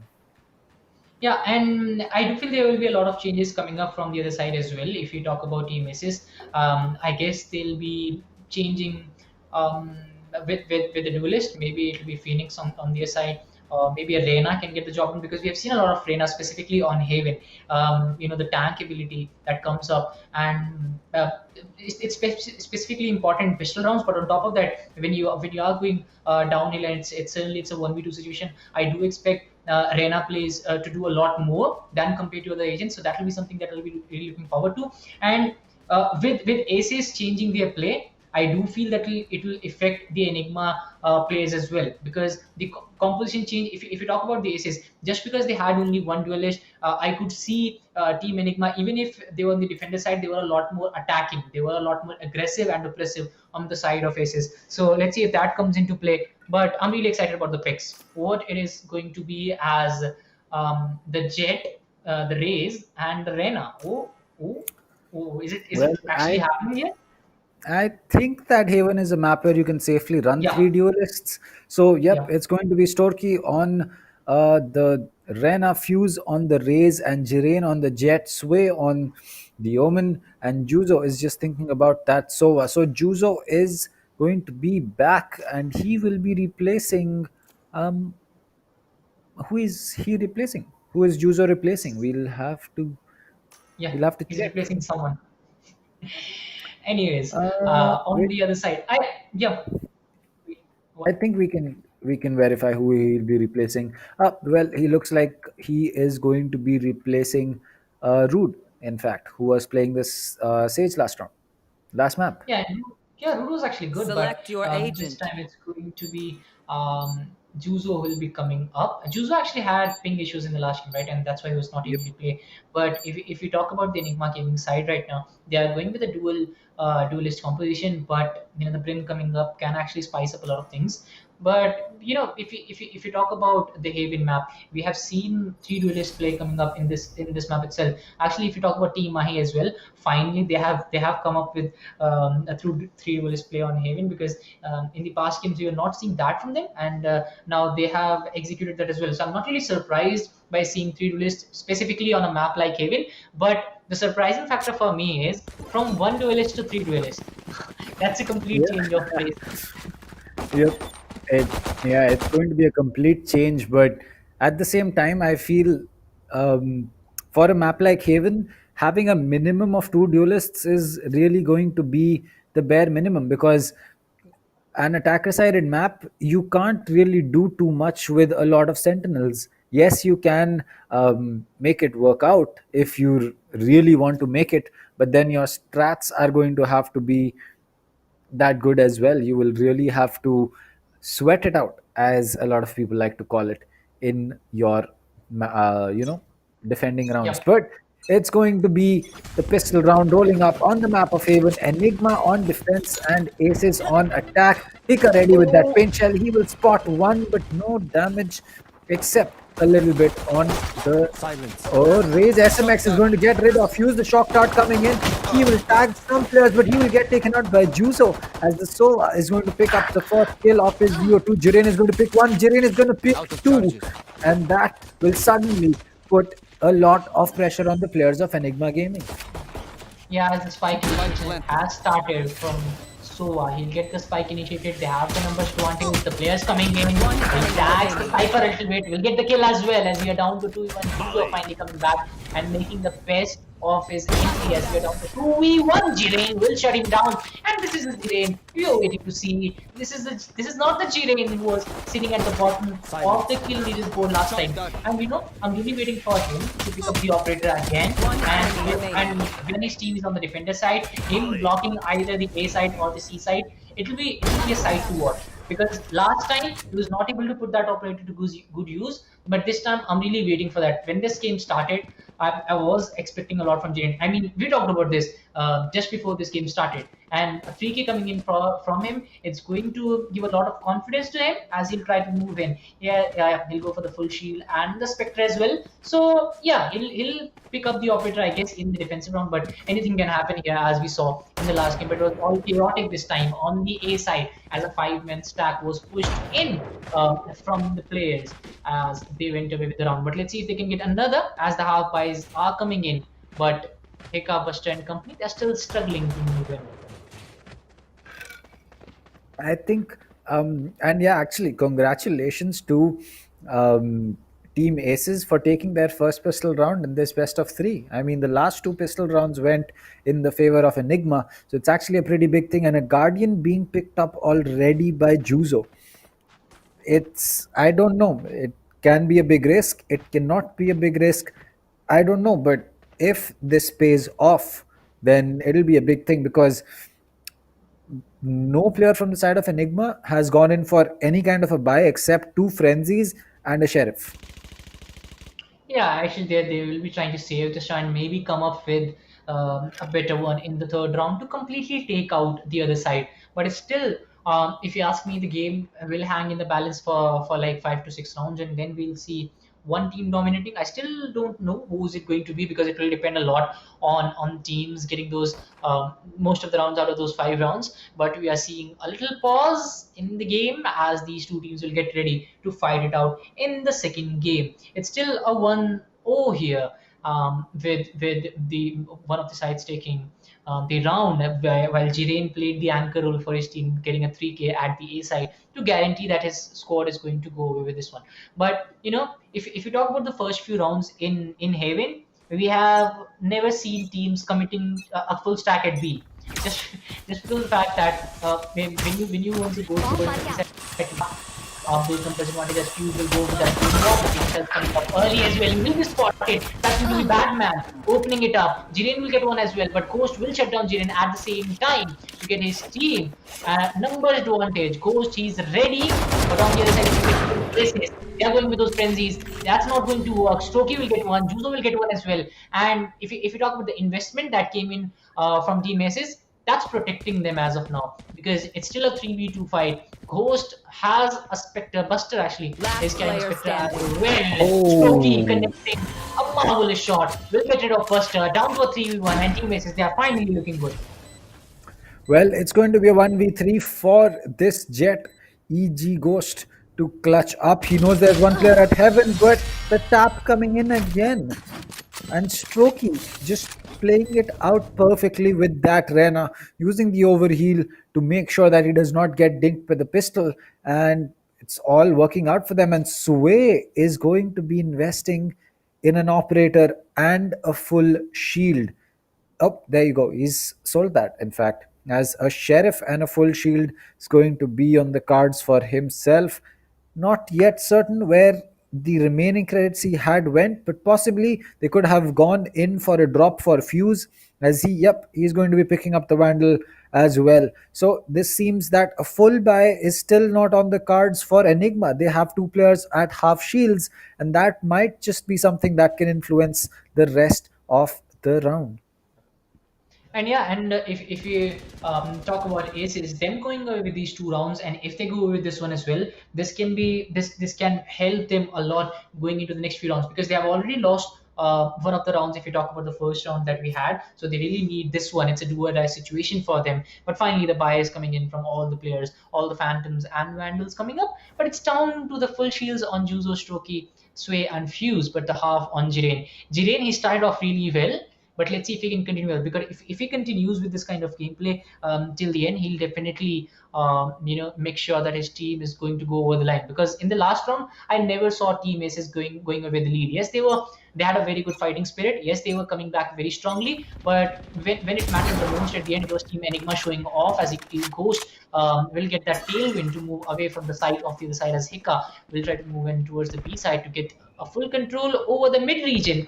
I can see Enigma Gaming playing it a little slow this time. They are waiting for Team Aces to make a move, and then if they can come up with a couple of kills or maybe a single kill, then they want to make the best out of it, as the Owl Drone will spot out a few players from Team Aces Enigma. It's time for them to make a move. It's time for them to show what they have got, as Buster will get one onto Julian. It's a perfect start for Enigma Gaming. The kind of start they would have wanted from this round after losing a couple, as SMX is still looking for a lot more openings. He'll be holding it out. And this is what Enigma Gaming is all about. They have a lot of patience. They have a very good team play, but Fuse will try to dent that with a kill onto SMX, that Phantom connecting perfectly to get one, as Juzo will get one more, and it's looking like Team Aces. They are looking to make a strong comeback here, as the Vandal in the hands of Juzo. It can be very fatal. They are looking for a push, I guess, here. Let's see how that works out for them, as the game still hangs in balance with a 4v3. 30 seconds left. Well, Strokey is going to make it worse, as that will be a pick on Badman. He will fall. The Jet coming in will get caught off guard as well. Fuse pushing in deep towards CT spawn is going to make sure that Aces is now going to be having a huge man advantage, and Buster will not even try to go in for the clutch. He will give up this round, trying to go in for a save. Juzo knows that Buster is going to be towards A, using that Owl Drone to get some intel, and that is smart. Buster will hear it. He will get tagged, and now all hell is going to break loose. He is probably going to get tagged with the recon dart as well. His position is called out. No one is going to be pushing him just yet. They will corner him. Buster will still land that shot. His gun is going to be spotted, and Sway will finish things off. Buster falling, and Aces taking a 3-0 advantage to the fourth round. Yeah, Team Ace is coming back very strongly. I do feel that Enigma Gaming will make a comeback, but I guess it's the influence of a triple duelist composition that is coming up here, and they are finally making the dream run. They are finally going for the shots. They are playing a lot more aggressive, but with a lot of patience coming up from them. So it's calculated risks that they are taking, and it's working out for the team Aces. But even if they have got good first three rounds, I do feel that if they want to win this one, they still need to make sure that they have a good lead when they're going on the defensive side, as it will be the Blade Storm coming up from Julian. He's looking like a totally different player here, as Fuse will go in. He'll get rid of Hiccup first, and that's again Team Aces having the numbers advantage. Finally, they're controlling the game. They are going for those mid shots. Jiren gets another. Will he get one more? Oh my god, Jiren gets a 3k. Sway will put an end to Buster as well. Team Aces, they are looking like a totally different team right now. It's 4-0. And Enigma Gaming, they need to figure out something right at this moment, because if Team Aces continue this, we might just see a complete domination. We talked about this. It's either a complete domination coming in from one side, or something, an overtime coming up. And right now, Team Aces is dominating the game. Well, what what a round coming in from Team Aces. They are on fire on this map of Haven. I mean, I can still understand that Enigma has not been able to pick up a round just yet, but they will have to pick that round up pretty soon, and they'll have to pick up a number of rounds together pretty soon. The Rena is going to get spotted, and Ghost missing another operator shot. You are not allowed to do that. Hika is going to get rid of Fuse. SMX will get rid of Storkey, and that was a good crossfire, but Hika will fall to Jiren finally with the wall bang. The Owl Drone is going to be coming in. Jiren has side control. He is going to go in deep. The Omen should be going in for a long plant. The Owl Drone is coming in from Garage. The Sova will get pinged, and both the players will make their way. SMX is still going to get kill. Badman will get one onto Sway. Jiren gets that trade finally, but it's going to be the end, as Badman will finish things off. And the first round for Enigma Gaming is going to be coming in. Yeah, Jiren fighting till the end, but it was just not enough to get his team a victory. Finally, Enigma Gaming coming up with one of their own. And this is what I was talking about, Coach getting the operator, Hika getting a couple in the starting to dent the team Aces, and after that, it was just a formality for the players of Enigma Gaming to go away with that victory. Yes, Jiren stood up till the end, and his numbers, they are telling a completely different story. I guess it's the composition of the team, and maybe Juzo coming back as well to complement his play, and everything is falling in line for this team of Aces right now. But if you talk about Enigma Gaming, they're also coming up with a very good comeback. But they need to continue that, because if they lose the pace here, Team Aces, they're looking like a team who's very quick to come back. Batman is ready, and he'll have a player inside. Very quick, the cyber case comes in from Batman against him. He try to hold the angle well. Moonbot trying to come up as well. It's a complete rush coming up.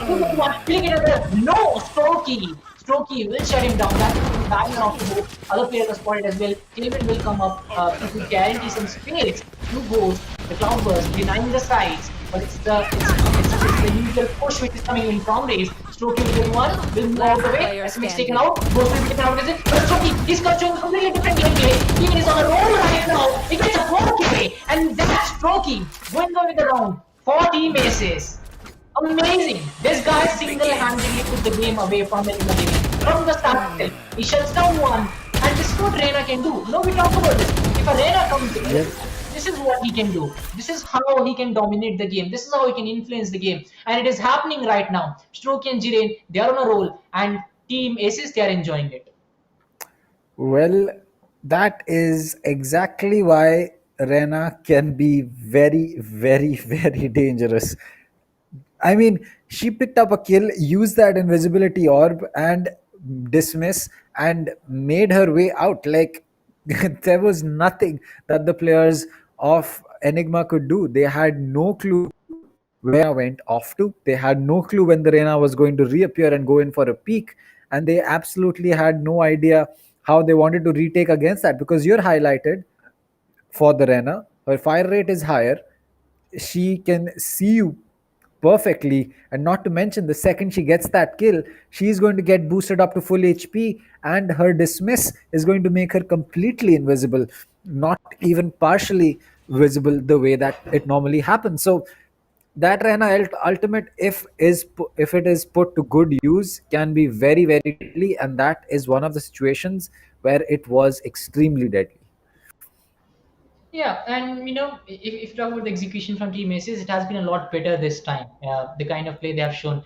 I guess this is a tactical timeout maybe coming in from Enigma Gaming, because they would want to figure something out, because this is not the Team Aces that we saw in the last game. Dan, we saw them doing well, but this time they are looking like a totally different team.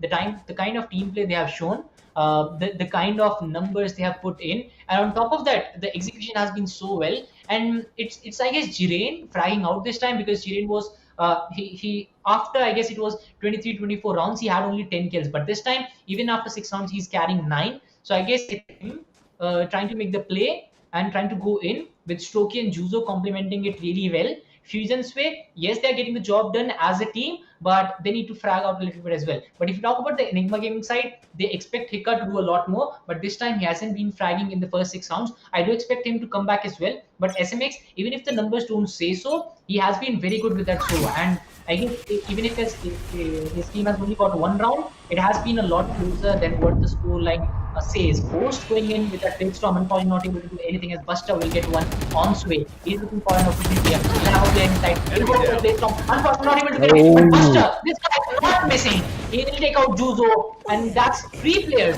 off the board from Team Aces. Batman will get one on the fuse as well. And finally, Enigma again. I guess the timeout is working for them, but Jiren is still up and running. He's still doing the damage. Well, Buster with that Sheriff has been very, very deadly, as he's so close to getting another one. He will spot that player, but so will Jiren on the Jet, and this time it will be Buster falling down. Ghost has managed to pick up a Phantom, but he is very, very low on HP, as the Rena and the Jet are going to be alive. So Strokey as well as Jiren will have to make sure that they are able to do something about this clutch. Cypher as well as Ghost are going to be low on HP. The Raze is still at full HP. So this can work out for Enigma. It will just depend.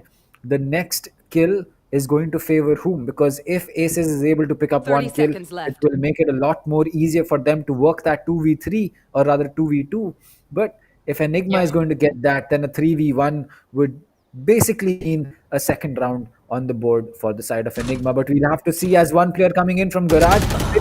Rena picking up that kill. The dismiss comes in, the position called out. Fika going in for that full rotate. It's going to be a side plan. Rena has pushed in deep towards CT, as Ghost is making sure that he can check every single angle, but he's worried about Garage. He does not know whether he should make in a push towards CT Last or player not. standing. And in that time, Jiren is going to push up and make amends, as the Spectre carry will now have to be the aggressor and not in a good position to take these gunfights. Jiren with a 4K, and what a 2v3 clutch coming in from the side of Team Aces.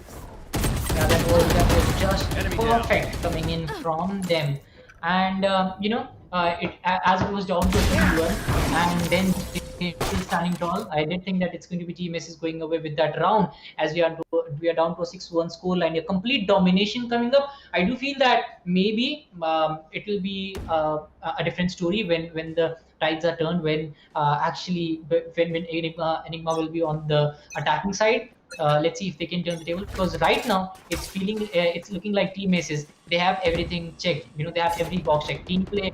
If you talk about the opening kills, the fragger, if you talk about them, the goal is making that play, it has been just perfect. Eka missing a few shots there. He had the opportunity to get that opening kill, but unfortunately will miss out as SMX. The out drone comes up from him. The firebolt is ready, and ESL spot a raise, I guess it was, who was spotted. SMX will try to get that duel in his team's favor as Ghost. He's ready with his operator. He's blocking that angle, but no one is to be found at that position. Raze is struggling with those health points, but I guess it's going to be enough if you can connect a few heads there, if you can connect a few single taps.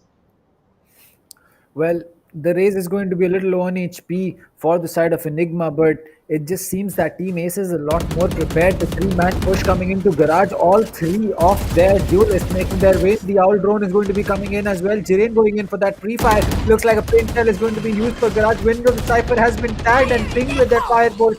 And it looks like the showstopper is going to get used, and Cypher will get taken out. This satchel and the showstopper being used in 30 conjunction. seconds left. Official Buster now. He'll have to come in. He will have to get that frag, but Ghost missing another shot. Yuto is going to get that kill. Ghost getting tagged completely, and Strokey getting that kill on Professor, falling to Hika, and Jiren getting his trade. And Team Aces is so strong on the map of Haven. You have to agree. Yeah, I mean, it seems like even if Last player standing. Enigma Gaming comes up on the attacker side, the lead is humongous from Team Aces, and even if they lose a couple of rounds or maybe the first 3-4 rounds, it still won't matter, because if you have 7 to 9 rounds in the first half itself, or maybe they are looking for 10-2 right now. If you ask me, 7-1 already on the cards, so I wouldn't be surprised if it's a 10-2. But yeah, at the end of the day, 2 rounds for this Team Aces, I do feel it will be a lot easier, as it is going to be an A stack coming in from them, a full man A stack actually. Jiren will get one. He's not missing many of those blades coming in from the blade storm. Hika is ready with his shots. Let's see if he can connect any. But Jiren, he's trying to move in. He's trying to look aggressive right now. Can he spot a few players? Hika is still playing the waiting game. He'll spot out one. He'll get one as well, but his position has been might just be a matter of using taken out. Yes, it's happening. He will get one. He will get one as well. But Jiren with that blade storm. This guy is lethal. This guy is going places. He'll get another, as we are down to a 4v1. Enigma Gaming struggling to get things going their way. And yes, it's the 9th round, ladies and gentlemen. We are live 7-1. Ghost is coming up with a fight back. We'll get rid of Jiren. But is it enough? No, says Fuse. We'll get Ghost as well. It's going to be 8-1 after the end of the first 9 rounds. Oh boy, Team Aces is running away with the map of Haven, and 3 rounds left in the split.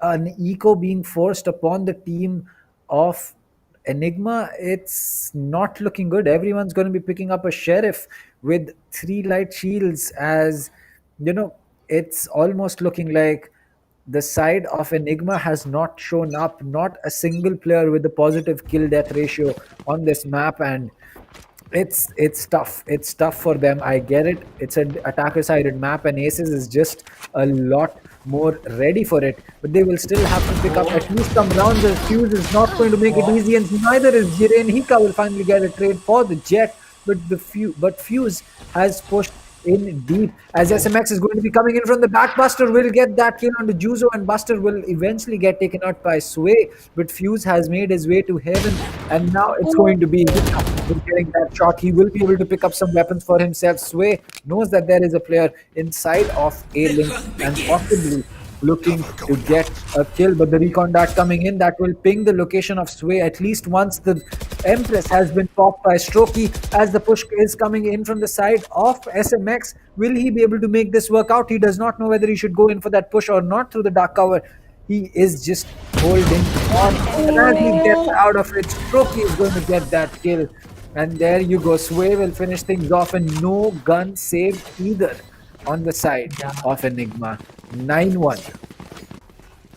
Sway, boys, I guess it was the first kill from him in this round, but it was amazing from the players of Team ASES. I really love how they have changed things here. I mean, I did expect things changing after the change of composition, but to this level where we cannot even find Enigma Gaming and specifically Buster, because he was one of the top players in the last game, and I'm talking about the overall standings there, the overall kill standings, but this time he's nowhere to be seen. I mean, he has been shut down very early, and I guess it's all about the cover that is being provided by the players of Team ASES. It's looking like Team ASES, they have taken a book, taken a page out of Enigma Gaming's book, but Enigma Gaming, they have lost their book completely. They are they are going from one place to another. They are being played. It's not the same team play that we saw from them in the first game. SMX finally trying to come back. He'll get one onto Strokey. Fuse will get one as well. The satchel comes up from Fuse as he'll try to move in. It's down to a 3v4 situation. Coming on Fuse. He's struggling with those health points right now, but he just cannot do anything. The plants have been very efficient from this team of Team ASES, but they don't have the. Finally, the spike has come up from the Rays as he'll try to move in. Enigma Gaming, they still have the numbers advantage, and yeah, I talked about this, a 10-2 score line at the end of the first half. Let's see if that actually happens. Team ASES, they can still make the play. Fuse is looking for that opportunity, and they are spending a lot of time here. I feel it's going to be a C push coming in from them, but they want to win this. They don't want to give up. Even if they have a 8-point lead, they don't want to give out anything for free. As Juzo will try to gain some more information for the rest. Well, it certainly is looking like SMX is going to do something about it, as a showstopper will get wasted by Hika. It's down to a 2v4 with no time on the board. The too long push comes in. Buster will spot the player as he is going to get constantly pre-fired. He is going to make a way in. Hika will get that kill, and Buster will finish things off. So finally, a round on the board again for the side of Enigma. This was a much-needed round. Yeah, and that was what I was thinking, Ishan. What has happened to Enigma Gaming? This is the same question which is popping up in the chat as well. And all of a sudden, it's looking like the teams have changed. I mean, Team ASES was far better if you talk about the first round. They were putting up a very good fight, and Enigma Gaming, all of a sudden, they are going down and down and down, and it's now very hard to come back as we are down to a 9-2 scoreline after the first 11 rounds that we have seen. But Buster and Hika, they finally redeemed themselves in the last round, and I guess that was the platform that Enigma Gaming needed to come back. They went away to that round, but it's still not enough if you ask me, as the game will start to heat up again. It's the A side, which is the of aspect. Will cool down Sway, will get that kill. Good start for Team Enigma, I would say, but we still need a lot more. Strokey will get one on the Batman. Before calling one, will get one as well. Strokey is taking the play, but it's Hika on the other side. Will shut down Strokey. Hika will get one on the field as well, as we are down to a 3-2 fight. Strokey will go for that plant. It's a very good plant for him, but do they have the numbers? Strokey will get one onto Hika. SMX will get one onto G-Rain, as we are down to 2v1. The Jet is struggling with those health points, but I feel it should be enough. But it's the Reina on the other side who can get a lot of work done, but the plant hasn't done. SMX will shut him down, will get a 3k, will get a round as well, a very important round coming in for all the players of Enigma Gaming. And it's a 9-3 scoreline that we are seeing. Now the pixel round, they are very important, specifically for Enigma Gaming. Well, this was a very important round coming in for the side of Enigma, and they were able to pick that up. So 9-3 is going to be the split. I'm not sure if this is going to be enough considering how Strokey and Jiren are playing, but I think that if this is the best that Enigma can do right now, let's see what they can, have going forward from this. Because yes, it's going to be an attacker-sided map. The pistol round will be very, very important for Enigma to take right now. It's if they lose this pistol round, it's going to make it extremely difficult for them to come back. And even if the comeback happens, it will probably end up going to a close overtime, as Fuse is going to get 2, as it looks like we will not. Oh, Fuse is going to get 3. What? Oh boy, Fuse is very low on HP, but he's still being the aggressor here. Jiren is very, very close. Fuse is not going to be checking that angle, and Buster will get that kill as he pushes in. He's going to be checking this close corner, and Buster with that frag as well. Batman picking one up onto Sway as well. So now a 2v2, and Enigma still has a chance to make this round work out for themselves. Yeah, Enigma still has a chance here as they're looking for that plant. I guess it is going to be the seaside, which is being left by Soa. This can be the opening that Team Enigma needed as they are trying to move in. This will be the C plant. I really expect a very quick plant coming in, but Soa, he's waiting at the back of B side. He'll try to move in as soon as the spike initiation starts. But the Jet, he's not moving in inch here as there is no information. Finally, they have realized that it's going to be a C plant. Jet on the move as well. It's Jiren who has been the star player from his team as of now. Team ASES finally looking to come back. It's a 2v2 situation. It's all about that initial pick. If it's going to be Enigma Gaming going away with that first pick, I guess they are going to go with the victory as well. As Buster, he finally connects the right angle, but the rotation is coming in from the players of Team ASES. They're looking for this opportunity right now. They want this kill. And that's the shot coming in from Hugo. He'll get Batman. Buster is still out. He'll get the report that stops him from doing that. Jiren takes out Buster. That's going to be the defuse which is coming up. Look at those health points. Surviving on 20 health points, but still getting the job done. 10-3 is the score line right now. And the kind of play that has been shown by anyone. And after that, this individual play from Jiren. Getting those kills, getting those frags when it matters the most, and going away with the victory as well as we're down to a 10-3 score line after a matter of 13 rounds.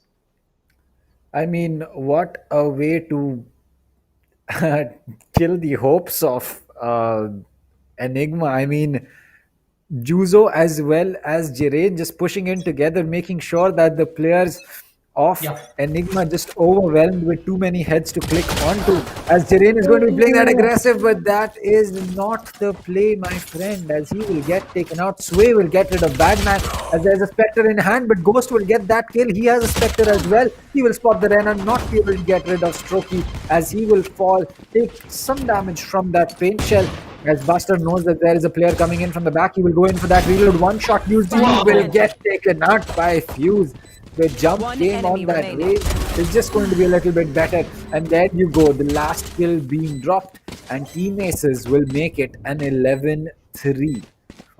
Yeah, they're looking just too good right now. And in the last round as well, I guess if you talk about Enigma Gaming, the two players, they were a lot more predictable, because when you are trying to go in a post-plant situation, you would expect to be the players to be behind the block and in the corner as well. And in many cases, they were very quick to react. They sent in two players, they got that kill. And the same thing happened in this round as well. Strokey coming in from the top side, from the hidden actually, spotting that player out really well and getting that kill very comfortably to get another round for Team ASES. So if you look at it, Team ASES, they have been very good in the execution of plans that we have seen in the throughout this game specifically. In the last round as well, they were not looking this good. Yes, they were putting up a good fight, but it was not to this extent. Beautiful play coming in from ASES, and I do feel that they are going to go away with this round quite comfortably, and then it will come down to the third game that they've always talked about, as Buster will try to move in. And he has a couple of players inside, but the Cloudburst will actually deny him the entry at the site, as well as it's going to be an A stack coming in from the players of Enigma Gaming. Let's see how that pans out for him, as Hika will start the proceedings by taking down Fuse. So that's the perfect start that they would have wanted in this push. But look at the players of Team ASES, the kind of angles they are holding. It might just be a 1v1, and if he wins it, Strokey, yes, he wins it. And now, even if they have got that kill, even if it's a 4-2 situation, they have lost the fight. Ghost comes up, gets rid of Sway. for 2. The Jet is struggling with those health points, but will that matter? remaining. Juzo will get one on to Hika as well. It's down to 3v1, and Team Ace, it's looking like they're going to go up with another. Ghost is looking for that spike. This is what I was talking about. You take out the spike carrier, you take out one player, and on top of that, you also have the side spike in your control, and you can rule out a lot of players from the opposition by just doing that. And that is what that last player did. He was still just too good for Buster as well. As it's going to be Team Aces going over with another, and they are very, very close to going away with this round and making it a 1-1. Well, Split, here we come, because going from this score to overtime is possible for Enigma, but it seems unlikely, seeing how they have been completely taken out. And again, Hika going to be the one to fall. He'll get taken out. Fuse will get rid of that boom bot. He will use one of his own. This seems to be a B push coming in from the side of attack this time. The boom bot is going to spot 2 players. The showstopper is not going to be used up, as Ghost will get that kill, as it looks like it's going to be Strokey getting one.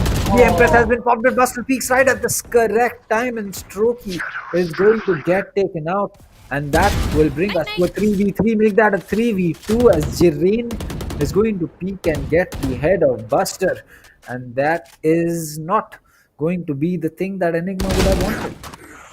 Yeah, Batman gets one on to Sway as we are down to a 2v2 here again. It's getting really close, but it's just that in the last round it was Enigma Gaming going on with those 4 victories, but this time it's Team Aces who are closing it down. As again the same kind of push which came in as the impact coming on the A side. The shotgun is going to do a little bit of damage, but not enough to get him. But Jiren will couple it up with a very good spray. Ghost versus I guess it's the last player from Team Aces will down to a 1v1. Ghost gets it for his team. He gets it done, and it's down to a 12-4 here. As finally Enigma have got things going, but for how long? As the victory looks highly for Team Aces right now.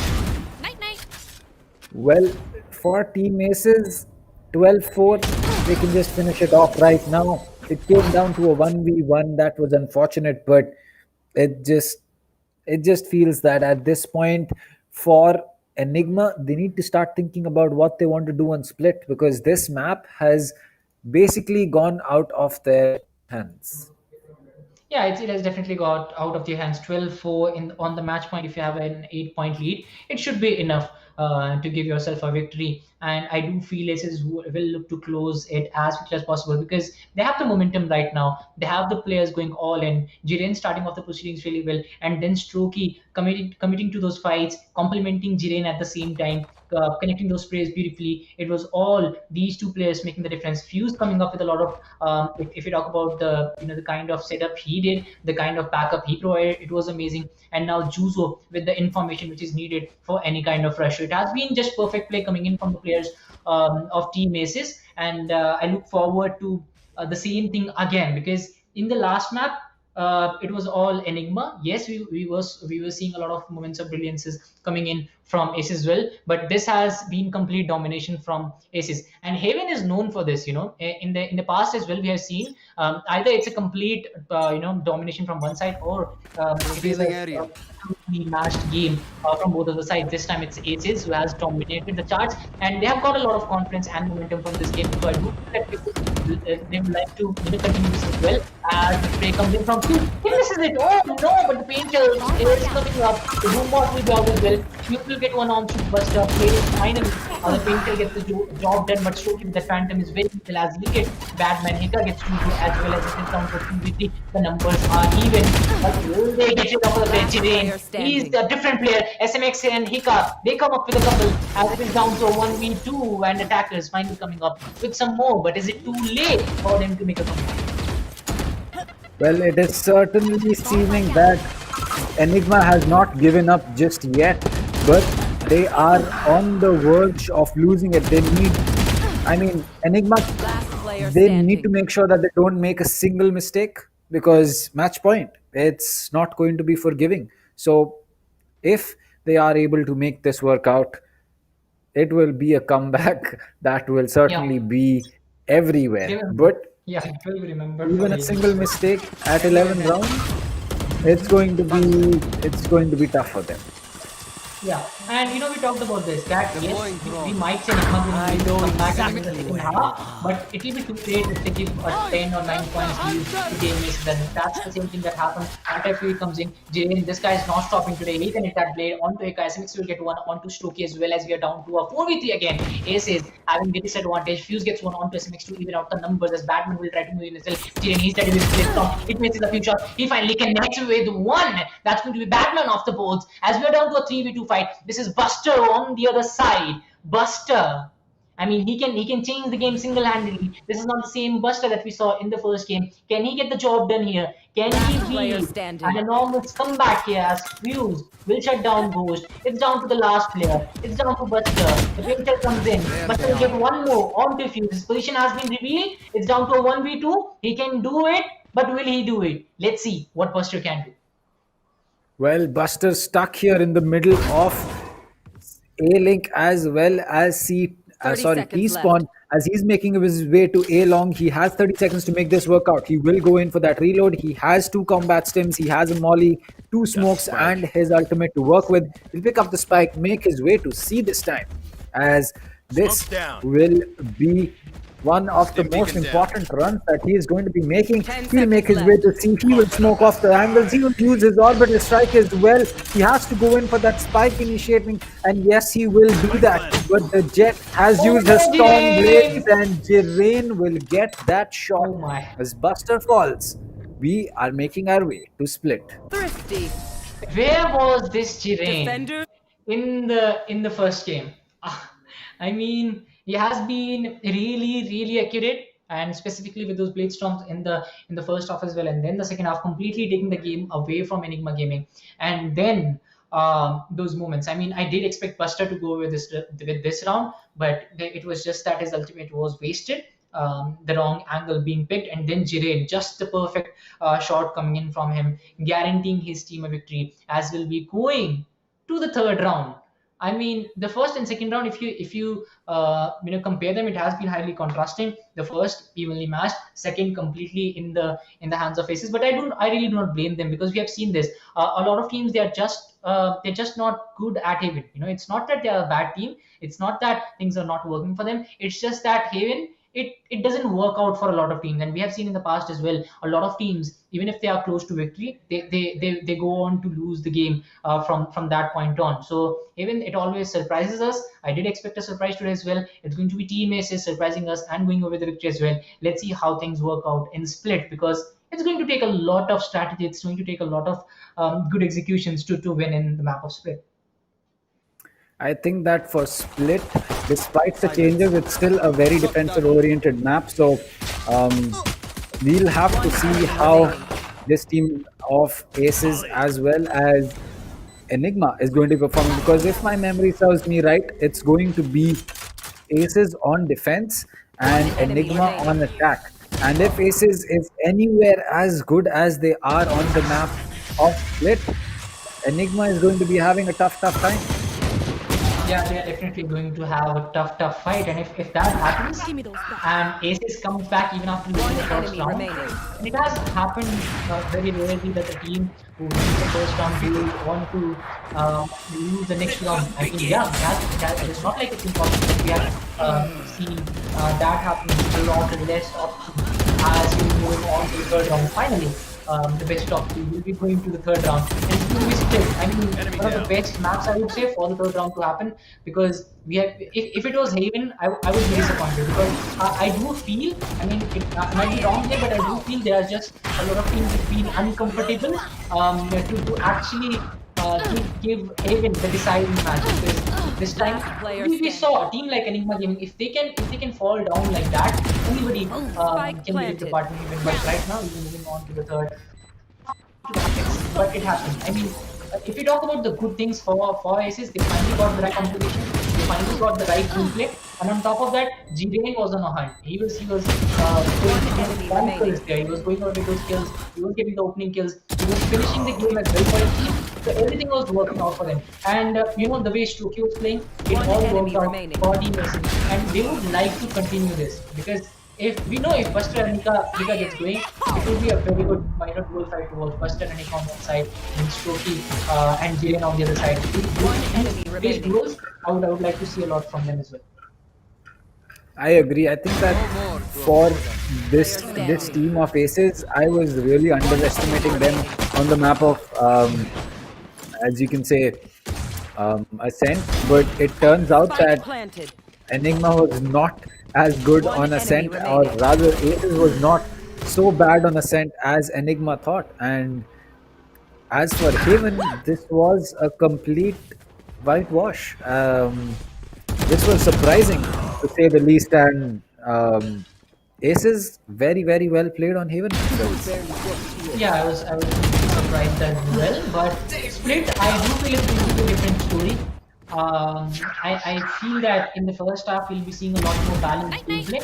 But if a team has the edge, they will go on to win the split game as well. So it's all about getting the first pistol round, maybe the half fire round, and after that continuing that. What team Aces did this time?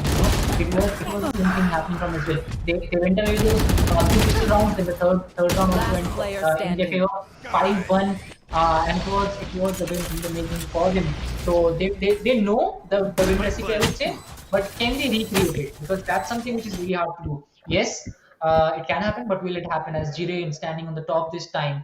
I'm really surprised to see Buster at the fifth position because he was, one of the top players in the last game. Strokey playing it out beautifully as well. Fuse also making an entry into the top three. Heka, Buster, I felt that they were a lot less influential this time, and that might just be one of the main reasons for Enigma to fall down so easily. But if they know what they have done wrong, they'll come back very strongly in the next round, and they'll try their best to go with the victory. As we'll be moving on to the decider, the third round in a little while. Well, for the decider, Split is going to be the map, and how is it going to pan out?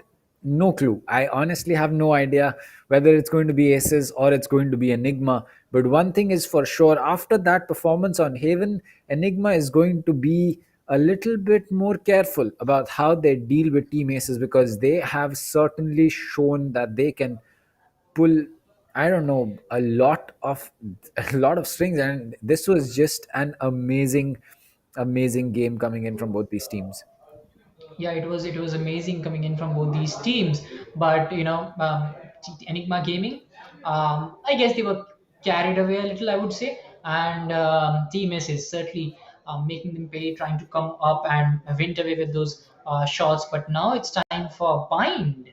A Is it? Oh, Oh, wait. Oh, wait. It was bind. My bad. I yeah, thought that it was split. yeah. So it's Well, going to be Bind. we- Yeah.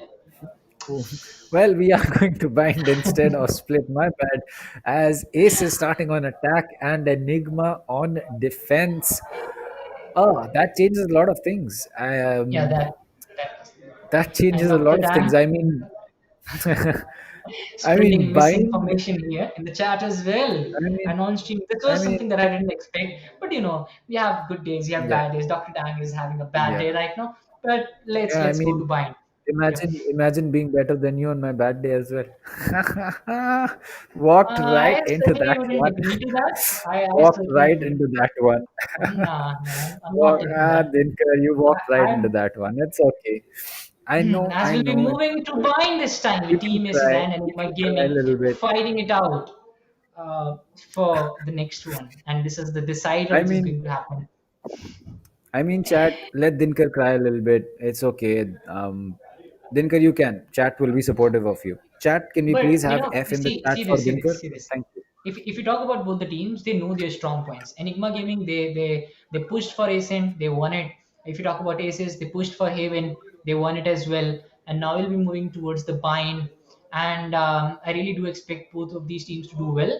But if you haven't done well so far, if you haven't registered for the qualifier four, it's your chance to do so because the registrations will be ending on 30th of Jan 2021. So make sure you do that. And also you can go with those HyperX gear. I certainly want one of those if I can. HyperX, are you hearing me? No, my friend. No. That's Well, that's going to hurt.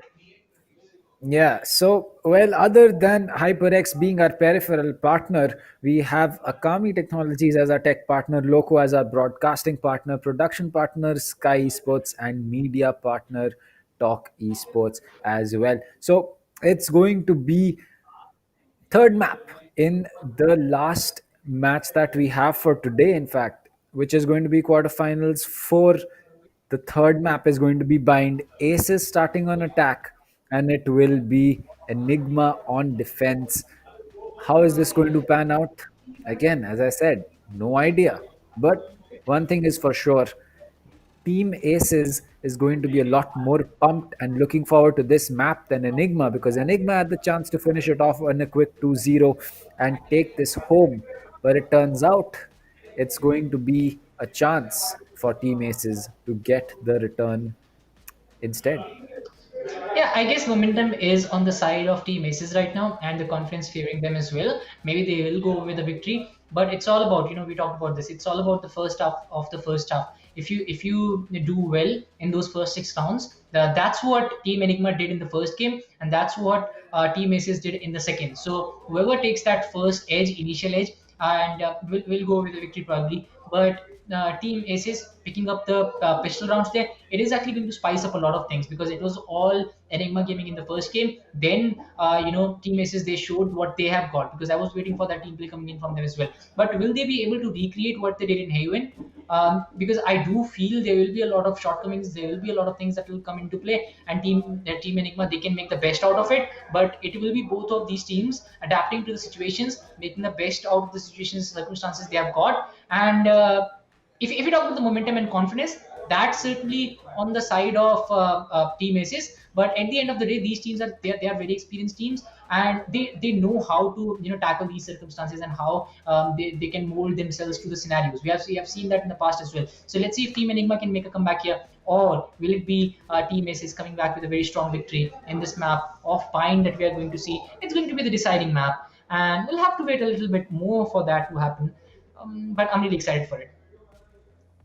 I'm excited as well. I mean, for Bind, I can't really predict who is going to be winning, but we can ask our chat. Obviously, we can ask chat who they think is going to be winning the map of Bind, and yeah, actually put the prediction that you think is going to be for the score between Enigma and Aces in chat, so that we can possibly get a heads up as to how many people going to be supporting Aces and how many people are going to be supporting Enigma. As for me, I'm just going to be supporting the team that wins, and Dinkar's probably going to be the one supporting the team that loses. Yeah, I have no shame in that. I don't change my party according to the winners. I'm quite a loyal guy, I would say. Yeah, and I stick you're on used to losing as well, right? It doesn't matter. Winning and losing, it's a part and parcel of the game. I would rather be on the losing end than changing sides when the team wins. It's loyalty. It's the key, man. Dr. Dang, you'll get the idea when you grow up. That's something that you would learn with age. But right now, I I got mean, the what point can I there, do? right? I'm still older than you. But you're still not mature enough. You still don't get the point. Then how does it matter if you're old or young? I mean, it doesn't matter. Yeah, I I can got the do a point lot there. more things. Dan, we can leave that. I already won. Let's go back to Team Aces Oh, versus that's the Enigma first Gaming. victory you've had in ages, Dinkar. Congratulations. Do you want me to send you a dairy milk? Yeah, please do. Please do. All right, I'll send you a 10 rupee All dairy right, milk. let's Don't talk worry. about the compositions right now. Fuse coming up with Race and Yuzu coming up with the Reyna. I am. What do I say? Rude is back in the line as well. Jiren still playing on the Jet. But let's see how these things pan out for them. As Badman will be playing on Cypher, he's not going to leave that. Ghost on the Jet as well. Ghost on the Jet, I feel that he's one of those players who has still not got going. You expect your duelist to get a lot of kills, but in the last 2 games, I guess he has got a total of less than 20 kills. Both of those games combined. So that's something that you don't see too often from the duelist. So I do feel that he needs to come back here. Buster, a lot of things depend on his shoulder as well, because we have seen what he can do. And if Enigma Gaming won the first game, it was on the back of Buster making the play, coming up strongly, and going away with that victory. But now it all comes down to the deciding match, the deciding game. Bind it is, ladies and gentlemen, as we'll be moving in. Let's see what these teams have got. Well, as we roll into Bind, it's going to be a pistol round coming in. So there you go. SMX as well as Cypher holding on. There is a push coming into Hookah. They're going to be wall banging for the wooden box. The paint shell is ready, but Fuse is going to take a headshot through the...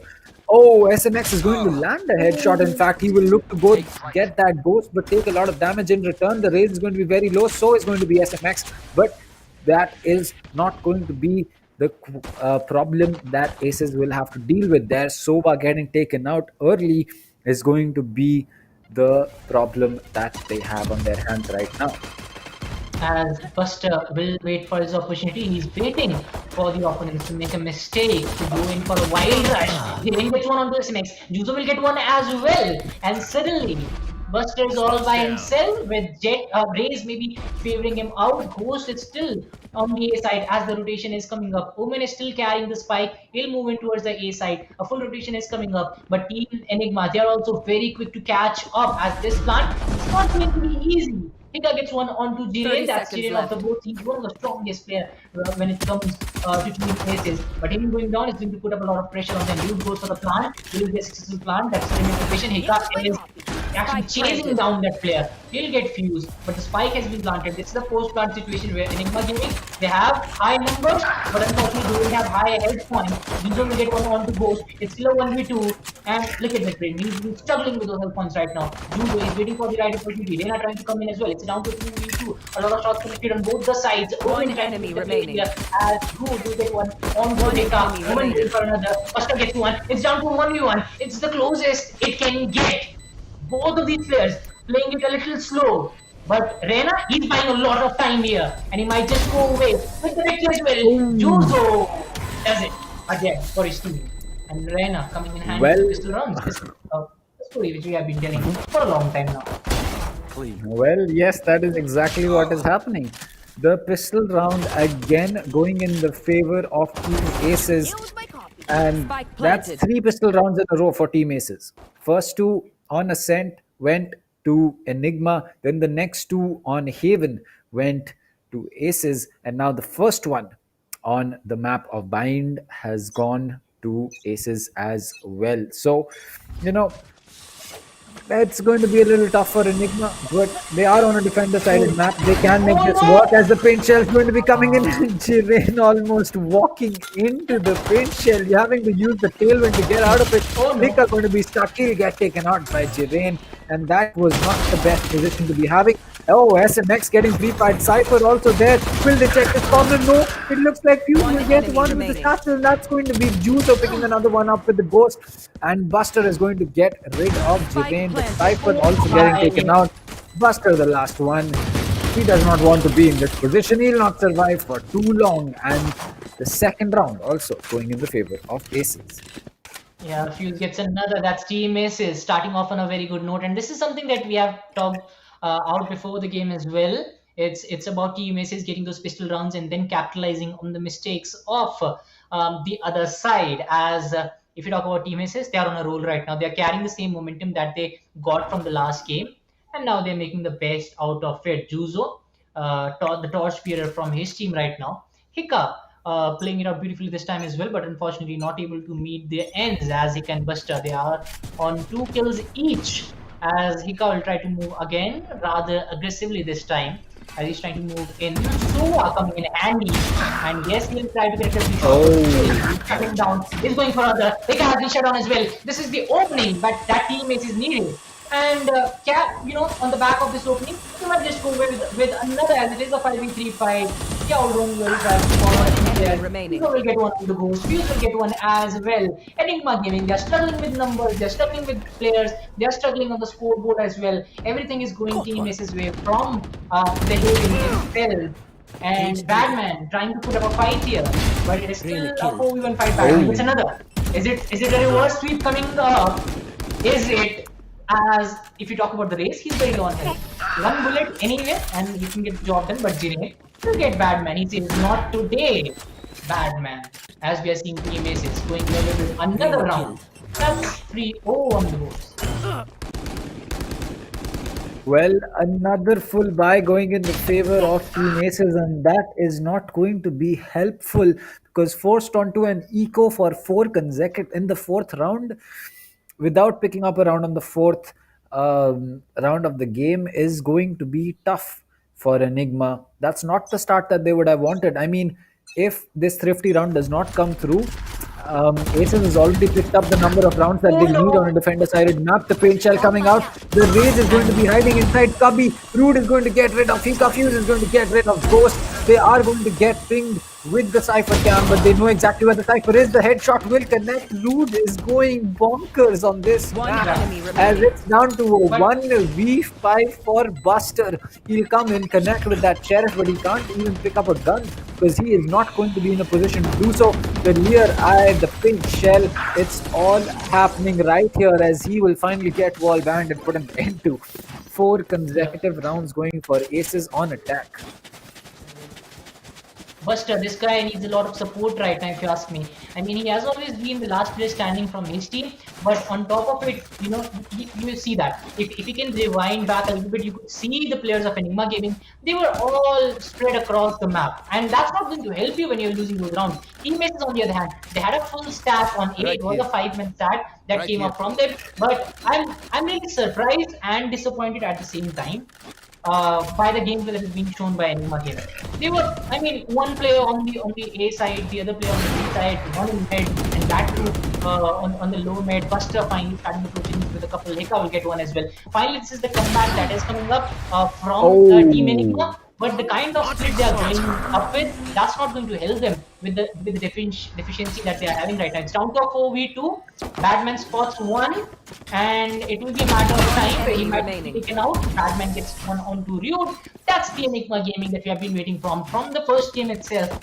Finally, they come back. But can they keep up this pace? Can they keep up the momentum? That still remains a question because we are seeing a lot of wild plays coming up from them. This is something that I did see from Aces coming up from first game. I guess it's the pressure that's getting the best of them. Maybe it's the pressure to do well, which is forcing them to make these kinds of plays where their think tank is actually completely rattled.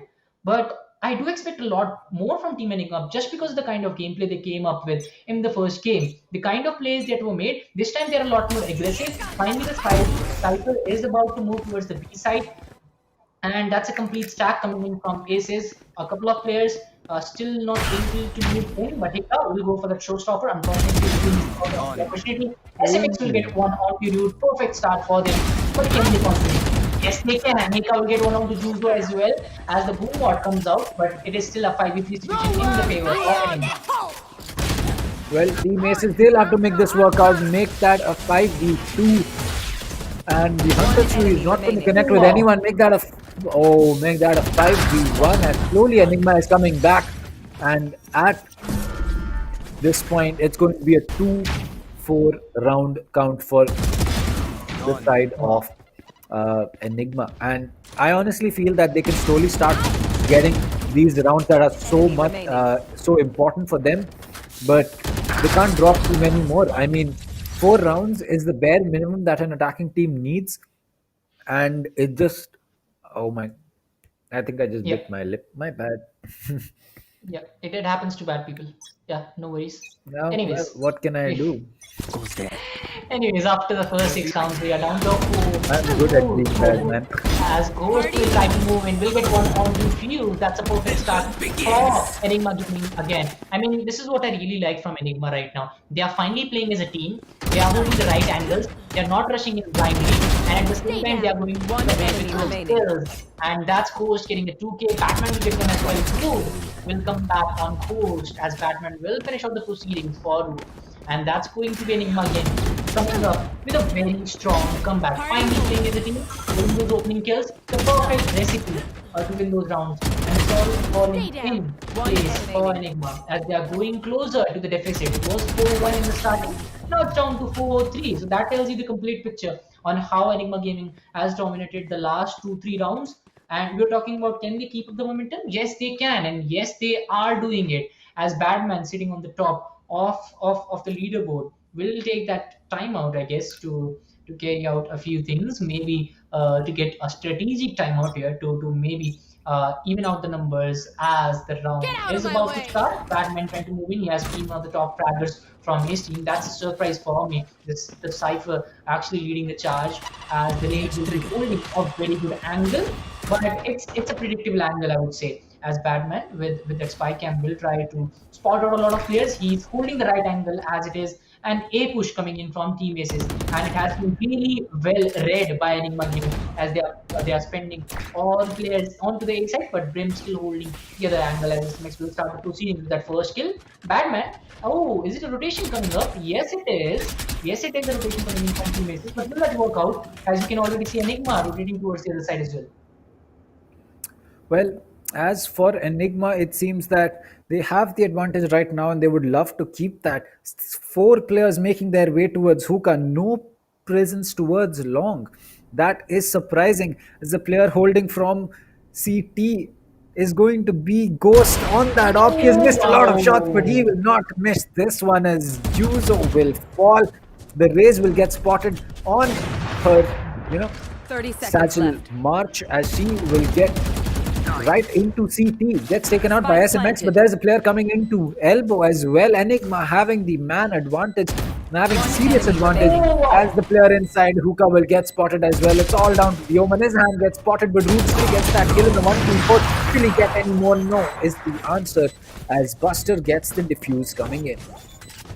Yeah, one is the most he can get as he will be spotted, will be taken down as the deficit has suddenly disappeared for Team Aces. It's Team Enigma making a very strong comeback.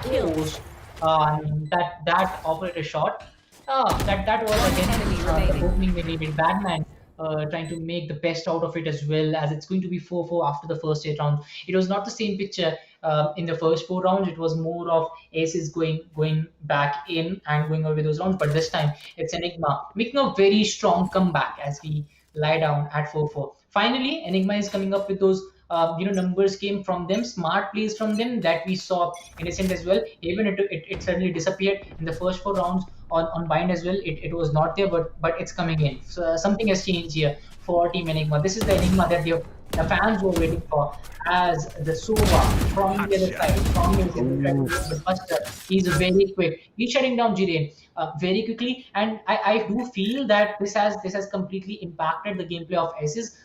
As if they are not able to go for those first kills, if they are not able to get those first picks, it just doesn't work out for them. As Zika will be holding that angle very strongly this time again, as a couple of players from Team will try to move in safe. Sway will get his next season out the number. Here comes in. He'll spot out one. Will he spot out another? Oh, he did spot him out as well, but unfortunately that's not going to work out. As Batman will get rid of Juzo is down to a 3v2 again, wherein Enigma Gaming is still having the numbers. Well, as the neural theft comes in, this will force it to rethink the way that they want to push 3-2. They have a decent idea that the Cypher is going to be holding on towards A. They're going to be shock darting one off the corners right next to Lamps as the Omen is going to be coming in for the peak. The Sova will pick up that teleport. Both of them will be going in for that rotate. Hookah might just get orbital strike, but it looks like no, it's going to be Ghost getting rid of Rude. And now with 20 seconds on the board and a flank coming in from the back, it's going to be very, very difficult for the Sova to clutch this up. Sway will still pick one up, and now in a 1v2 with 10 seconds on the board, he will drop down to his death as Buster will pick up that kill on the Sova. Yeah, it's going to be Buster finishing off the proceedings for the other team. We'll get that round away, and this is where Buster started, and that's how we finished it off as well. Beautiful play coming in, and Hika also, played out beautifully on that edge, surprising the other player. And if you talk about team Enigma Gaming right now, everything is working for them. And on top of that, Ghost, even if he has got only 6 kills and 6 deaths, even if he's in the middle of the kills leaderboard for his team, but the kind of angle he's holding with the operator, he's not allowing the other team to come in. Every time there has been a B push coming in from ASES, he has been the guy to stop that. He has been the guy to get that kill, to actually decrease the numbers on Team ASES side and completely done their rush. It has been very good coming in from them, and it has supported the players of Enigma Gaming very beautifully, and it has been one of the main reasons that it has been doing so well. As we are seeing another boost stack coming in from the players of ASES. It hasn't worked in the past from them, but let's see if it works this time as the Hunter's Fury. And this time it's actually they are trying to take out Ghost first. I do feel that. Unfortunately, that didn't work out because Ghost appeared there a little later as the shots will be coming through. Batman spots out a couple of players. The spray will be coming from him, but it will be Sova trying to stop him out, stop him as well. Spycam will be destroyed. Batman, he knows where the players are. Oh my god, Batman! What is this guy doing? And that Phantom has completely dented the hopes of Team ASES. Batman on a roll right now. 30 seconds left. Well, what a spray down as the jet will get spotted off Team ASES inside, or rather outside of Hookah. The classic right click comes in and Hika will be picking up that kill. So it looks like finally Enigma is able to make head or tails of Bind, but is it a little too late? They do have 2 more rounds to go, and if Team ASES is able to pick up this outgoing round, or even 2, a 6-6 or a 7-5 split, that will definitely be advantage Team ASES. Yeah, let's see how that works out for them as Team ASES is looking for a fight back here. But how well did Batman play there? And that play has made him sit on the top of the field before his squad. Go on to connected beautifully. Will move out of the way as well to deny any kind of opening for the other team. SMX will couple it up with another Juzo still up and running for his team. Will take down SMX. Kind of balance the numbers, but that's not going to work. News comes up with one more Phantom coming into play for him as he will get rid of Buster. But this showstopper wasted as Fuse will take down Batman.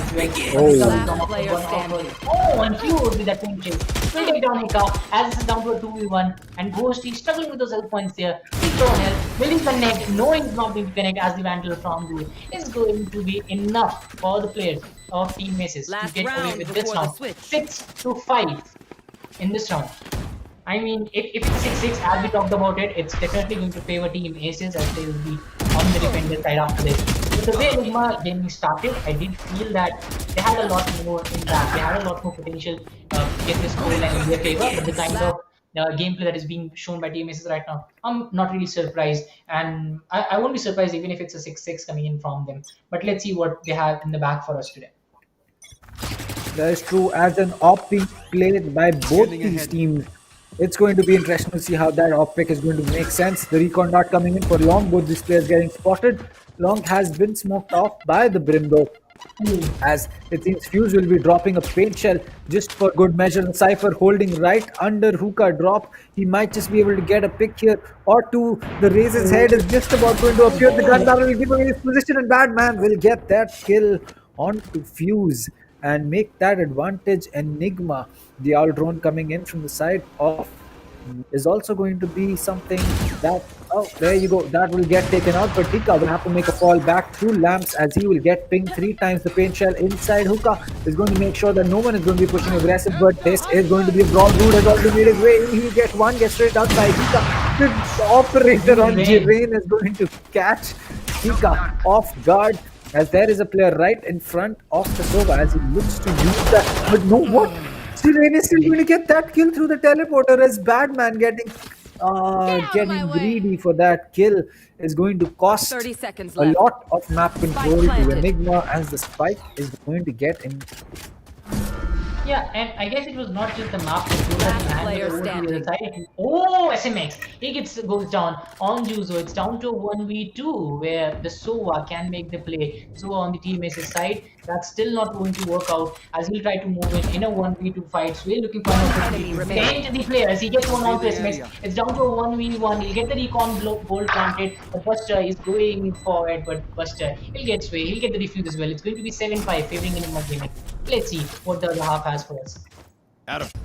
Well, that was a good split coming in for the side of Enigma, but not the best. An 8-4 or a 9-3 is something more like what they should have expected. But a 7-5, it's definitely Last going player to be standing. a lot easier for the side of Team Aces to come back from, as unfortunately for Sway, not being able to bunny hop enough, as he will die to the molly that was dropped by the player, which was Buster.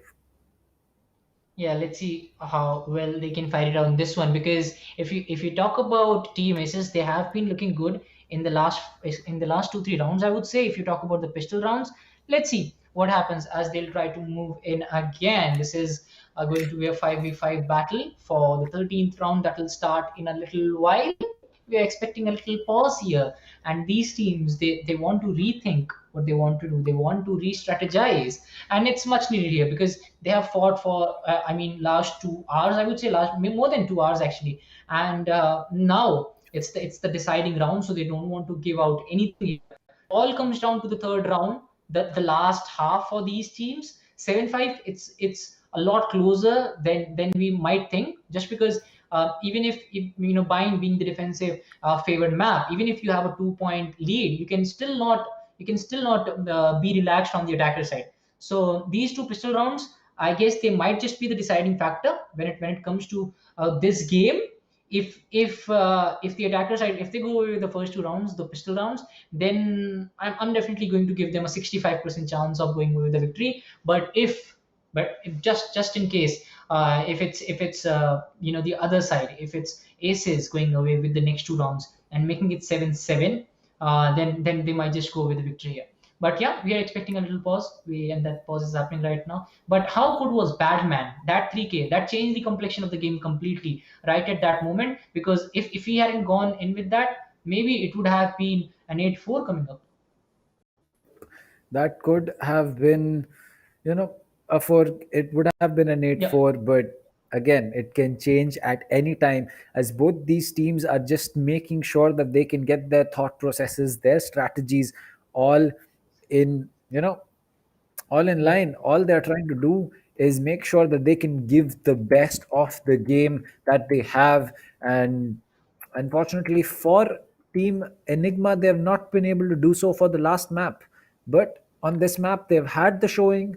They have the 2-round differential that is needed to them, and it's really going to be interesting to see how they're going to be doing. As for Team Aces, they have the ball in their court. They can make that play. They can get this game. They can finish it off and complete the 2-map victory that they have been looking for so long. Honestly, I think that as Team Aces might just be able to eke this win out. They are on defense now. They are going to be having that advantage, but it's just a matter of simply saying whether it's they have the finish line in their sight. Both these teams have the finish line in their sight. Can they simply make that final push and get that? Let's see. Yeah, and we saw what Aces can do on the Haven map. We saw their gunfire, we saw their team play. So I guess they have it in them, and even if it's just a 2-point lead on the side of Enigma, I still won't count out Aces as they'll start to move in. It's going to be Ghost trying to get proceedings. The next team stay away, capture that L point enough that will start to get the control of the A side. It's still a mid push that is coming in from the players of Enigma. On the other side, we have Aces holding out choke points, holding out the entry points, waiting for the right opportunity. They are very quick to realize that it's an A stack coming in from them, as the SO has already cleared out those places as Fuse is going for a complete rotation here. He can act as a spoiler here. If he gets a couple here, he might just change the play. Mega goes for the paint shells. He'll get that kill on with the frenzy. Didn't get one as well on to go. Dismiss and Batman gets a couple to completely dent this side Player of standing. Team ASES, as Buster is going to take down Fuse as well. We're down to a 4-1 situation. Enigma Gaming standing tall right now, looking very strong as ASES. Things are not going their way. I do feel that these pistol rounds will make a lot of difference. But is it going to be Enigma? Yes, it is, as they are going to elongate their lead. They are going to extend their lead, as we are seeing a 3-point deficit for ASES. Well, Aces, they should have picked up this round, but unfortunately, they will not be able to do that. And Enigma, understanding the gravity of the situation and picking up an important round, going in with a half buy for everyone except Buster, going in for a half shield, rather than a full shield. But other than that, everyone with the Spectre and a full shield on board for Enigma. So it's a good start to the half. Can this is going to be the eco round coming in for Team Aces? They've gotten the Cypher Camp. They have Fuse fragging, in fact, pretty well. And Team Aces, if they play this smart, they might just be able to take this round. Yeah, he can just take a couple of shots on the left angle, but he's not checking that. Juzo will make sure he makes him pay. Batman will come in with a retake onto Juzo. The spike initiation is starting across all this chaos which is happening right now. Root will get one onto Buster. It's down to a 4v3. Cyber Cage comes up from Batman. He's denying the side. Oh my but we'll go in for that. He's trying to repeat the positions. On here is that as another cage is being triggered as pickup. One enemy remaining. He spots out one more. That's 3 kills at the same time coming in from the players of Enigma Gaming, and suddenly, you can see Team Enigma dominating the play, even if they're on the attacker's side. But yes, they are making the play. But it all comes down to the full rise here. It all comes down to this round. If Enigma gets it, they are going to have a lot of confidence going into the next few rounds. But if you talk about Aces, they need this one. They need this one desperately if they want to come back, because they're going all in here. They'll be buying full shields, phantoms, vandals, which will be coming up from them. And if they don't win this, everything is going down the drain, as the next round will start as well. Enigma sporting a 4-point lead right now, as you can see that as much. Will try to move in with his Spectre, not the full buy coming in from Enigma. Still, they're going in with the Spectre. Oh, spot one. Connects a beautiful shot. That pixel shot coming in from him. This might just be the opening they need. Batman will come up with one of his own. Sway is dominating this angle, blocking this angle. Whereas if you talk about Enigma Gaming, they're still unsure on where they want to go. This might just be a complete rotation coming up. Are they going for the A side? Let's see. That was a one tap for a one tap. And what a way to start it off. I mean,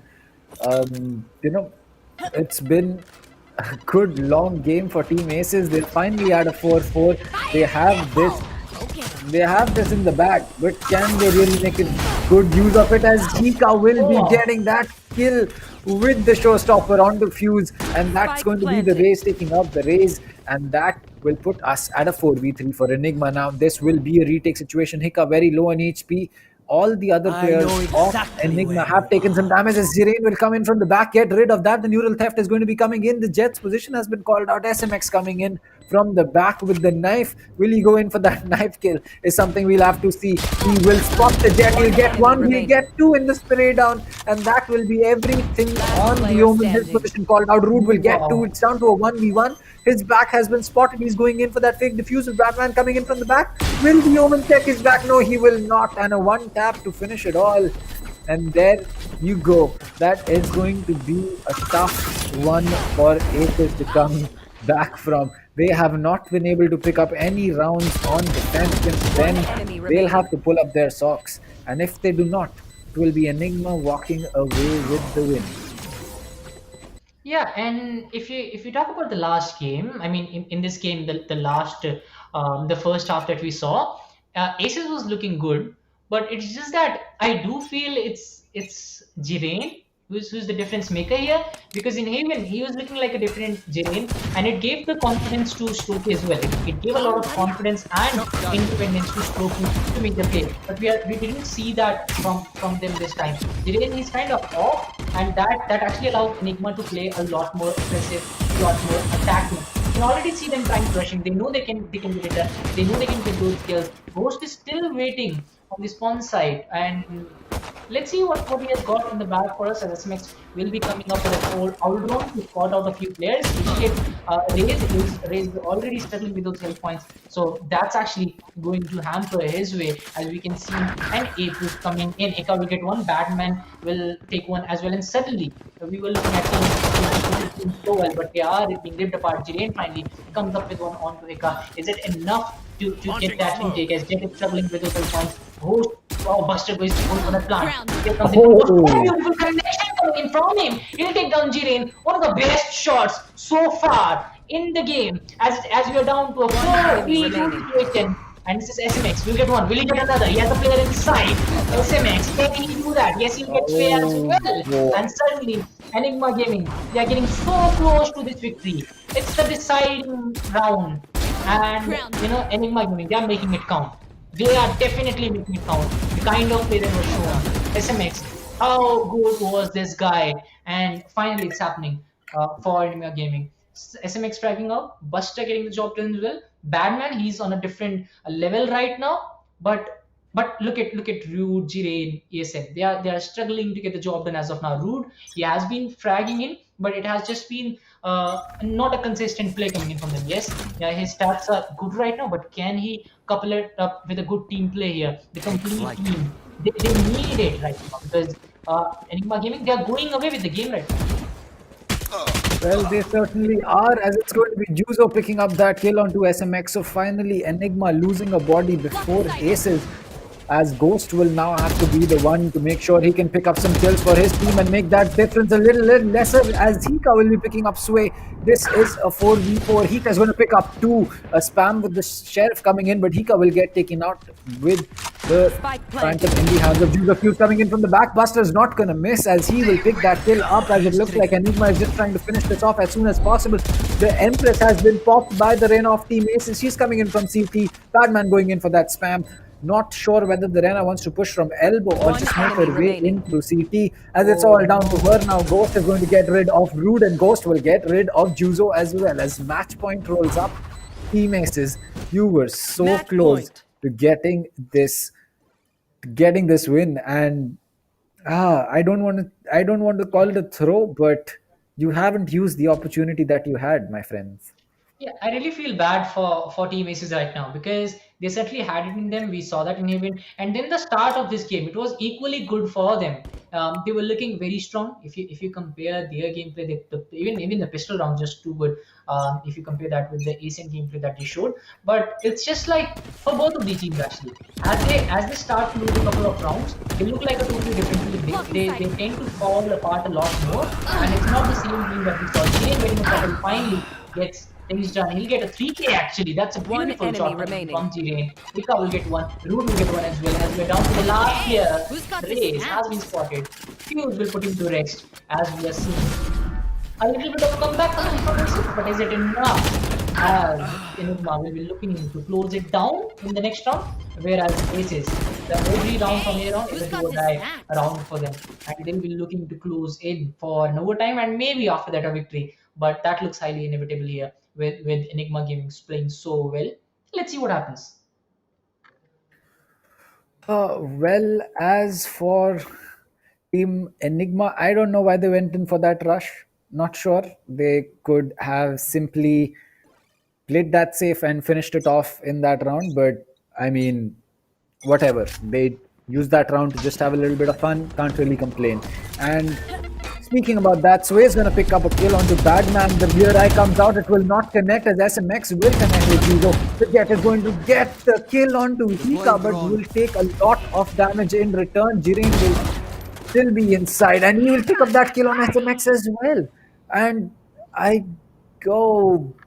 boy, that is going to stink as Fuse is just about to run out. Yep, he will have to use that showstopper. Will not connect. Enigma in a 4v2, but 3 players are going to be very, very low on HP. So this clutch can technically still happen as Ghost will pick one up. That's going to be one of the players off the board. The raise is awfully close. Buster might just go in for a pre-fire. He spots. He will tank a headshot rank to that Phantom, but he will fall to Rude. It's all down to the Jet, and she will have to recover Spike, and she will have to recover the round in the favor of Enigma, as the teleport is going to give away her position. The Spike is going to be inside Showers. The double crossfire being held and a backstab being called in. It's not going to be of any use as Rude will pick up that kill and Ghost will fall. Enigma are going to have to wait for another round before they can celebrate. Yeah, as we are down to the last 5 rounds here, and suddenly ASES is looking like a different team. They are looking to come back here as the Shields and the Vandals and the Phantoms. Everything is ready here for the next round as we're moving down to the 20th round, which will happen right now. It's all about the openings that ASES has created in the past few rounds. Jiren stepping up as well. Specifically in the last 2-3 rounds, you can actually see that happening as Badman will try to move in as well. On the other side, we can already see a B push coming in, Umin and so a couple of players will try to stop that. And the Shiri comes in, will do a lot of damage as Fuse will get one onto SMX. Ghost will come back as well on the Fuse. We are down to 4v4 fight here. Hiccup and all Fuse stack as the Grim is ready to unleash the damage here. Ghost will get another. Will he take the other angle? Will he do that? The showstopper should be enough. No, actually, it is not enough. Jiren will get one on to Hiccup. Buster will get one on the Jiren as well. We are down to a 2v2 situation where the Rena is actually coming up with a backstab from the other side, and he might just take down Grim, and that will be over. If he actually takes him down, Batman gets another. It's down to a 2v1. It all depends on the Rena right now.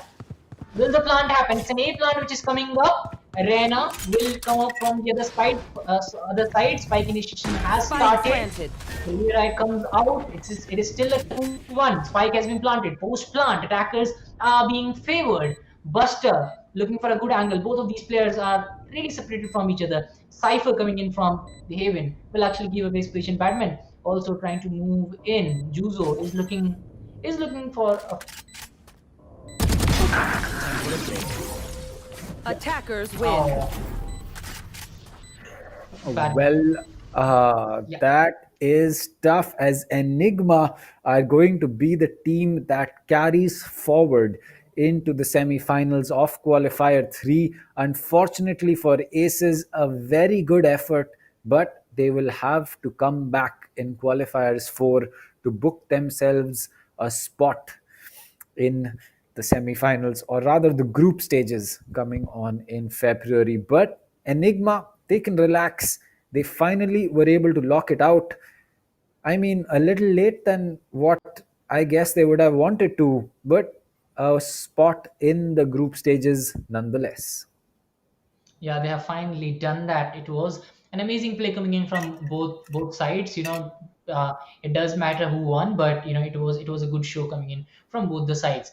Specifically, if you talk about Enigma Gaming, they were very strong to come back. I did feel that ASES was a lot more stronger at some points, but it was just that they were not able to continue the momentum. Haven was just too good for them, and they made sure that they're going away with the victory here. The start for Bind as well, it was very good, but it was just that the fight back which came in from Enigma, a beautiful comeback. Team misses. Look at that. They started off well. The first 2 rounds, they were beautiful. He's also going all guns blazing here. We also starting off well. The first 3 rounds, it was actually the first 4 rounds, I would say. It was looking like Team Misses will go away with the victory. But all of a sudden, something happened for Enigma. They were looking like a complete team after that. And all of a sudden, ASES started to move back, started to go down a little, and then they were coming back as Enigma just cruised towards the victory and didn't give any chance to win. Oh, well, for Enigma, this is going to be a good time to be an Enigma fan. As for ASES, it's going to be a little difficult. And honestly, a very good effort coming in from the side of Aces, but Enigma just proving to be the better team overall in this best of three.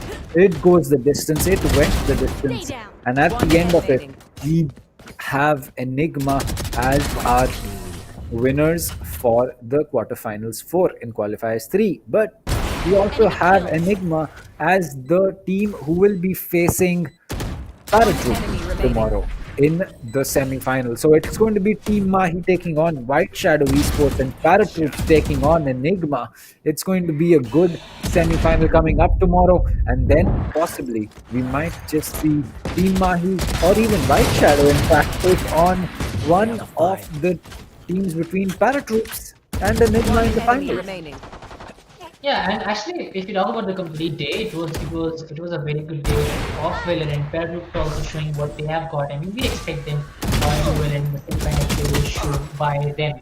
But it was the comeback from Enigma that surprised me a lot. Because at one point, Aces, they not only had the first 4 rounds in the bag, they also were carrying the momentum from the last game. They completely annihilated the squad of Enigma in the Haven. So it takes a lot of heart to come back from the yes, they did that, but the fight from Aces it was good as well. If you talk about the game that we saw, it was never looking like Team Aces is going to go out. Yes, at one point when it was 12-6.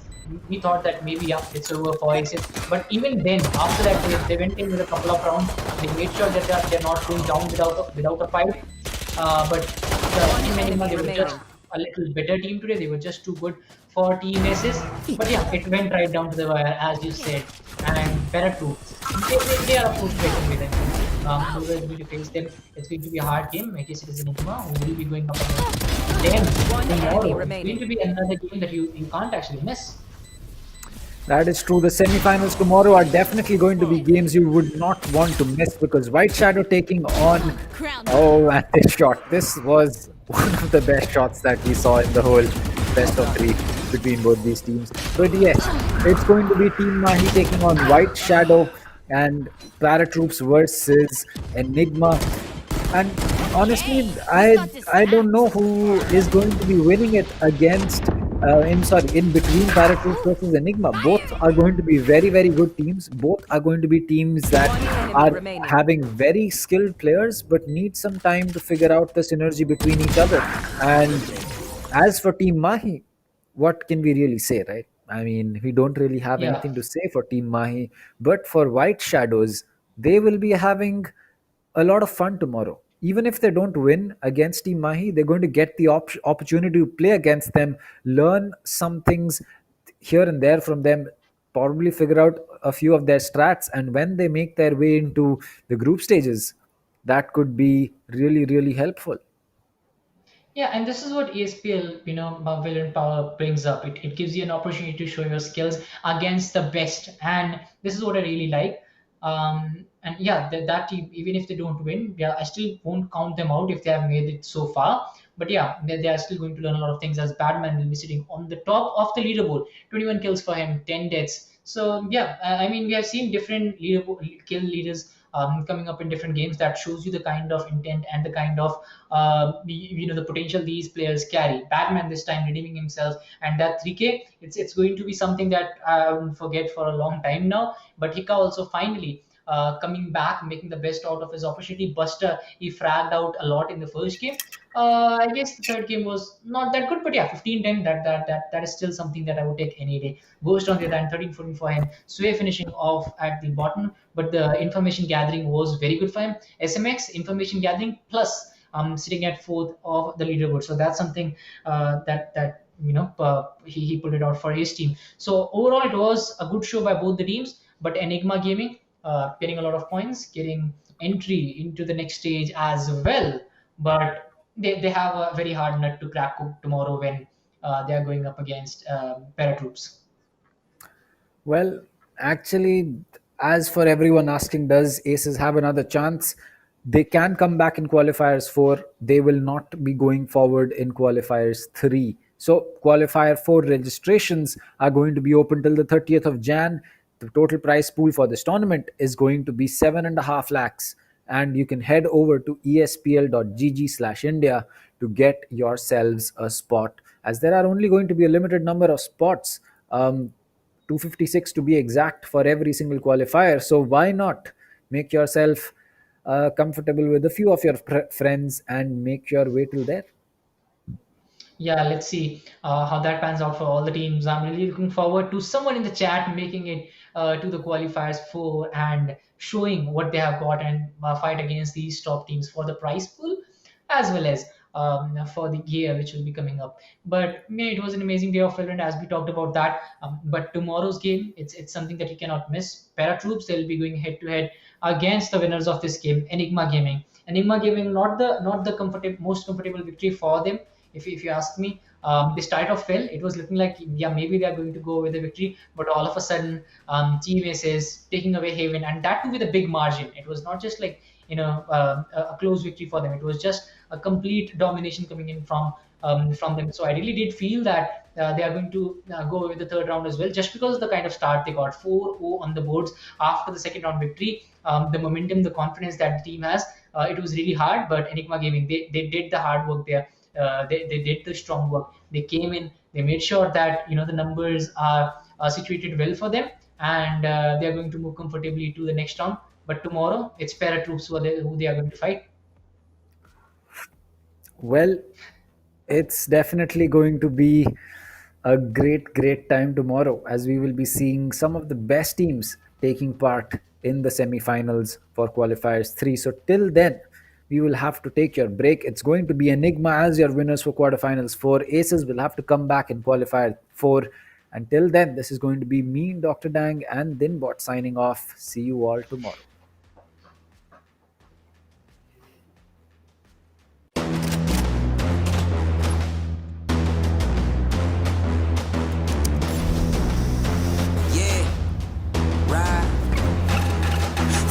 Say, oh God, nothing to say. I ain't have words, I erupted in thunder and rain. If you're mad strong, then why call me running away? It's just a game, but nobody coming to play. I bless. Rise up, though.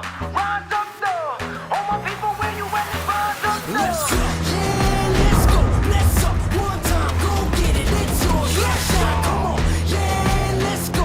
Raise up. That's right. Ride with it. It's yours. Let's shine. Come on. With each day we wake up, stronger, it's our time now, yeah. Cause we warriors. Cause we warriors. Yeah, let's go, let's up. One time, go get it, it's yours, let's shine, come on. Cause we warriors. Yeah, we warriors.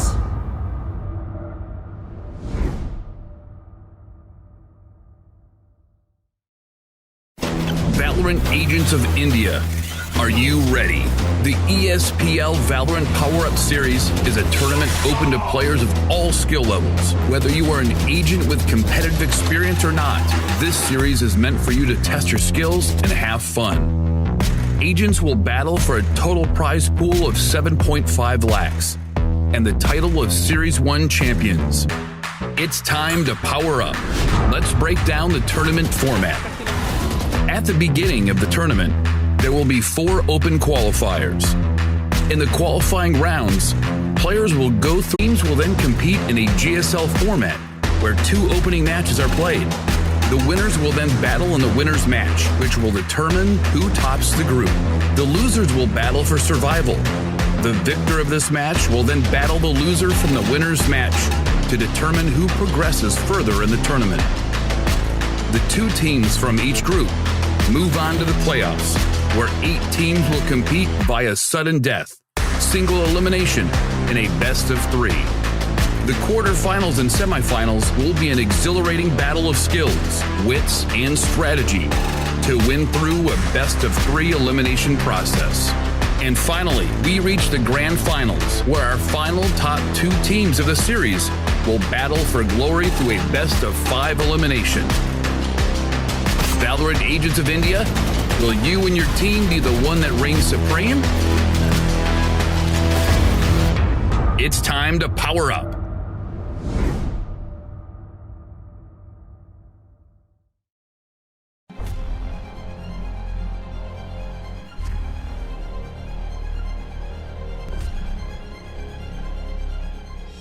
Every young gamer wants to become an esports professional. We make it happen. You just keep on winning.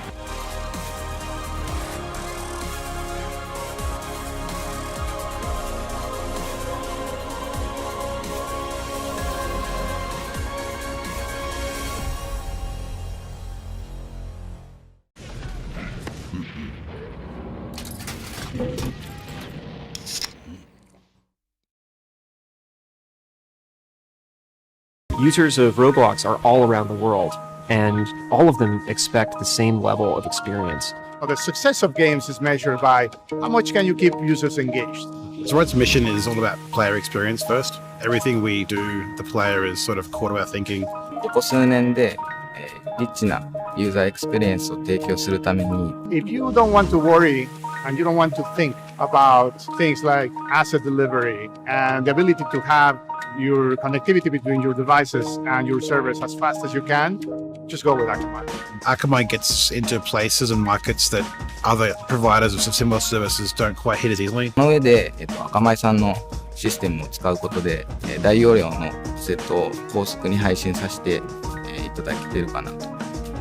The workflow without that, I'd probably have a lot more CDN support because the amount of capacity we'd need from the others wouldn't be there. There's one less problem we have to solve. If Akamai wasn't around, we would probably have to multiply our team by I don't know what kind of factor and understand what we would need to do to replace what Akamai provides to us.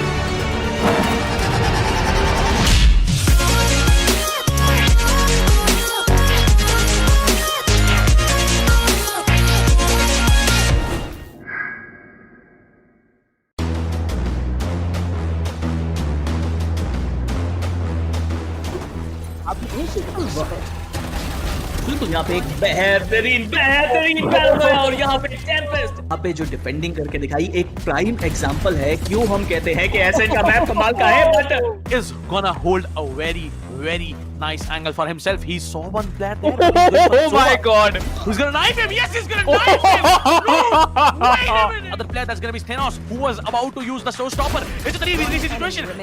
No!